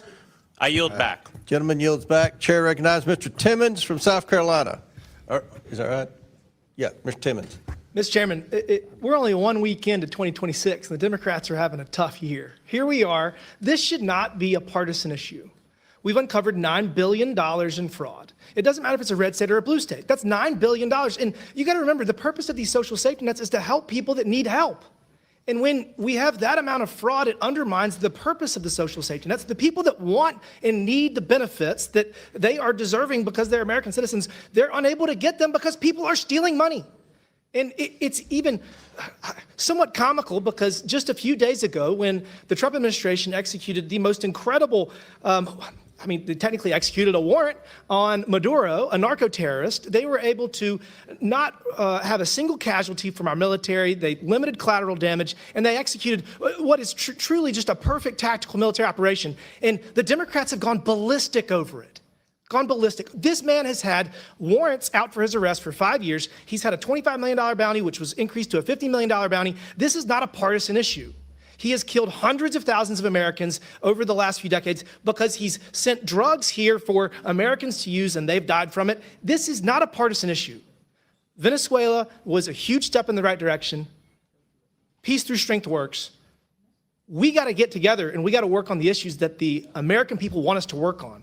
And seeking out waste, fraud, and abuse, seeking out $9 billion in theft of social safety net money is something that should not be partisan. And the fact that my colleagues across the aisle are going ballistic over these ridiculous ancillary issues and trying to cast shade over what should not be a partisan issue is just ridiculous. So get it together. We need to do the job that the American people sent us here to do. I want to actually point something out. So Representative Robbins, my understanding is that around $250 million in fraud was found in the 4 years of the Biden administration. There were a number of indictments, dozens of indictments. Is that number about right? Yes, I think now they're up to about $310 million for the Feeding Our Future. All right, thank you. So in the last year, we're at $9 billion. Is that the number you got? Yes, the U.S. Attorney has estimated that the total fraud in the Medicaid portion, which has nothing to do with Feeding Our Future, so it's on top of that $310 million, is half of it is fraud. Thank you. Mr. Blue, you see where I'm going with this? So you're saying that we have had, we've decimated the budget of the IGs, which, by the way, weren't doing their jobs because we've uncovered, $8.6 billion more dollars in fraud with less resources. So how do you explain your testimony earlier that we've decimated the entities that are designed to investigate fraud when we've uncovered exponentially more fraud with less resources? How do you explain that? what we've been talking about today is not just regular fraud, but public corruption. And So this is the thing. We are not having a hearing on public corruption. We are having a hearing on $9 billion in fraud associated with Minnesota social safety nets. And so you keep pushing back on that you keep pushing back on this narrative that we should be seeking out waste, fraud, and abuse everywhere by saying that the Trump administration has decimated the entities that are designed to seek out waste, fraud, and abuse. And yet those same entities have uncovered exponentially more fraud. The problem is that they haven't charged your any logic public is flawed, officials, and you and know the your public logic is integrity flawed. section has your been logic is flawed, and you know your logic is flawed. I just wanted to point it out. It's okay. So I guess I want to get to this. We have a limited amount of money. We have $37 trillion in debt. We run a $2 trillion annual deficit. And we have spent much of this year seeking out waste, fraud, and abuse, trying to get our fiscal house back in order because we're running out of time. So this cannot be a partisan issue. We cannot solve these problems without a bipartisan approach. So I have a bill that I filed. It's called the TABS Act. And what it does is it uses technology to confirm income eligibility. So $1.5 trillion every year go to social safety nets that are means tested, meaning depending on where you live, if you make too much money, you don't get them. And so if we use technology to real-time verify, you can actually give the social safety net to the person that's seeking it way faster, in most cases immediately, and then you can remove them from that social safety net in real time. In the big, beautiful bill, we changed it from once a year to twice a year, and that saved $10 billion. If you do it in real time, you are going to save 20% of the money. So if you extrapolate that over 10 years, it's about $2.5 trillion in savings for means-tested social safety nets. These are the kind of things we need to be doing. This is not a partisan issue. We all agree that people fall on hard times, and we need to help them up. We need to help them up. But if we have $9 billion of fraud in Minnesota, imagine what we have in California. Imagine what we have in New York. Imagine what we have across this country, and we've got to get a handle on it because we're running out of time. We can't keep spending money we don't have. With that, Mr. Chairman, I yield back. Thank you. Gentleman yields back. Chair now recognizes Mr. Palmer from Alabama. Thank you, Mr. Chairman. Ms. Robbins, how long do you think the corrupt activity has been going on in Minnesota? We have whistleblower reports dating back from 2013 or 2014, so through the Dayton administration and the Walz administration. Over a decade. Okay. Why is it that we're just now seeing, having this fully uncovered, and I'm not sure it's fully uncovered yet. Why is it, I mean, you've got an attorney general, you've got a governor who claims to be pure as the driven snow, and you get a lot of snow in Minnesota. Why is it just now coming out? Well, because it's been a failure of the administration, particularly our Office of Management and Budget, who has responsibility constitutionally for this, and they have not been doing their job. But because we were able to create this oversight committee, it's the first time in the history of our legislature we've had an oversight committee. Would you agree that with this fraud going on over a decade and basically the lackadaisical or disinterested approach from your government, that's why it's necessary for the Oversight Committee here in Congress to take this up? Would you agree with that? I do. We're grateful for your help because we don't have the resources and we don't have subpoena power and some of the tools that you have. Well, the reason that, one of the reasons that I don't think we need to bring Mississippi in here is because they've been very aggressive in their investigation and prosecution along with the U.S. Attorney's Office. And I just want to point that out, Mr. Chairman, that we wouldn't be sitting here today asking the questions that we're having to ask if the governor of Minnesota, Walz, and the Attorney General and the other people that are responsible for oversight had acted expeditiously in investigating this themselves. So that's why we're here, isn't it? Yes, sir. I appreciate all of you being here. The charges and reports of fraudulent autism centers in Minnesota are shocking to me. Could you describe to us your committee's findings in this area, Ms. Robbins, and how these fraudsters were operating? It is really shocking. So there were autism centers that are a Medicaid waiver program, and people were getting paid kickbacks to sign their kids up to participate in the autism center so they could build Medicaid. And these children didn't necessarily have autism. We have substantiated, court documented in by the U.S. Attorney how the parents were getting their kids falsely diagnosed with autism so that then they could get a kickback to participate in billing Medicaid for autism So services. It's not just the fraud in terms of money, it's the abuse of children by their parents that has taken place here. And they were able to defraud the EDIBI program millions. Yes, I think we're just at the tip of the iceberg in understanding it. There's been a handful of charges, but we expect more. Mr. Hudson, do you think General Ellison or Governor Walz was aware of the fraud prior to the exposure that has been brought now?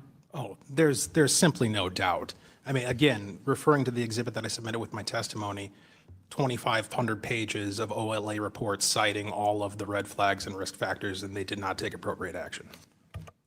Why do you think they did that, Mr. Hudson and Ms. Rick? She's about to hit her button, so go ahead. In my opinion, the simplest answer, the most logical answer is that they didn't want to know the answer to the question, because the answer to the question was going to require them to take action against one of their favorite political But constituents. it's also been alleged that they may have benefited.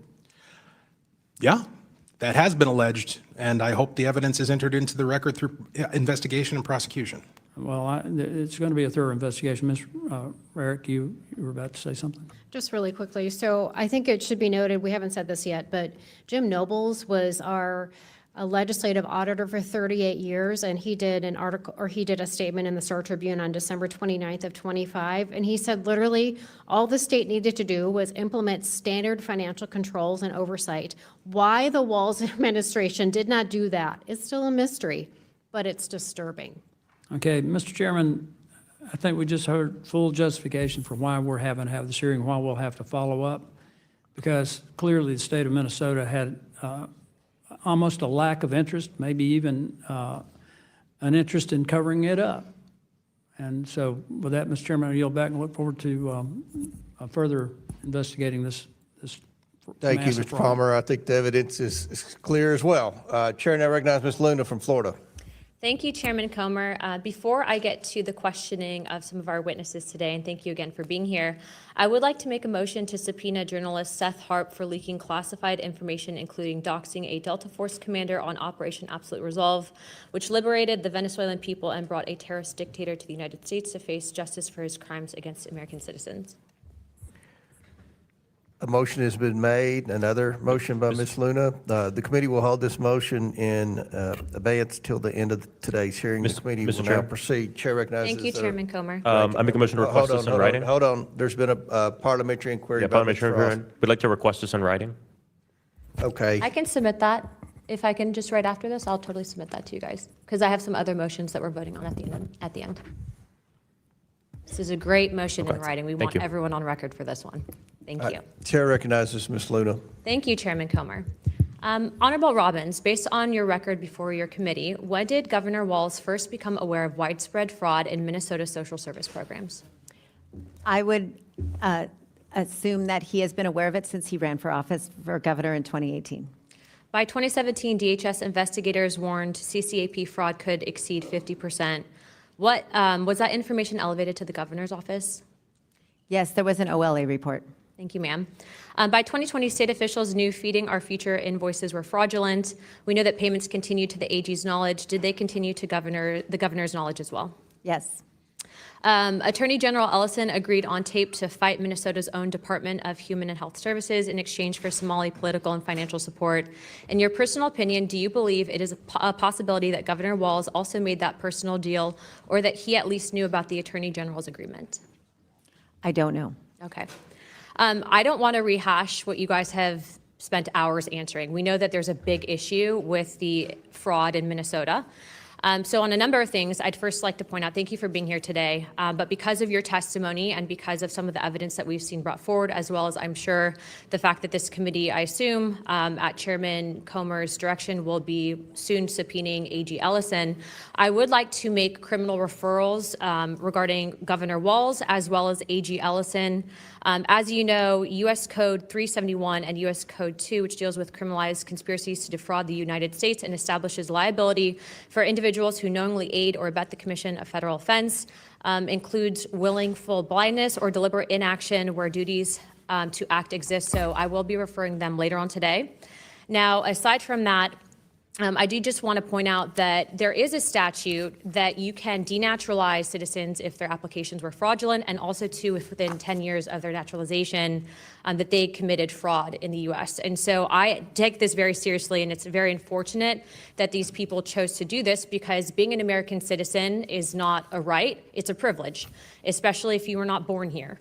And so with that idea in mind, I would like to say that these criminals took advantage of the very country that gave them refuge. They do not deserve the privilege of remaining here, and frankly, they don't deserve to even be imprisoned here, which is why, as the chairwoman of the El Salvador caucus, I work very strongly with President Bukele, and we also know that CCOT has proven to be a great facility to house people that are denaturalized and deemed not worthy of U.S. citizenship, and I will be making referrals for those individuals if they are found guilty. Thank you for being here today. Chairman, I yield my time. Will you yield the last 2 minutes you had? Yes, sir, to you. All right.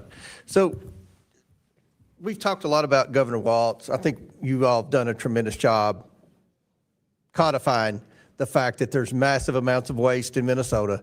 This has been taking place for years, and yet nothing's been done. The Democrats want to keep spending more money. They're like, why are we cutting off funding temporarily? We need to spend more money, throw more money at the problem. That's not working. The American people aren't going to have it. Thank you all for being here today to talk about this. I know it takes a lot of courage, and I'm sure you're probably getting threats from certain people that have benefited from this, and others that are misinformed by some of my colleagues on the other side of the aisle. We've talked about Walz. You've stated that Walz has been well aware of this, but we haven't talked a lot about Attorney General Ellison. Very quickly, do you all have anything to add about his knowledge? Was he aware of this? Go ahead, Ms. Rank. Thank you. I actually had that document in front of me that I wanted to share. So this is from a press release that we actually confronted him with when we had a hearing and he was in front of us. And the press release is from September 26th of 2022. And this is from a press release from his office. And it says, Minnesota Attorney General Keith Ellison and his office have been deeply involved for 2 years in holding Feeding Our Future accountable. Now, the tape that we've been talking about as well, where he said he would go to bat for the fraudsters against state agencies, which, by the way, were his clients, happened 1 year prior to this press release. So if he had been working to oust the fraudsters for Feeding Our Future, he would have known who they were at the time of that meeting. He claimed in front of us that he did not know who they were. That was his reason to meet with them. And by the way, I would say that he did not meet with him in his official office, which is highly suspect. He met with them at a strip mall, I think, something like that. Okay. Well, we've invited him to be at our next hearing on this. If he doesn't respond very soon, he will be receiving a subpoena to be here at the next hearing, and we look forward to working with you and any other whistleblowers who want to come forward to ask Mr. Ellison specific questions. Now, Chair recognizes Mr. Gill for unanimous consent. I've got a unanimous consent request to enter into the record. Former legislative auditor, is the Walz administration finally awake about fraud? Without objection, so ordered. Chair now recognizes are you ready, Mr. Langworthy, or? So, Mr. McGuire, Chair recognizes Mr. McGuire from Virginia for 5 minutes. Thank you, Mr. Chairman, and thank you to our witnesses for being here today and for your tireless work on your committee to investigate and sound the alarm for fraud in your state.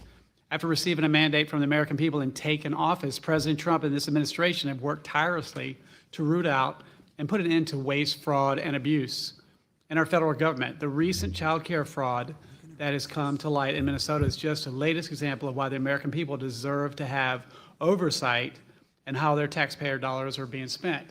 Talking with constituents in my district, I had one guy say to me, he said, John, why should we even pay taxes? The signal that we're getting around our country is that you do everything right and you pay your taxes, and these folks are buying homes in foreign countries. These fraudsters, they're stealing from the American people, we the people. And one constituent said, we're not paying taxes, we're paying criminals. We need to know where our taxpayer dollars are going. The 20 million or so illegal aliens that came into our country have come here to break the donkey's back. You know, if you want to break a donkey's back, you keep loading it on and loading it on until his back breaks. And we're sick and tired of the waste, fraud, and abuse. For some reason, it seems like our friends on the other side of the aisle partner with the fraudsters and not those people that are identifying the fraud. You may remember during the Summer of Love, when they were burning our cities for 80 days, instead of supporting the police, they wanted to defund the police and use their dollars to bail them out of jail so they continue burning our cities. It makes no sense. Recently, we got Maduro out of his country to stand trial for killing and terrorizing thousands of American citizens. And instead of telling the military what a great job they did, they had protests around the country for Maduro. And by the way, I had a friend in the airport in Buenos Aires. When it was announced, the entire airport cheered. And people in Venezuela said that they've been eaten out of trash cans, and family members got into prostitution because their family was starving. They're trying to survive. As a Navy SEAL veteran, I served in Venezuela during the 90s, and it was one of the most prosperous, strongest economic countries, safest places in South America, and they've ruined it. So anyway, the people are sick and tired of the waste, fraud, and abuse. In reference to the most recent child care fraud scandal coming to light, by a spokesperson for Governor Walz said, the governor has worked for years to crack down on fraud and asked the state legislature for more authority to take aggression on this action. He has strengthened oversight. Ms. Robinson, Mr. Hudson, and Mr. O'Rourke, as members of the Fraud Prevention and State Agency and Oversight Committee, do you agree that Governor Walz has strengthened oversight in the state of Minnesota? Yes or no? No, he belatedly took action this fall because of the enormous pressure that is coming to bear, but his agencies always had the authority that he trumpeted now. No, he simplified the problem by pretending that you can solve it by appointing somebody to look at it. This needs systemic reform. He absolutely shredded oversight, simply. Yeah, and I heard through testimony that it was career suicide to speak up. But Ms. Robinson, you've been very vocal about the mistreatment of whistleblowers by Governor Walz. Can you speak to some of the ways that Governor Walz and his administration have retaliated against whistleblowers? Yes, I've met with many whistleblowers who have spoken about how they were told that they would be demoted or reassigned. I know of people who were reassigned. We also know that they were surveilled in their place of work when people thought they might be the quote leaker. Their email and their chat functions were surveilled electronically for words like fraud or whistleblower or compliance or overbilling. So they are under a great deal of stress in the Department of Human Services, and we are grateful for the whistleblowers who have spoken out to us. So based on all of your knowledge about this scandal or this fraud in Minnesota, I think it's the tip of the iceberg. We're like $37 trillion in debt. And now, I don't know what it is about Somali, but apparently they're using that for Somali daycare centers in Washington State now. And it's come to light that there's some daycare center fraud in Ohio as well associated with Somali. So I think we're just the tip of the iceberg, and there's waste, fraud, and abuse everywhere. And maybe a big chunk of our national debt comes from waste, fraud, and abuse. So I don't care if it's a red state or a blue state. We need to have oversight. We need to protect the American people's taxpayer dollars. The child care fraud brought to light by Nick Shirley is just the latest scandal. In 2022, federal prosecutors charged 47 defendants, majority of whom were from the Minnesota Somali community, for the role they played in feeding our future. Are they still in power in Minnesota? The Democrats? No, the Feeding Our Future. What's going on with them now? So that program was a COVID-era child nutrition program, and that is over, but there's ongoing child nutrition programs that could be fraudulent. So I think they're still working their way through the Feeding Our Future case, but I think there will be need for ongoing oversight of child nutrition programs. With that, I yield back. Thank you. Chair now recognizes Mr. Langworthy from Buffalo, New York. Okay, Chair recognizes, we will go to Mr. Stauber, are you ready, prepared, or Ms. Fishbach? Yeah, Representative Fishbach prior to me. Thank you. Okay, Chair recognize, we're going to get to our wave-ons, and we may have a few more that will come in. We have a few more Republicans that haven't asked questions yet, but Ms. Fippach, you recognize for 5 minutes. Thank you very much, Mr. Chair. And before I begin my remarks, I want to enter into the record an email shared by DHS whistleblowers. The email was written by a senior DHS official and sent to other DHS leaders. In the email, the DHS official talks about using military intelligence resources to track down whistleblowers' exact location. And this issue, and I believe this email was alluded to by Representative Rarick in her testimony. Without objection to ordered. Thank you so much. And I have one more, and I ask for unanimous consent to enter into the record an article titled "Minnesota Government Whistleblowers Claim They Were Electronically Surveilled, Had Promotions Denied," in the New York Post, dated January 3rd, 2026. Without objection to ordered. Thank you, Mr. Chair. And first, I would like to say thank you, Mr. Chair, for allowing us to wave on. This is an incredibly important issue in our state and across the country. It's something that comes up all the time when we're out in the district. And so I thank all of the legislators for being here and for all of your work that you do in order to expose this and dig into it and really figure out what's going on. And I think it was Mr. Burlinson who asked if we were embarrassed. But I'm not embarrassed to be from Minnesota. What I am is really sad that this is happening, and this is what Minnesota is known for now. This horrible fraud, because there's wonderful things that Minnesota does have to offer. And so as a lifelong Minnesotan, it makes me sad that this is what we're having to talk about. And while some may want to downplay this fraud, I want to be clear. This is an explicit and egregious cover-up on the theft of taxpayer dollars. And hundreds of millions stolen from programs intended to help feed children, provide housing, provide child care, even help individuals with autism. And we also have reports that some of this funding is going to terrorist organizations, like was mentioned earlier. Democrats have been in charge in Minnesota for years. And I was in the Minnesota legislature, I know. And they specifically wrote and passed legislation that reduced oversight when handing out federal funds.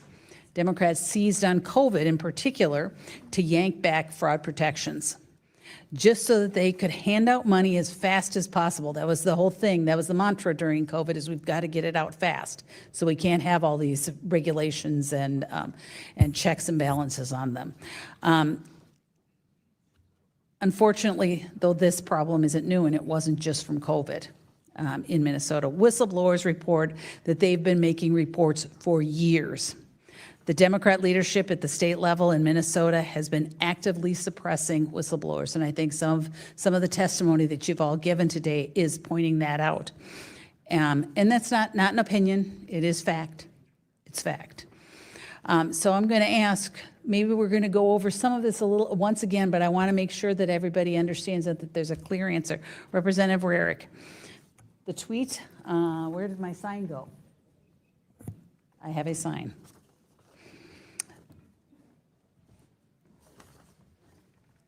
Maybe we don't.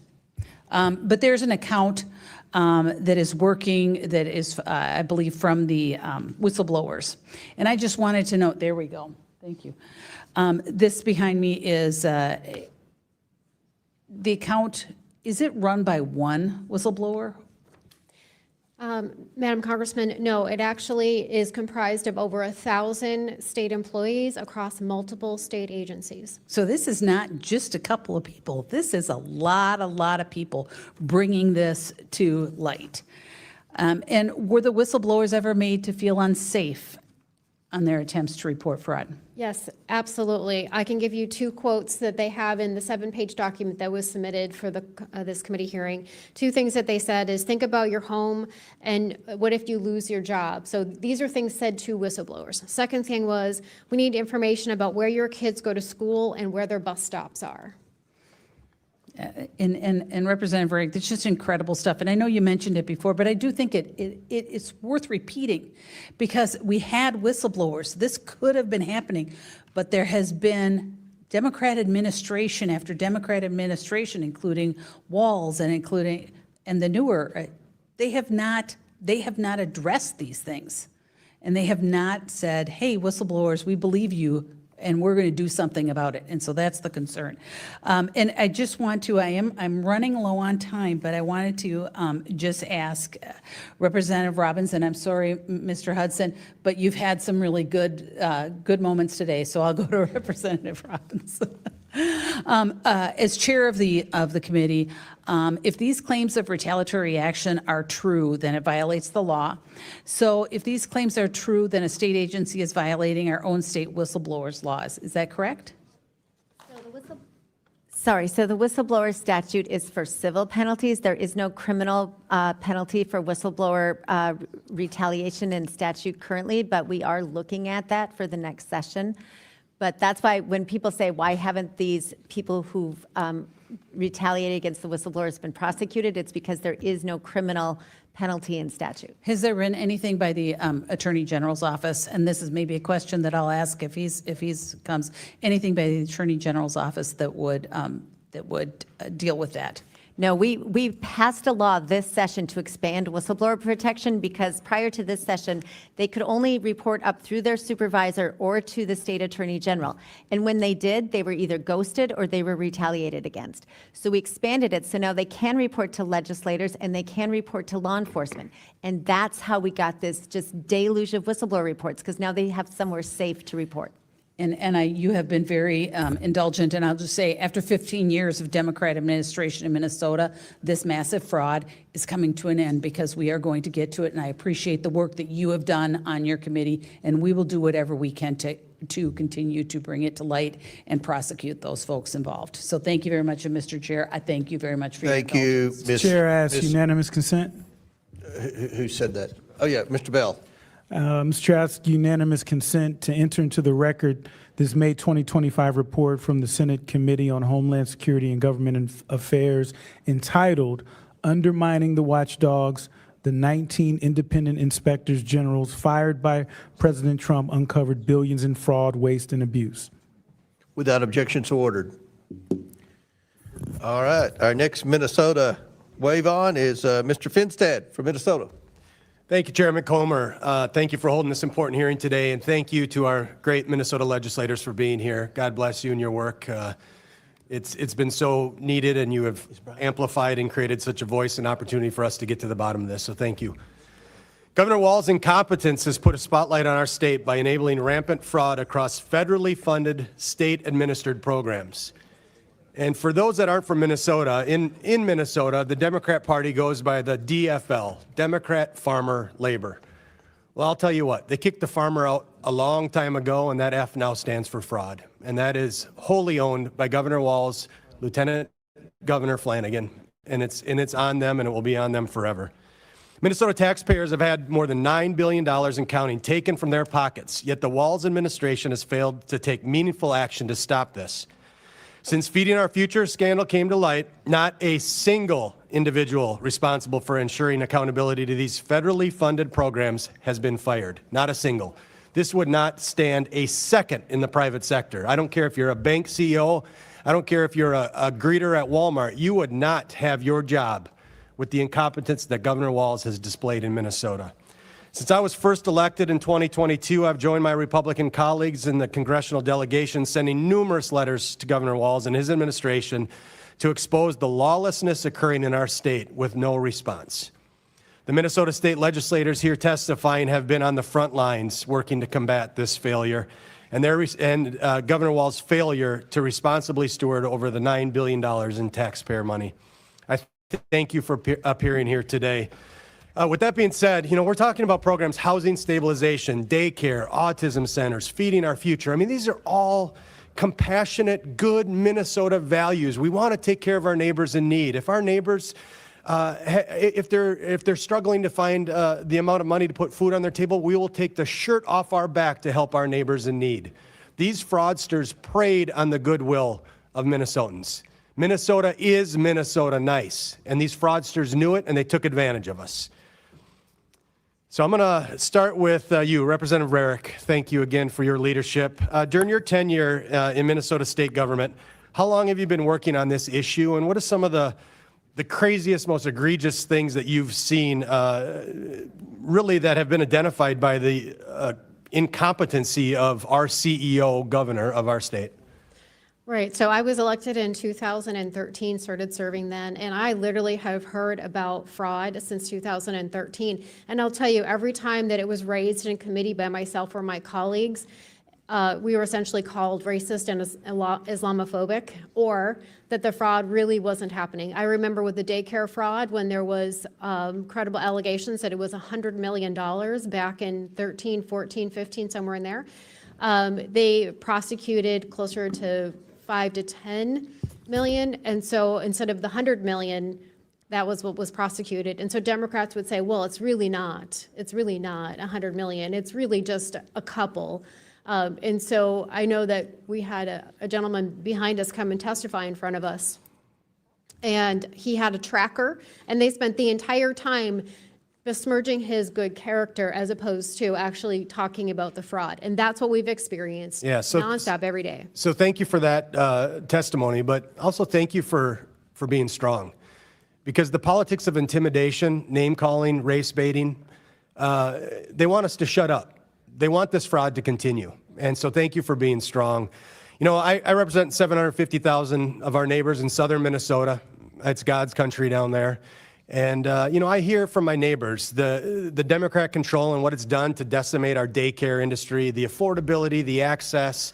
We just struggle with daycare in southern Minnesota. And I can't help but think that, wow, $9 billion sure would go a long ways to help our neighbors in southern Minnesota. You know, the Walz administration has done crazy things. They've weaponized the administration. Heck, we have daycares in southern Minnesota getting fined for leaving chapstick on their office desk. They can find the time to do that, but they can't find the $9 billion. Ridiculous. Representative Robbins, the Democrats at the state and federal level, so we're talking everyone from Angie Craig, Ilhan Omar, Tina Smith, Amy Klobuchar, Tim Walz, Lieutenant Governor Flanagan. Have they helped at all in your committee work? Have they been a part of it? Have they said, hey, we want to help try to get rid of this fraud? No, I don't know of any Democrats who have called out the Walz administration for their absolute failure to protect taxpayer dollars and our vulnerable citizens. So this is just unbelievable to me that we cannot, in the face of this horrific fraud and crime that's going on, we can't for a brief moment rip the R and the D off our sweatshirt and put the USA on and say enough is enough. And so what you're doing, and by being here today, helping us understand the details and the level of fraud in Minnesota is so important. We can't thank you enough. And Chairman Comer, we stand ready to help you and this committee however we can to put an end to this. We're serious about it, and we want to work with you. Chair recognizes Mr. Langworthy from Buffalo. Well, thank you very much, Mr. Chairman, and thank you for putting this hearing together so promptly after all of this fraud was unveiled. I'm not going to get into belaboring all the facts that have been revealed here already today, but Representative Robbins, how long do you believe that this fraud was allowed to operate in Minnesota before anyone in state government actually decided to act? Well, we've had all this going on since 2014 at least, and the Walz administration's been in office 7 years, and they very belatedly took a few actions this fall. So they only came to the table to help pause program and have required audits because of the public pressure. So we're looking at fraud going back 11 years at this point in untold sums of money.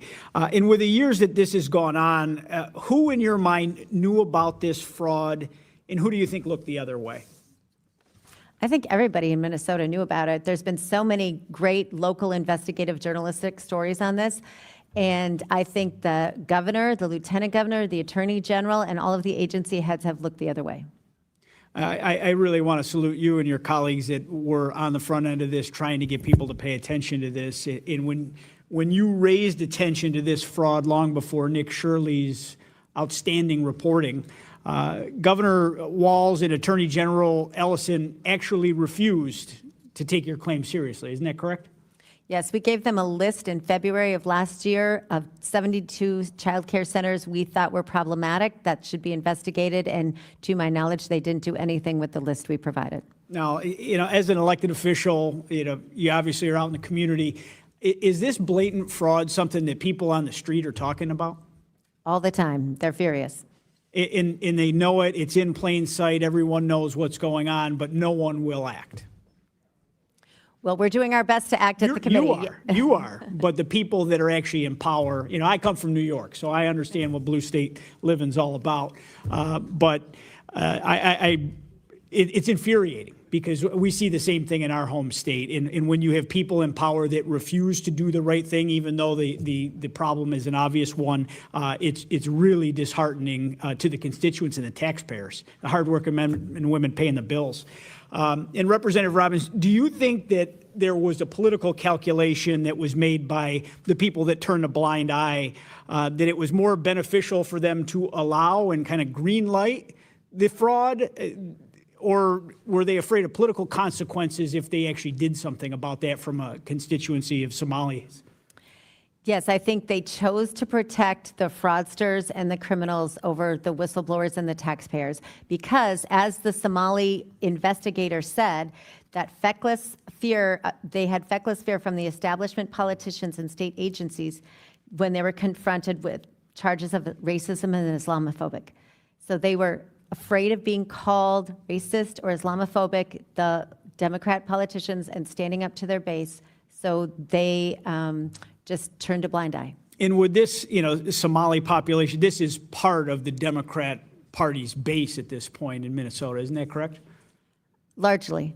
Largely. So they were basically renting a constituency through the fraud at the expense of the taxpayer.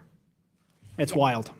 You don't have to answer that. I think that we all know the answer to that. And Representative Hudson, there is a child care affordability crisis right now, and young families in my district and across the country are making really tough choices to afford quality care. What impact has this fraud had on wait lists and staffing and simply making resources available for legitimate child care centers in your constituency? Well, as Mr. Finstead pointed out, in Minnesota, there's been a long-standing attack upon family-based childcare where folks would run businesses out of their homes. And when you're out of the city, that's usually the type of childcare you would have access to. And so in a climate where there's already been reductions in the availability of people to be able to receive childcare, again, going back to the firefighter putting out the fire analogy, yeah, it causes damage with the water, but it's necessary in this time because even though it hurts, because of the blaze that walls allowed to explode.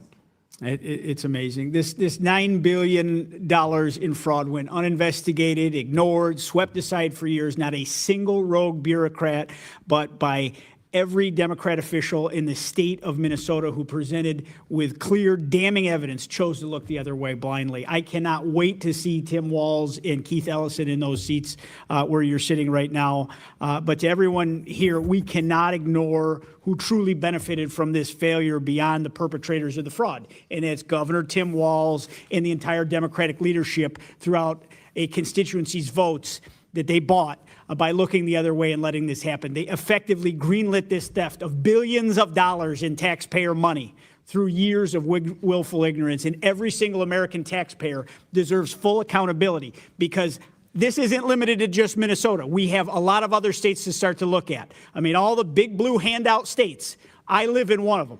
We have to open the Pandora's box here and find out how much money has been siphoned off from America's taxpayers. I yield back, Mr. Chairman. Well said. Chair recognizes Congressman Jack from Georgia. I also want to echo my support for Congressman Langworthy's remarks.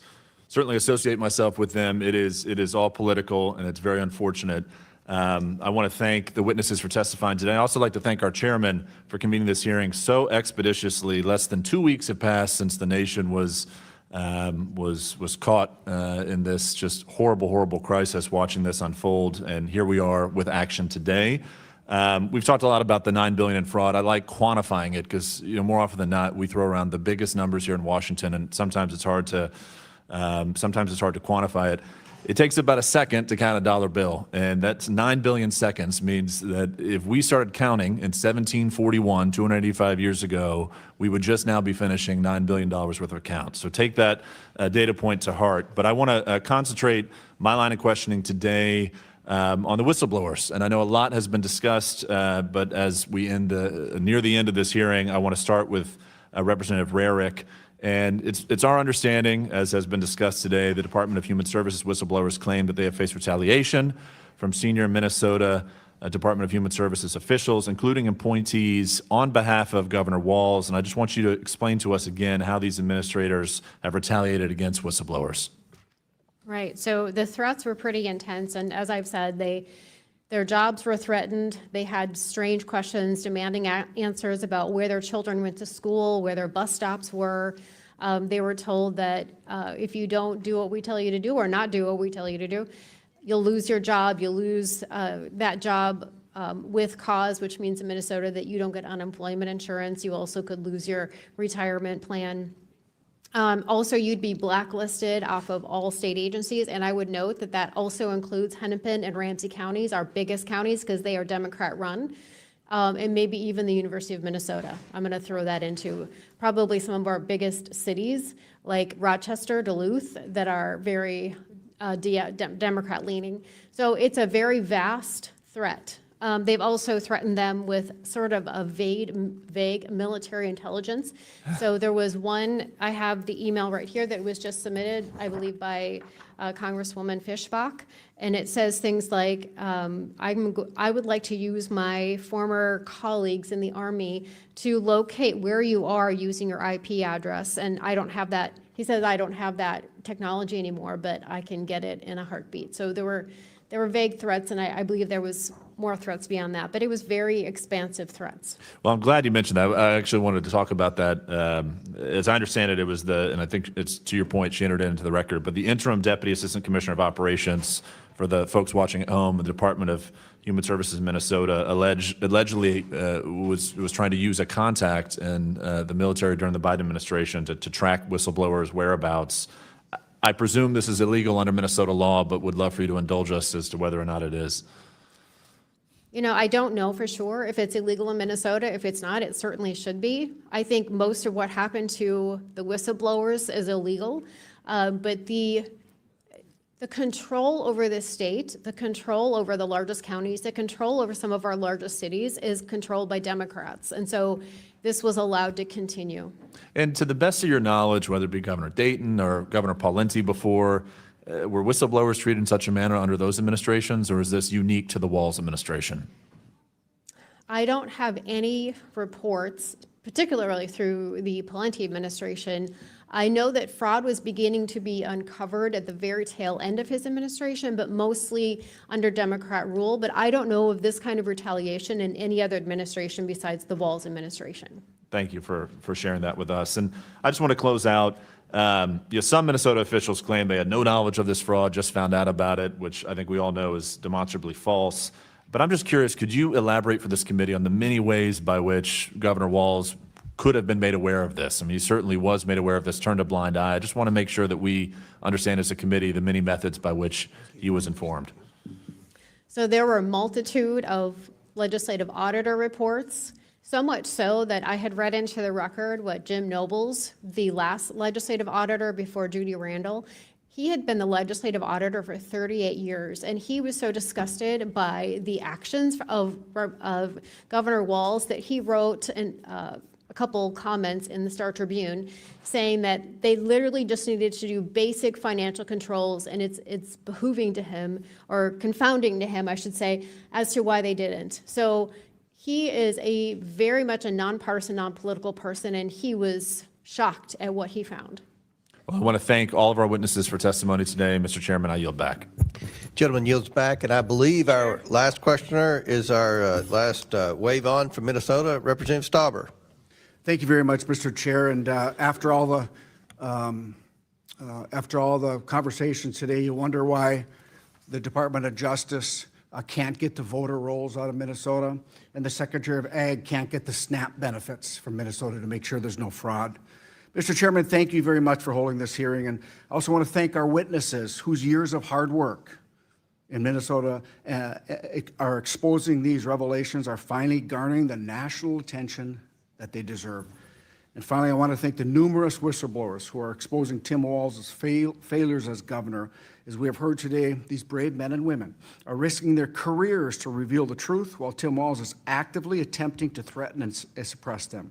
I'm here to say it won't work, and we stand with the whistleblowers. I want to shift gears and ask you about Minnesota's new paid family leave program that the governor has been touting during this fraud scandal. Representative Rarick, under the paid family leave program in Minnesota, who can I take leave or care for? And is it limited to family or dependents? Thank you, Congressman Stauber. No, it is not limited to just family. One would think that it was, but there is something that the Democrats built into the law that said if I set up an expectation of care, with no documentation, by the way, no attestation, absolutely no documentation, then that is good enough in Minnesota. So I could take care of somebody that's just a friend of mine. Congressman, absolutely.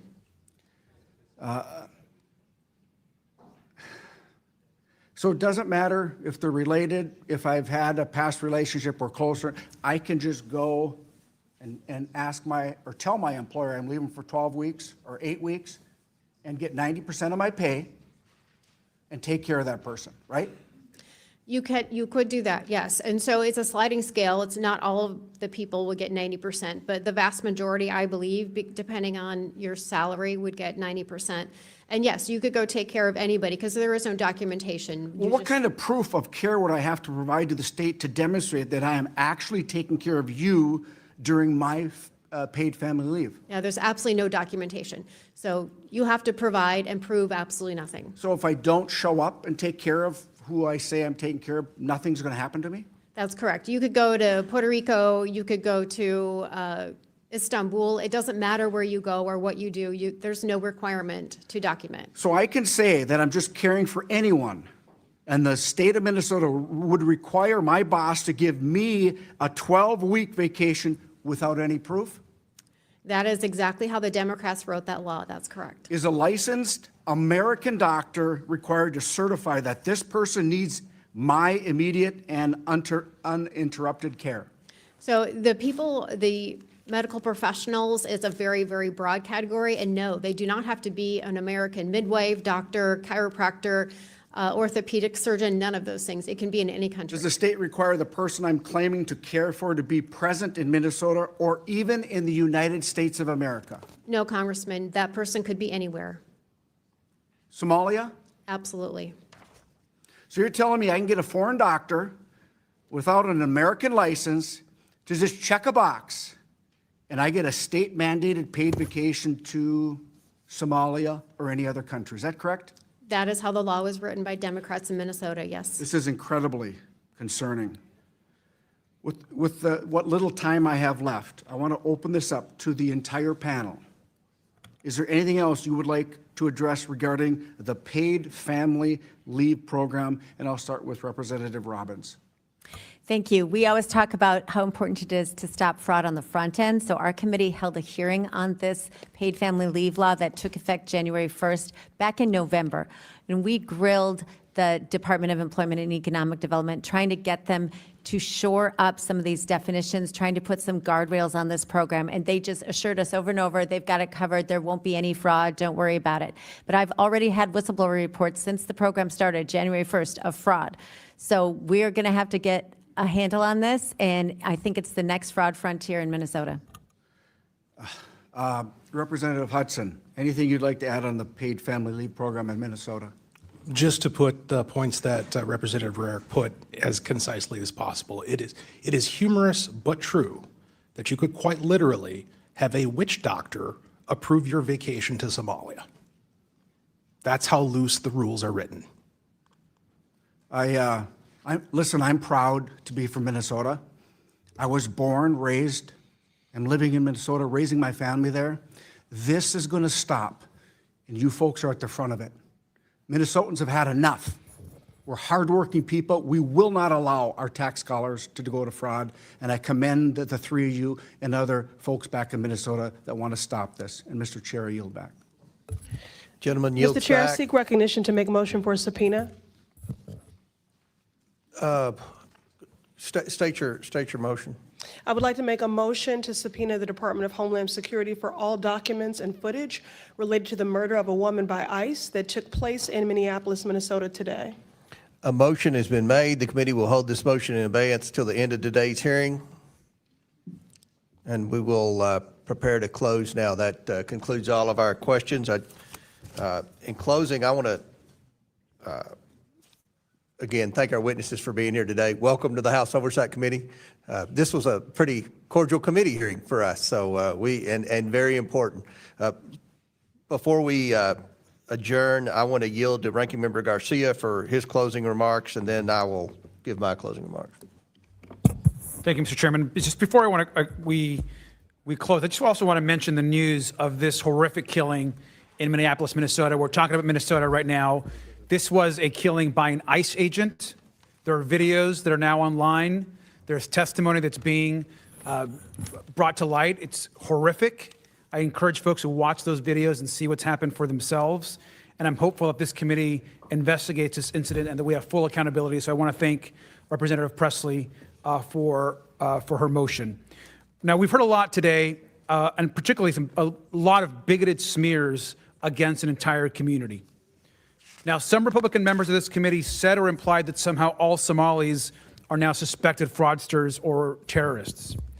Now, Somali Americans are overwhelmingly U.S. citizens with the same rights as any member of this committee. And the rest, and a vast majority of them, are just hardworking folks. They're trying to take care of their families and playing by the rules.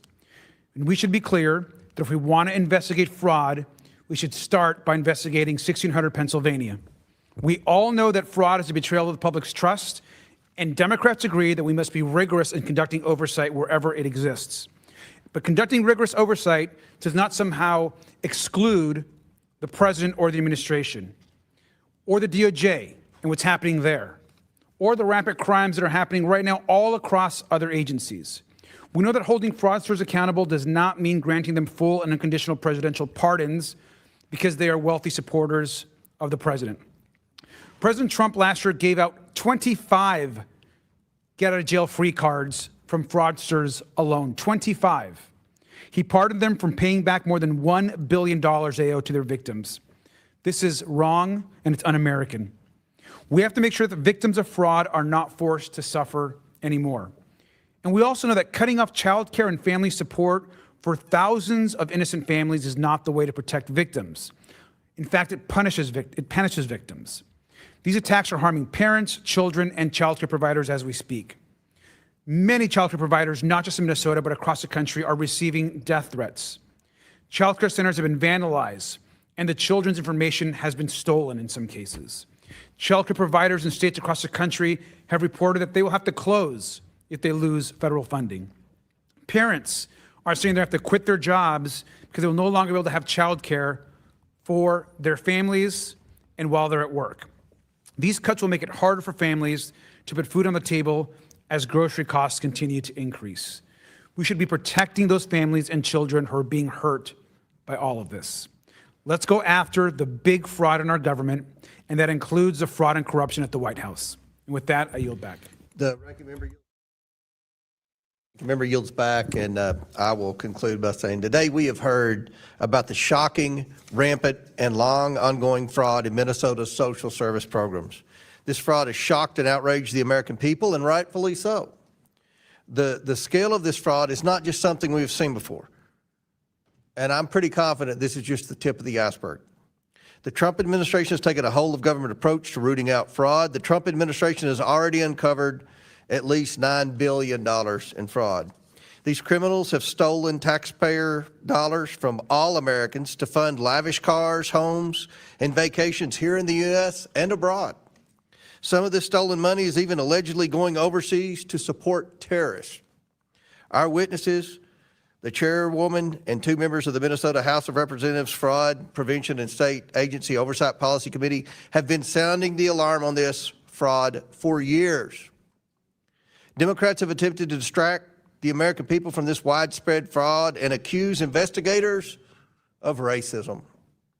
This should not be a partisan issue, but they clearly do not take this issue seriously. Either they don't take fraud seriously or they just don't care. It's one or the other. The most vulnerable are suffering as a result. These programs are meant to feed needy kids, provide services to autistic children, house low-income and disabled Americans, and provide health care to vulnerable Medicaid recipients. The Waltz administration has kept this money flowing for years, oftentimes behind closed doors. When whistleblowers came forward about this fraud, the Waltz administration retaliated against employees who warned and alerted the administration to fraud occurring within these social programs. There's supposed to be checks and balances in our system to prevent this, both on the federal and state levels. Every agency that lost hundreds of millions and even billions of dollars has well-paid staff that are supposed to prevent this. That's their job. They're inspectors general. That's their job. They have huge staffs. We have jurisdiction over the IGs. Many have failed, and they need to be held accountable. Now, I want to close by saying we've had 4 Minnesota Republicans to waive on this committee. If there was a committee hearing about fraud in Kentucky and I wasn't on the committee, I would want to waive on the committee. But not a single Democrat requested to waive on the committee from the state of Minnesota. And there is one member of the Minnesota delegation, Representative Omar, who coincidentally is of Somali descent, did not request to be in this hearing. I will publicly invite her to come to the next hearing. And she doesn't have to, but she can request to be waived on, and I will gladly grant that request. Now, I'm doing this motion. I ask unanimous consent to enter into the record an application unsealed by the United States District Court for the District of Minnesota on December 18, 2025, for law enforcement to execute a search warrant on Ultimate Home Health Services, LLC, for defrauding Minnesota's Independent Community Supports Medicaid program. This fraudulent provider's negligence resulted in the death of a man who suffered from severe mental health fitness. I referenced this tragedy in my opening statement. We're not going to, this isn't it. This is just the beginning.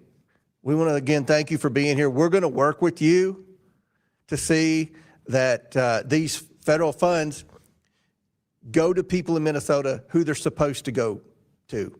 I support President Trump putting a halt on all federal funding to these government social programs in Minnesota until we get a handle on where this is going. And thank you all for doing that. We will work with you and do everything we can to hold people accountable and to stop the fraud and get the backs of the American taxpayers. Pursuant to the previous order, the chair declares the committee in recess subject to the call of the chair. We plan to reconvene at 4 p.m. The committee now stands in recess, and the witnesses may be excused. Thank you all.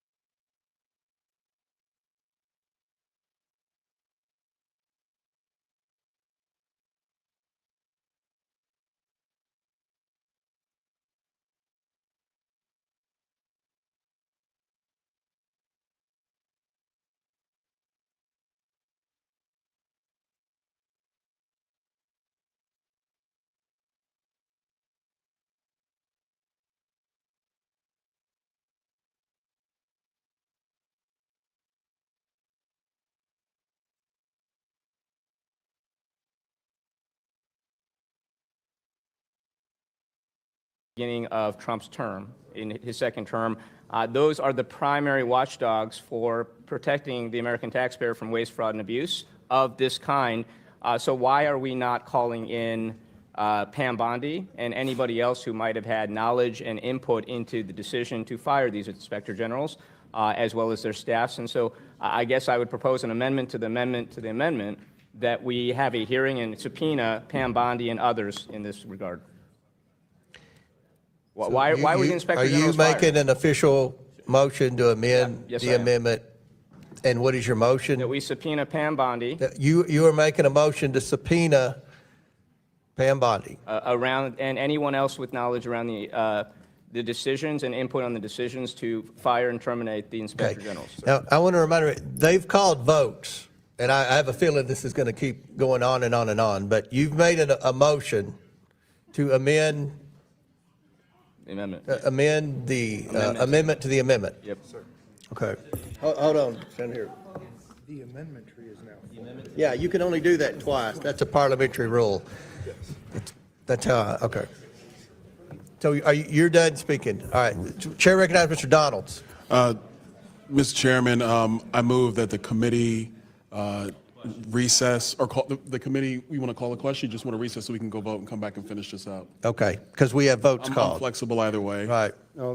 I think that's a fair vote. They called votes about 10 minutes ago. So pursuant to the previous order, the committee will recess until immediately following the votes. The committee stands in recess.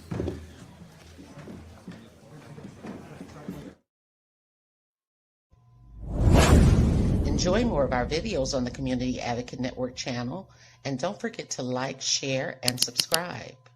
If you would like to advertise your service, special announcement, or event, you may contact us at the Community Advocate Network at gmail.com. For community resources and services, exclusive articles, and video content, join our private community on Patreon. Link is in the bio.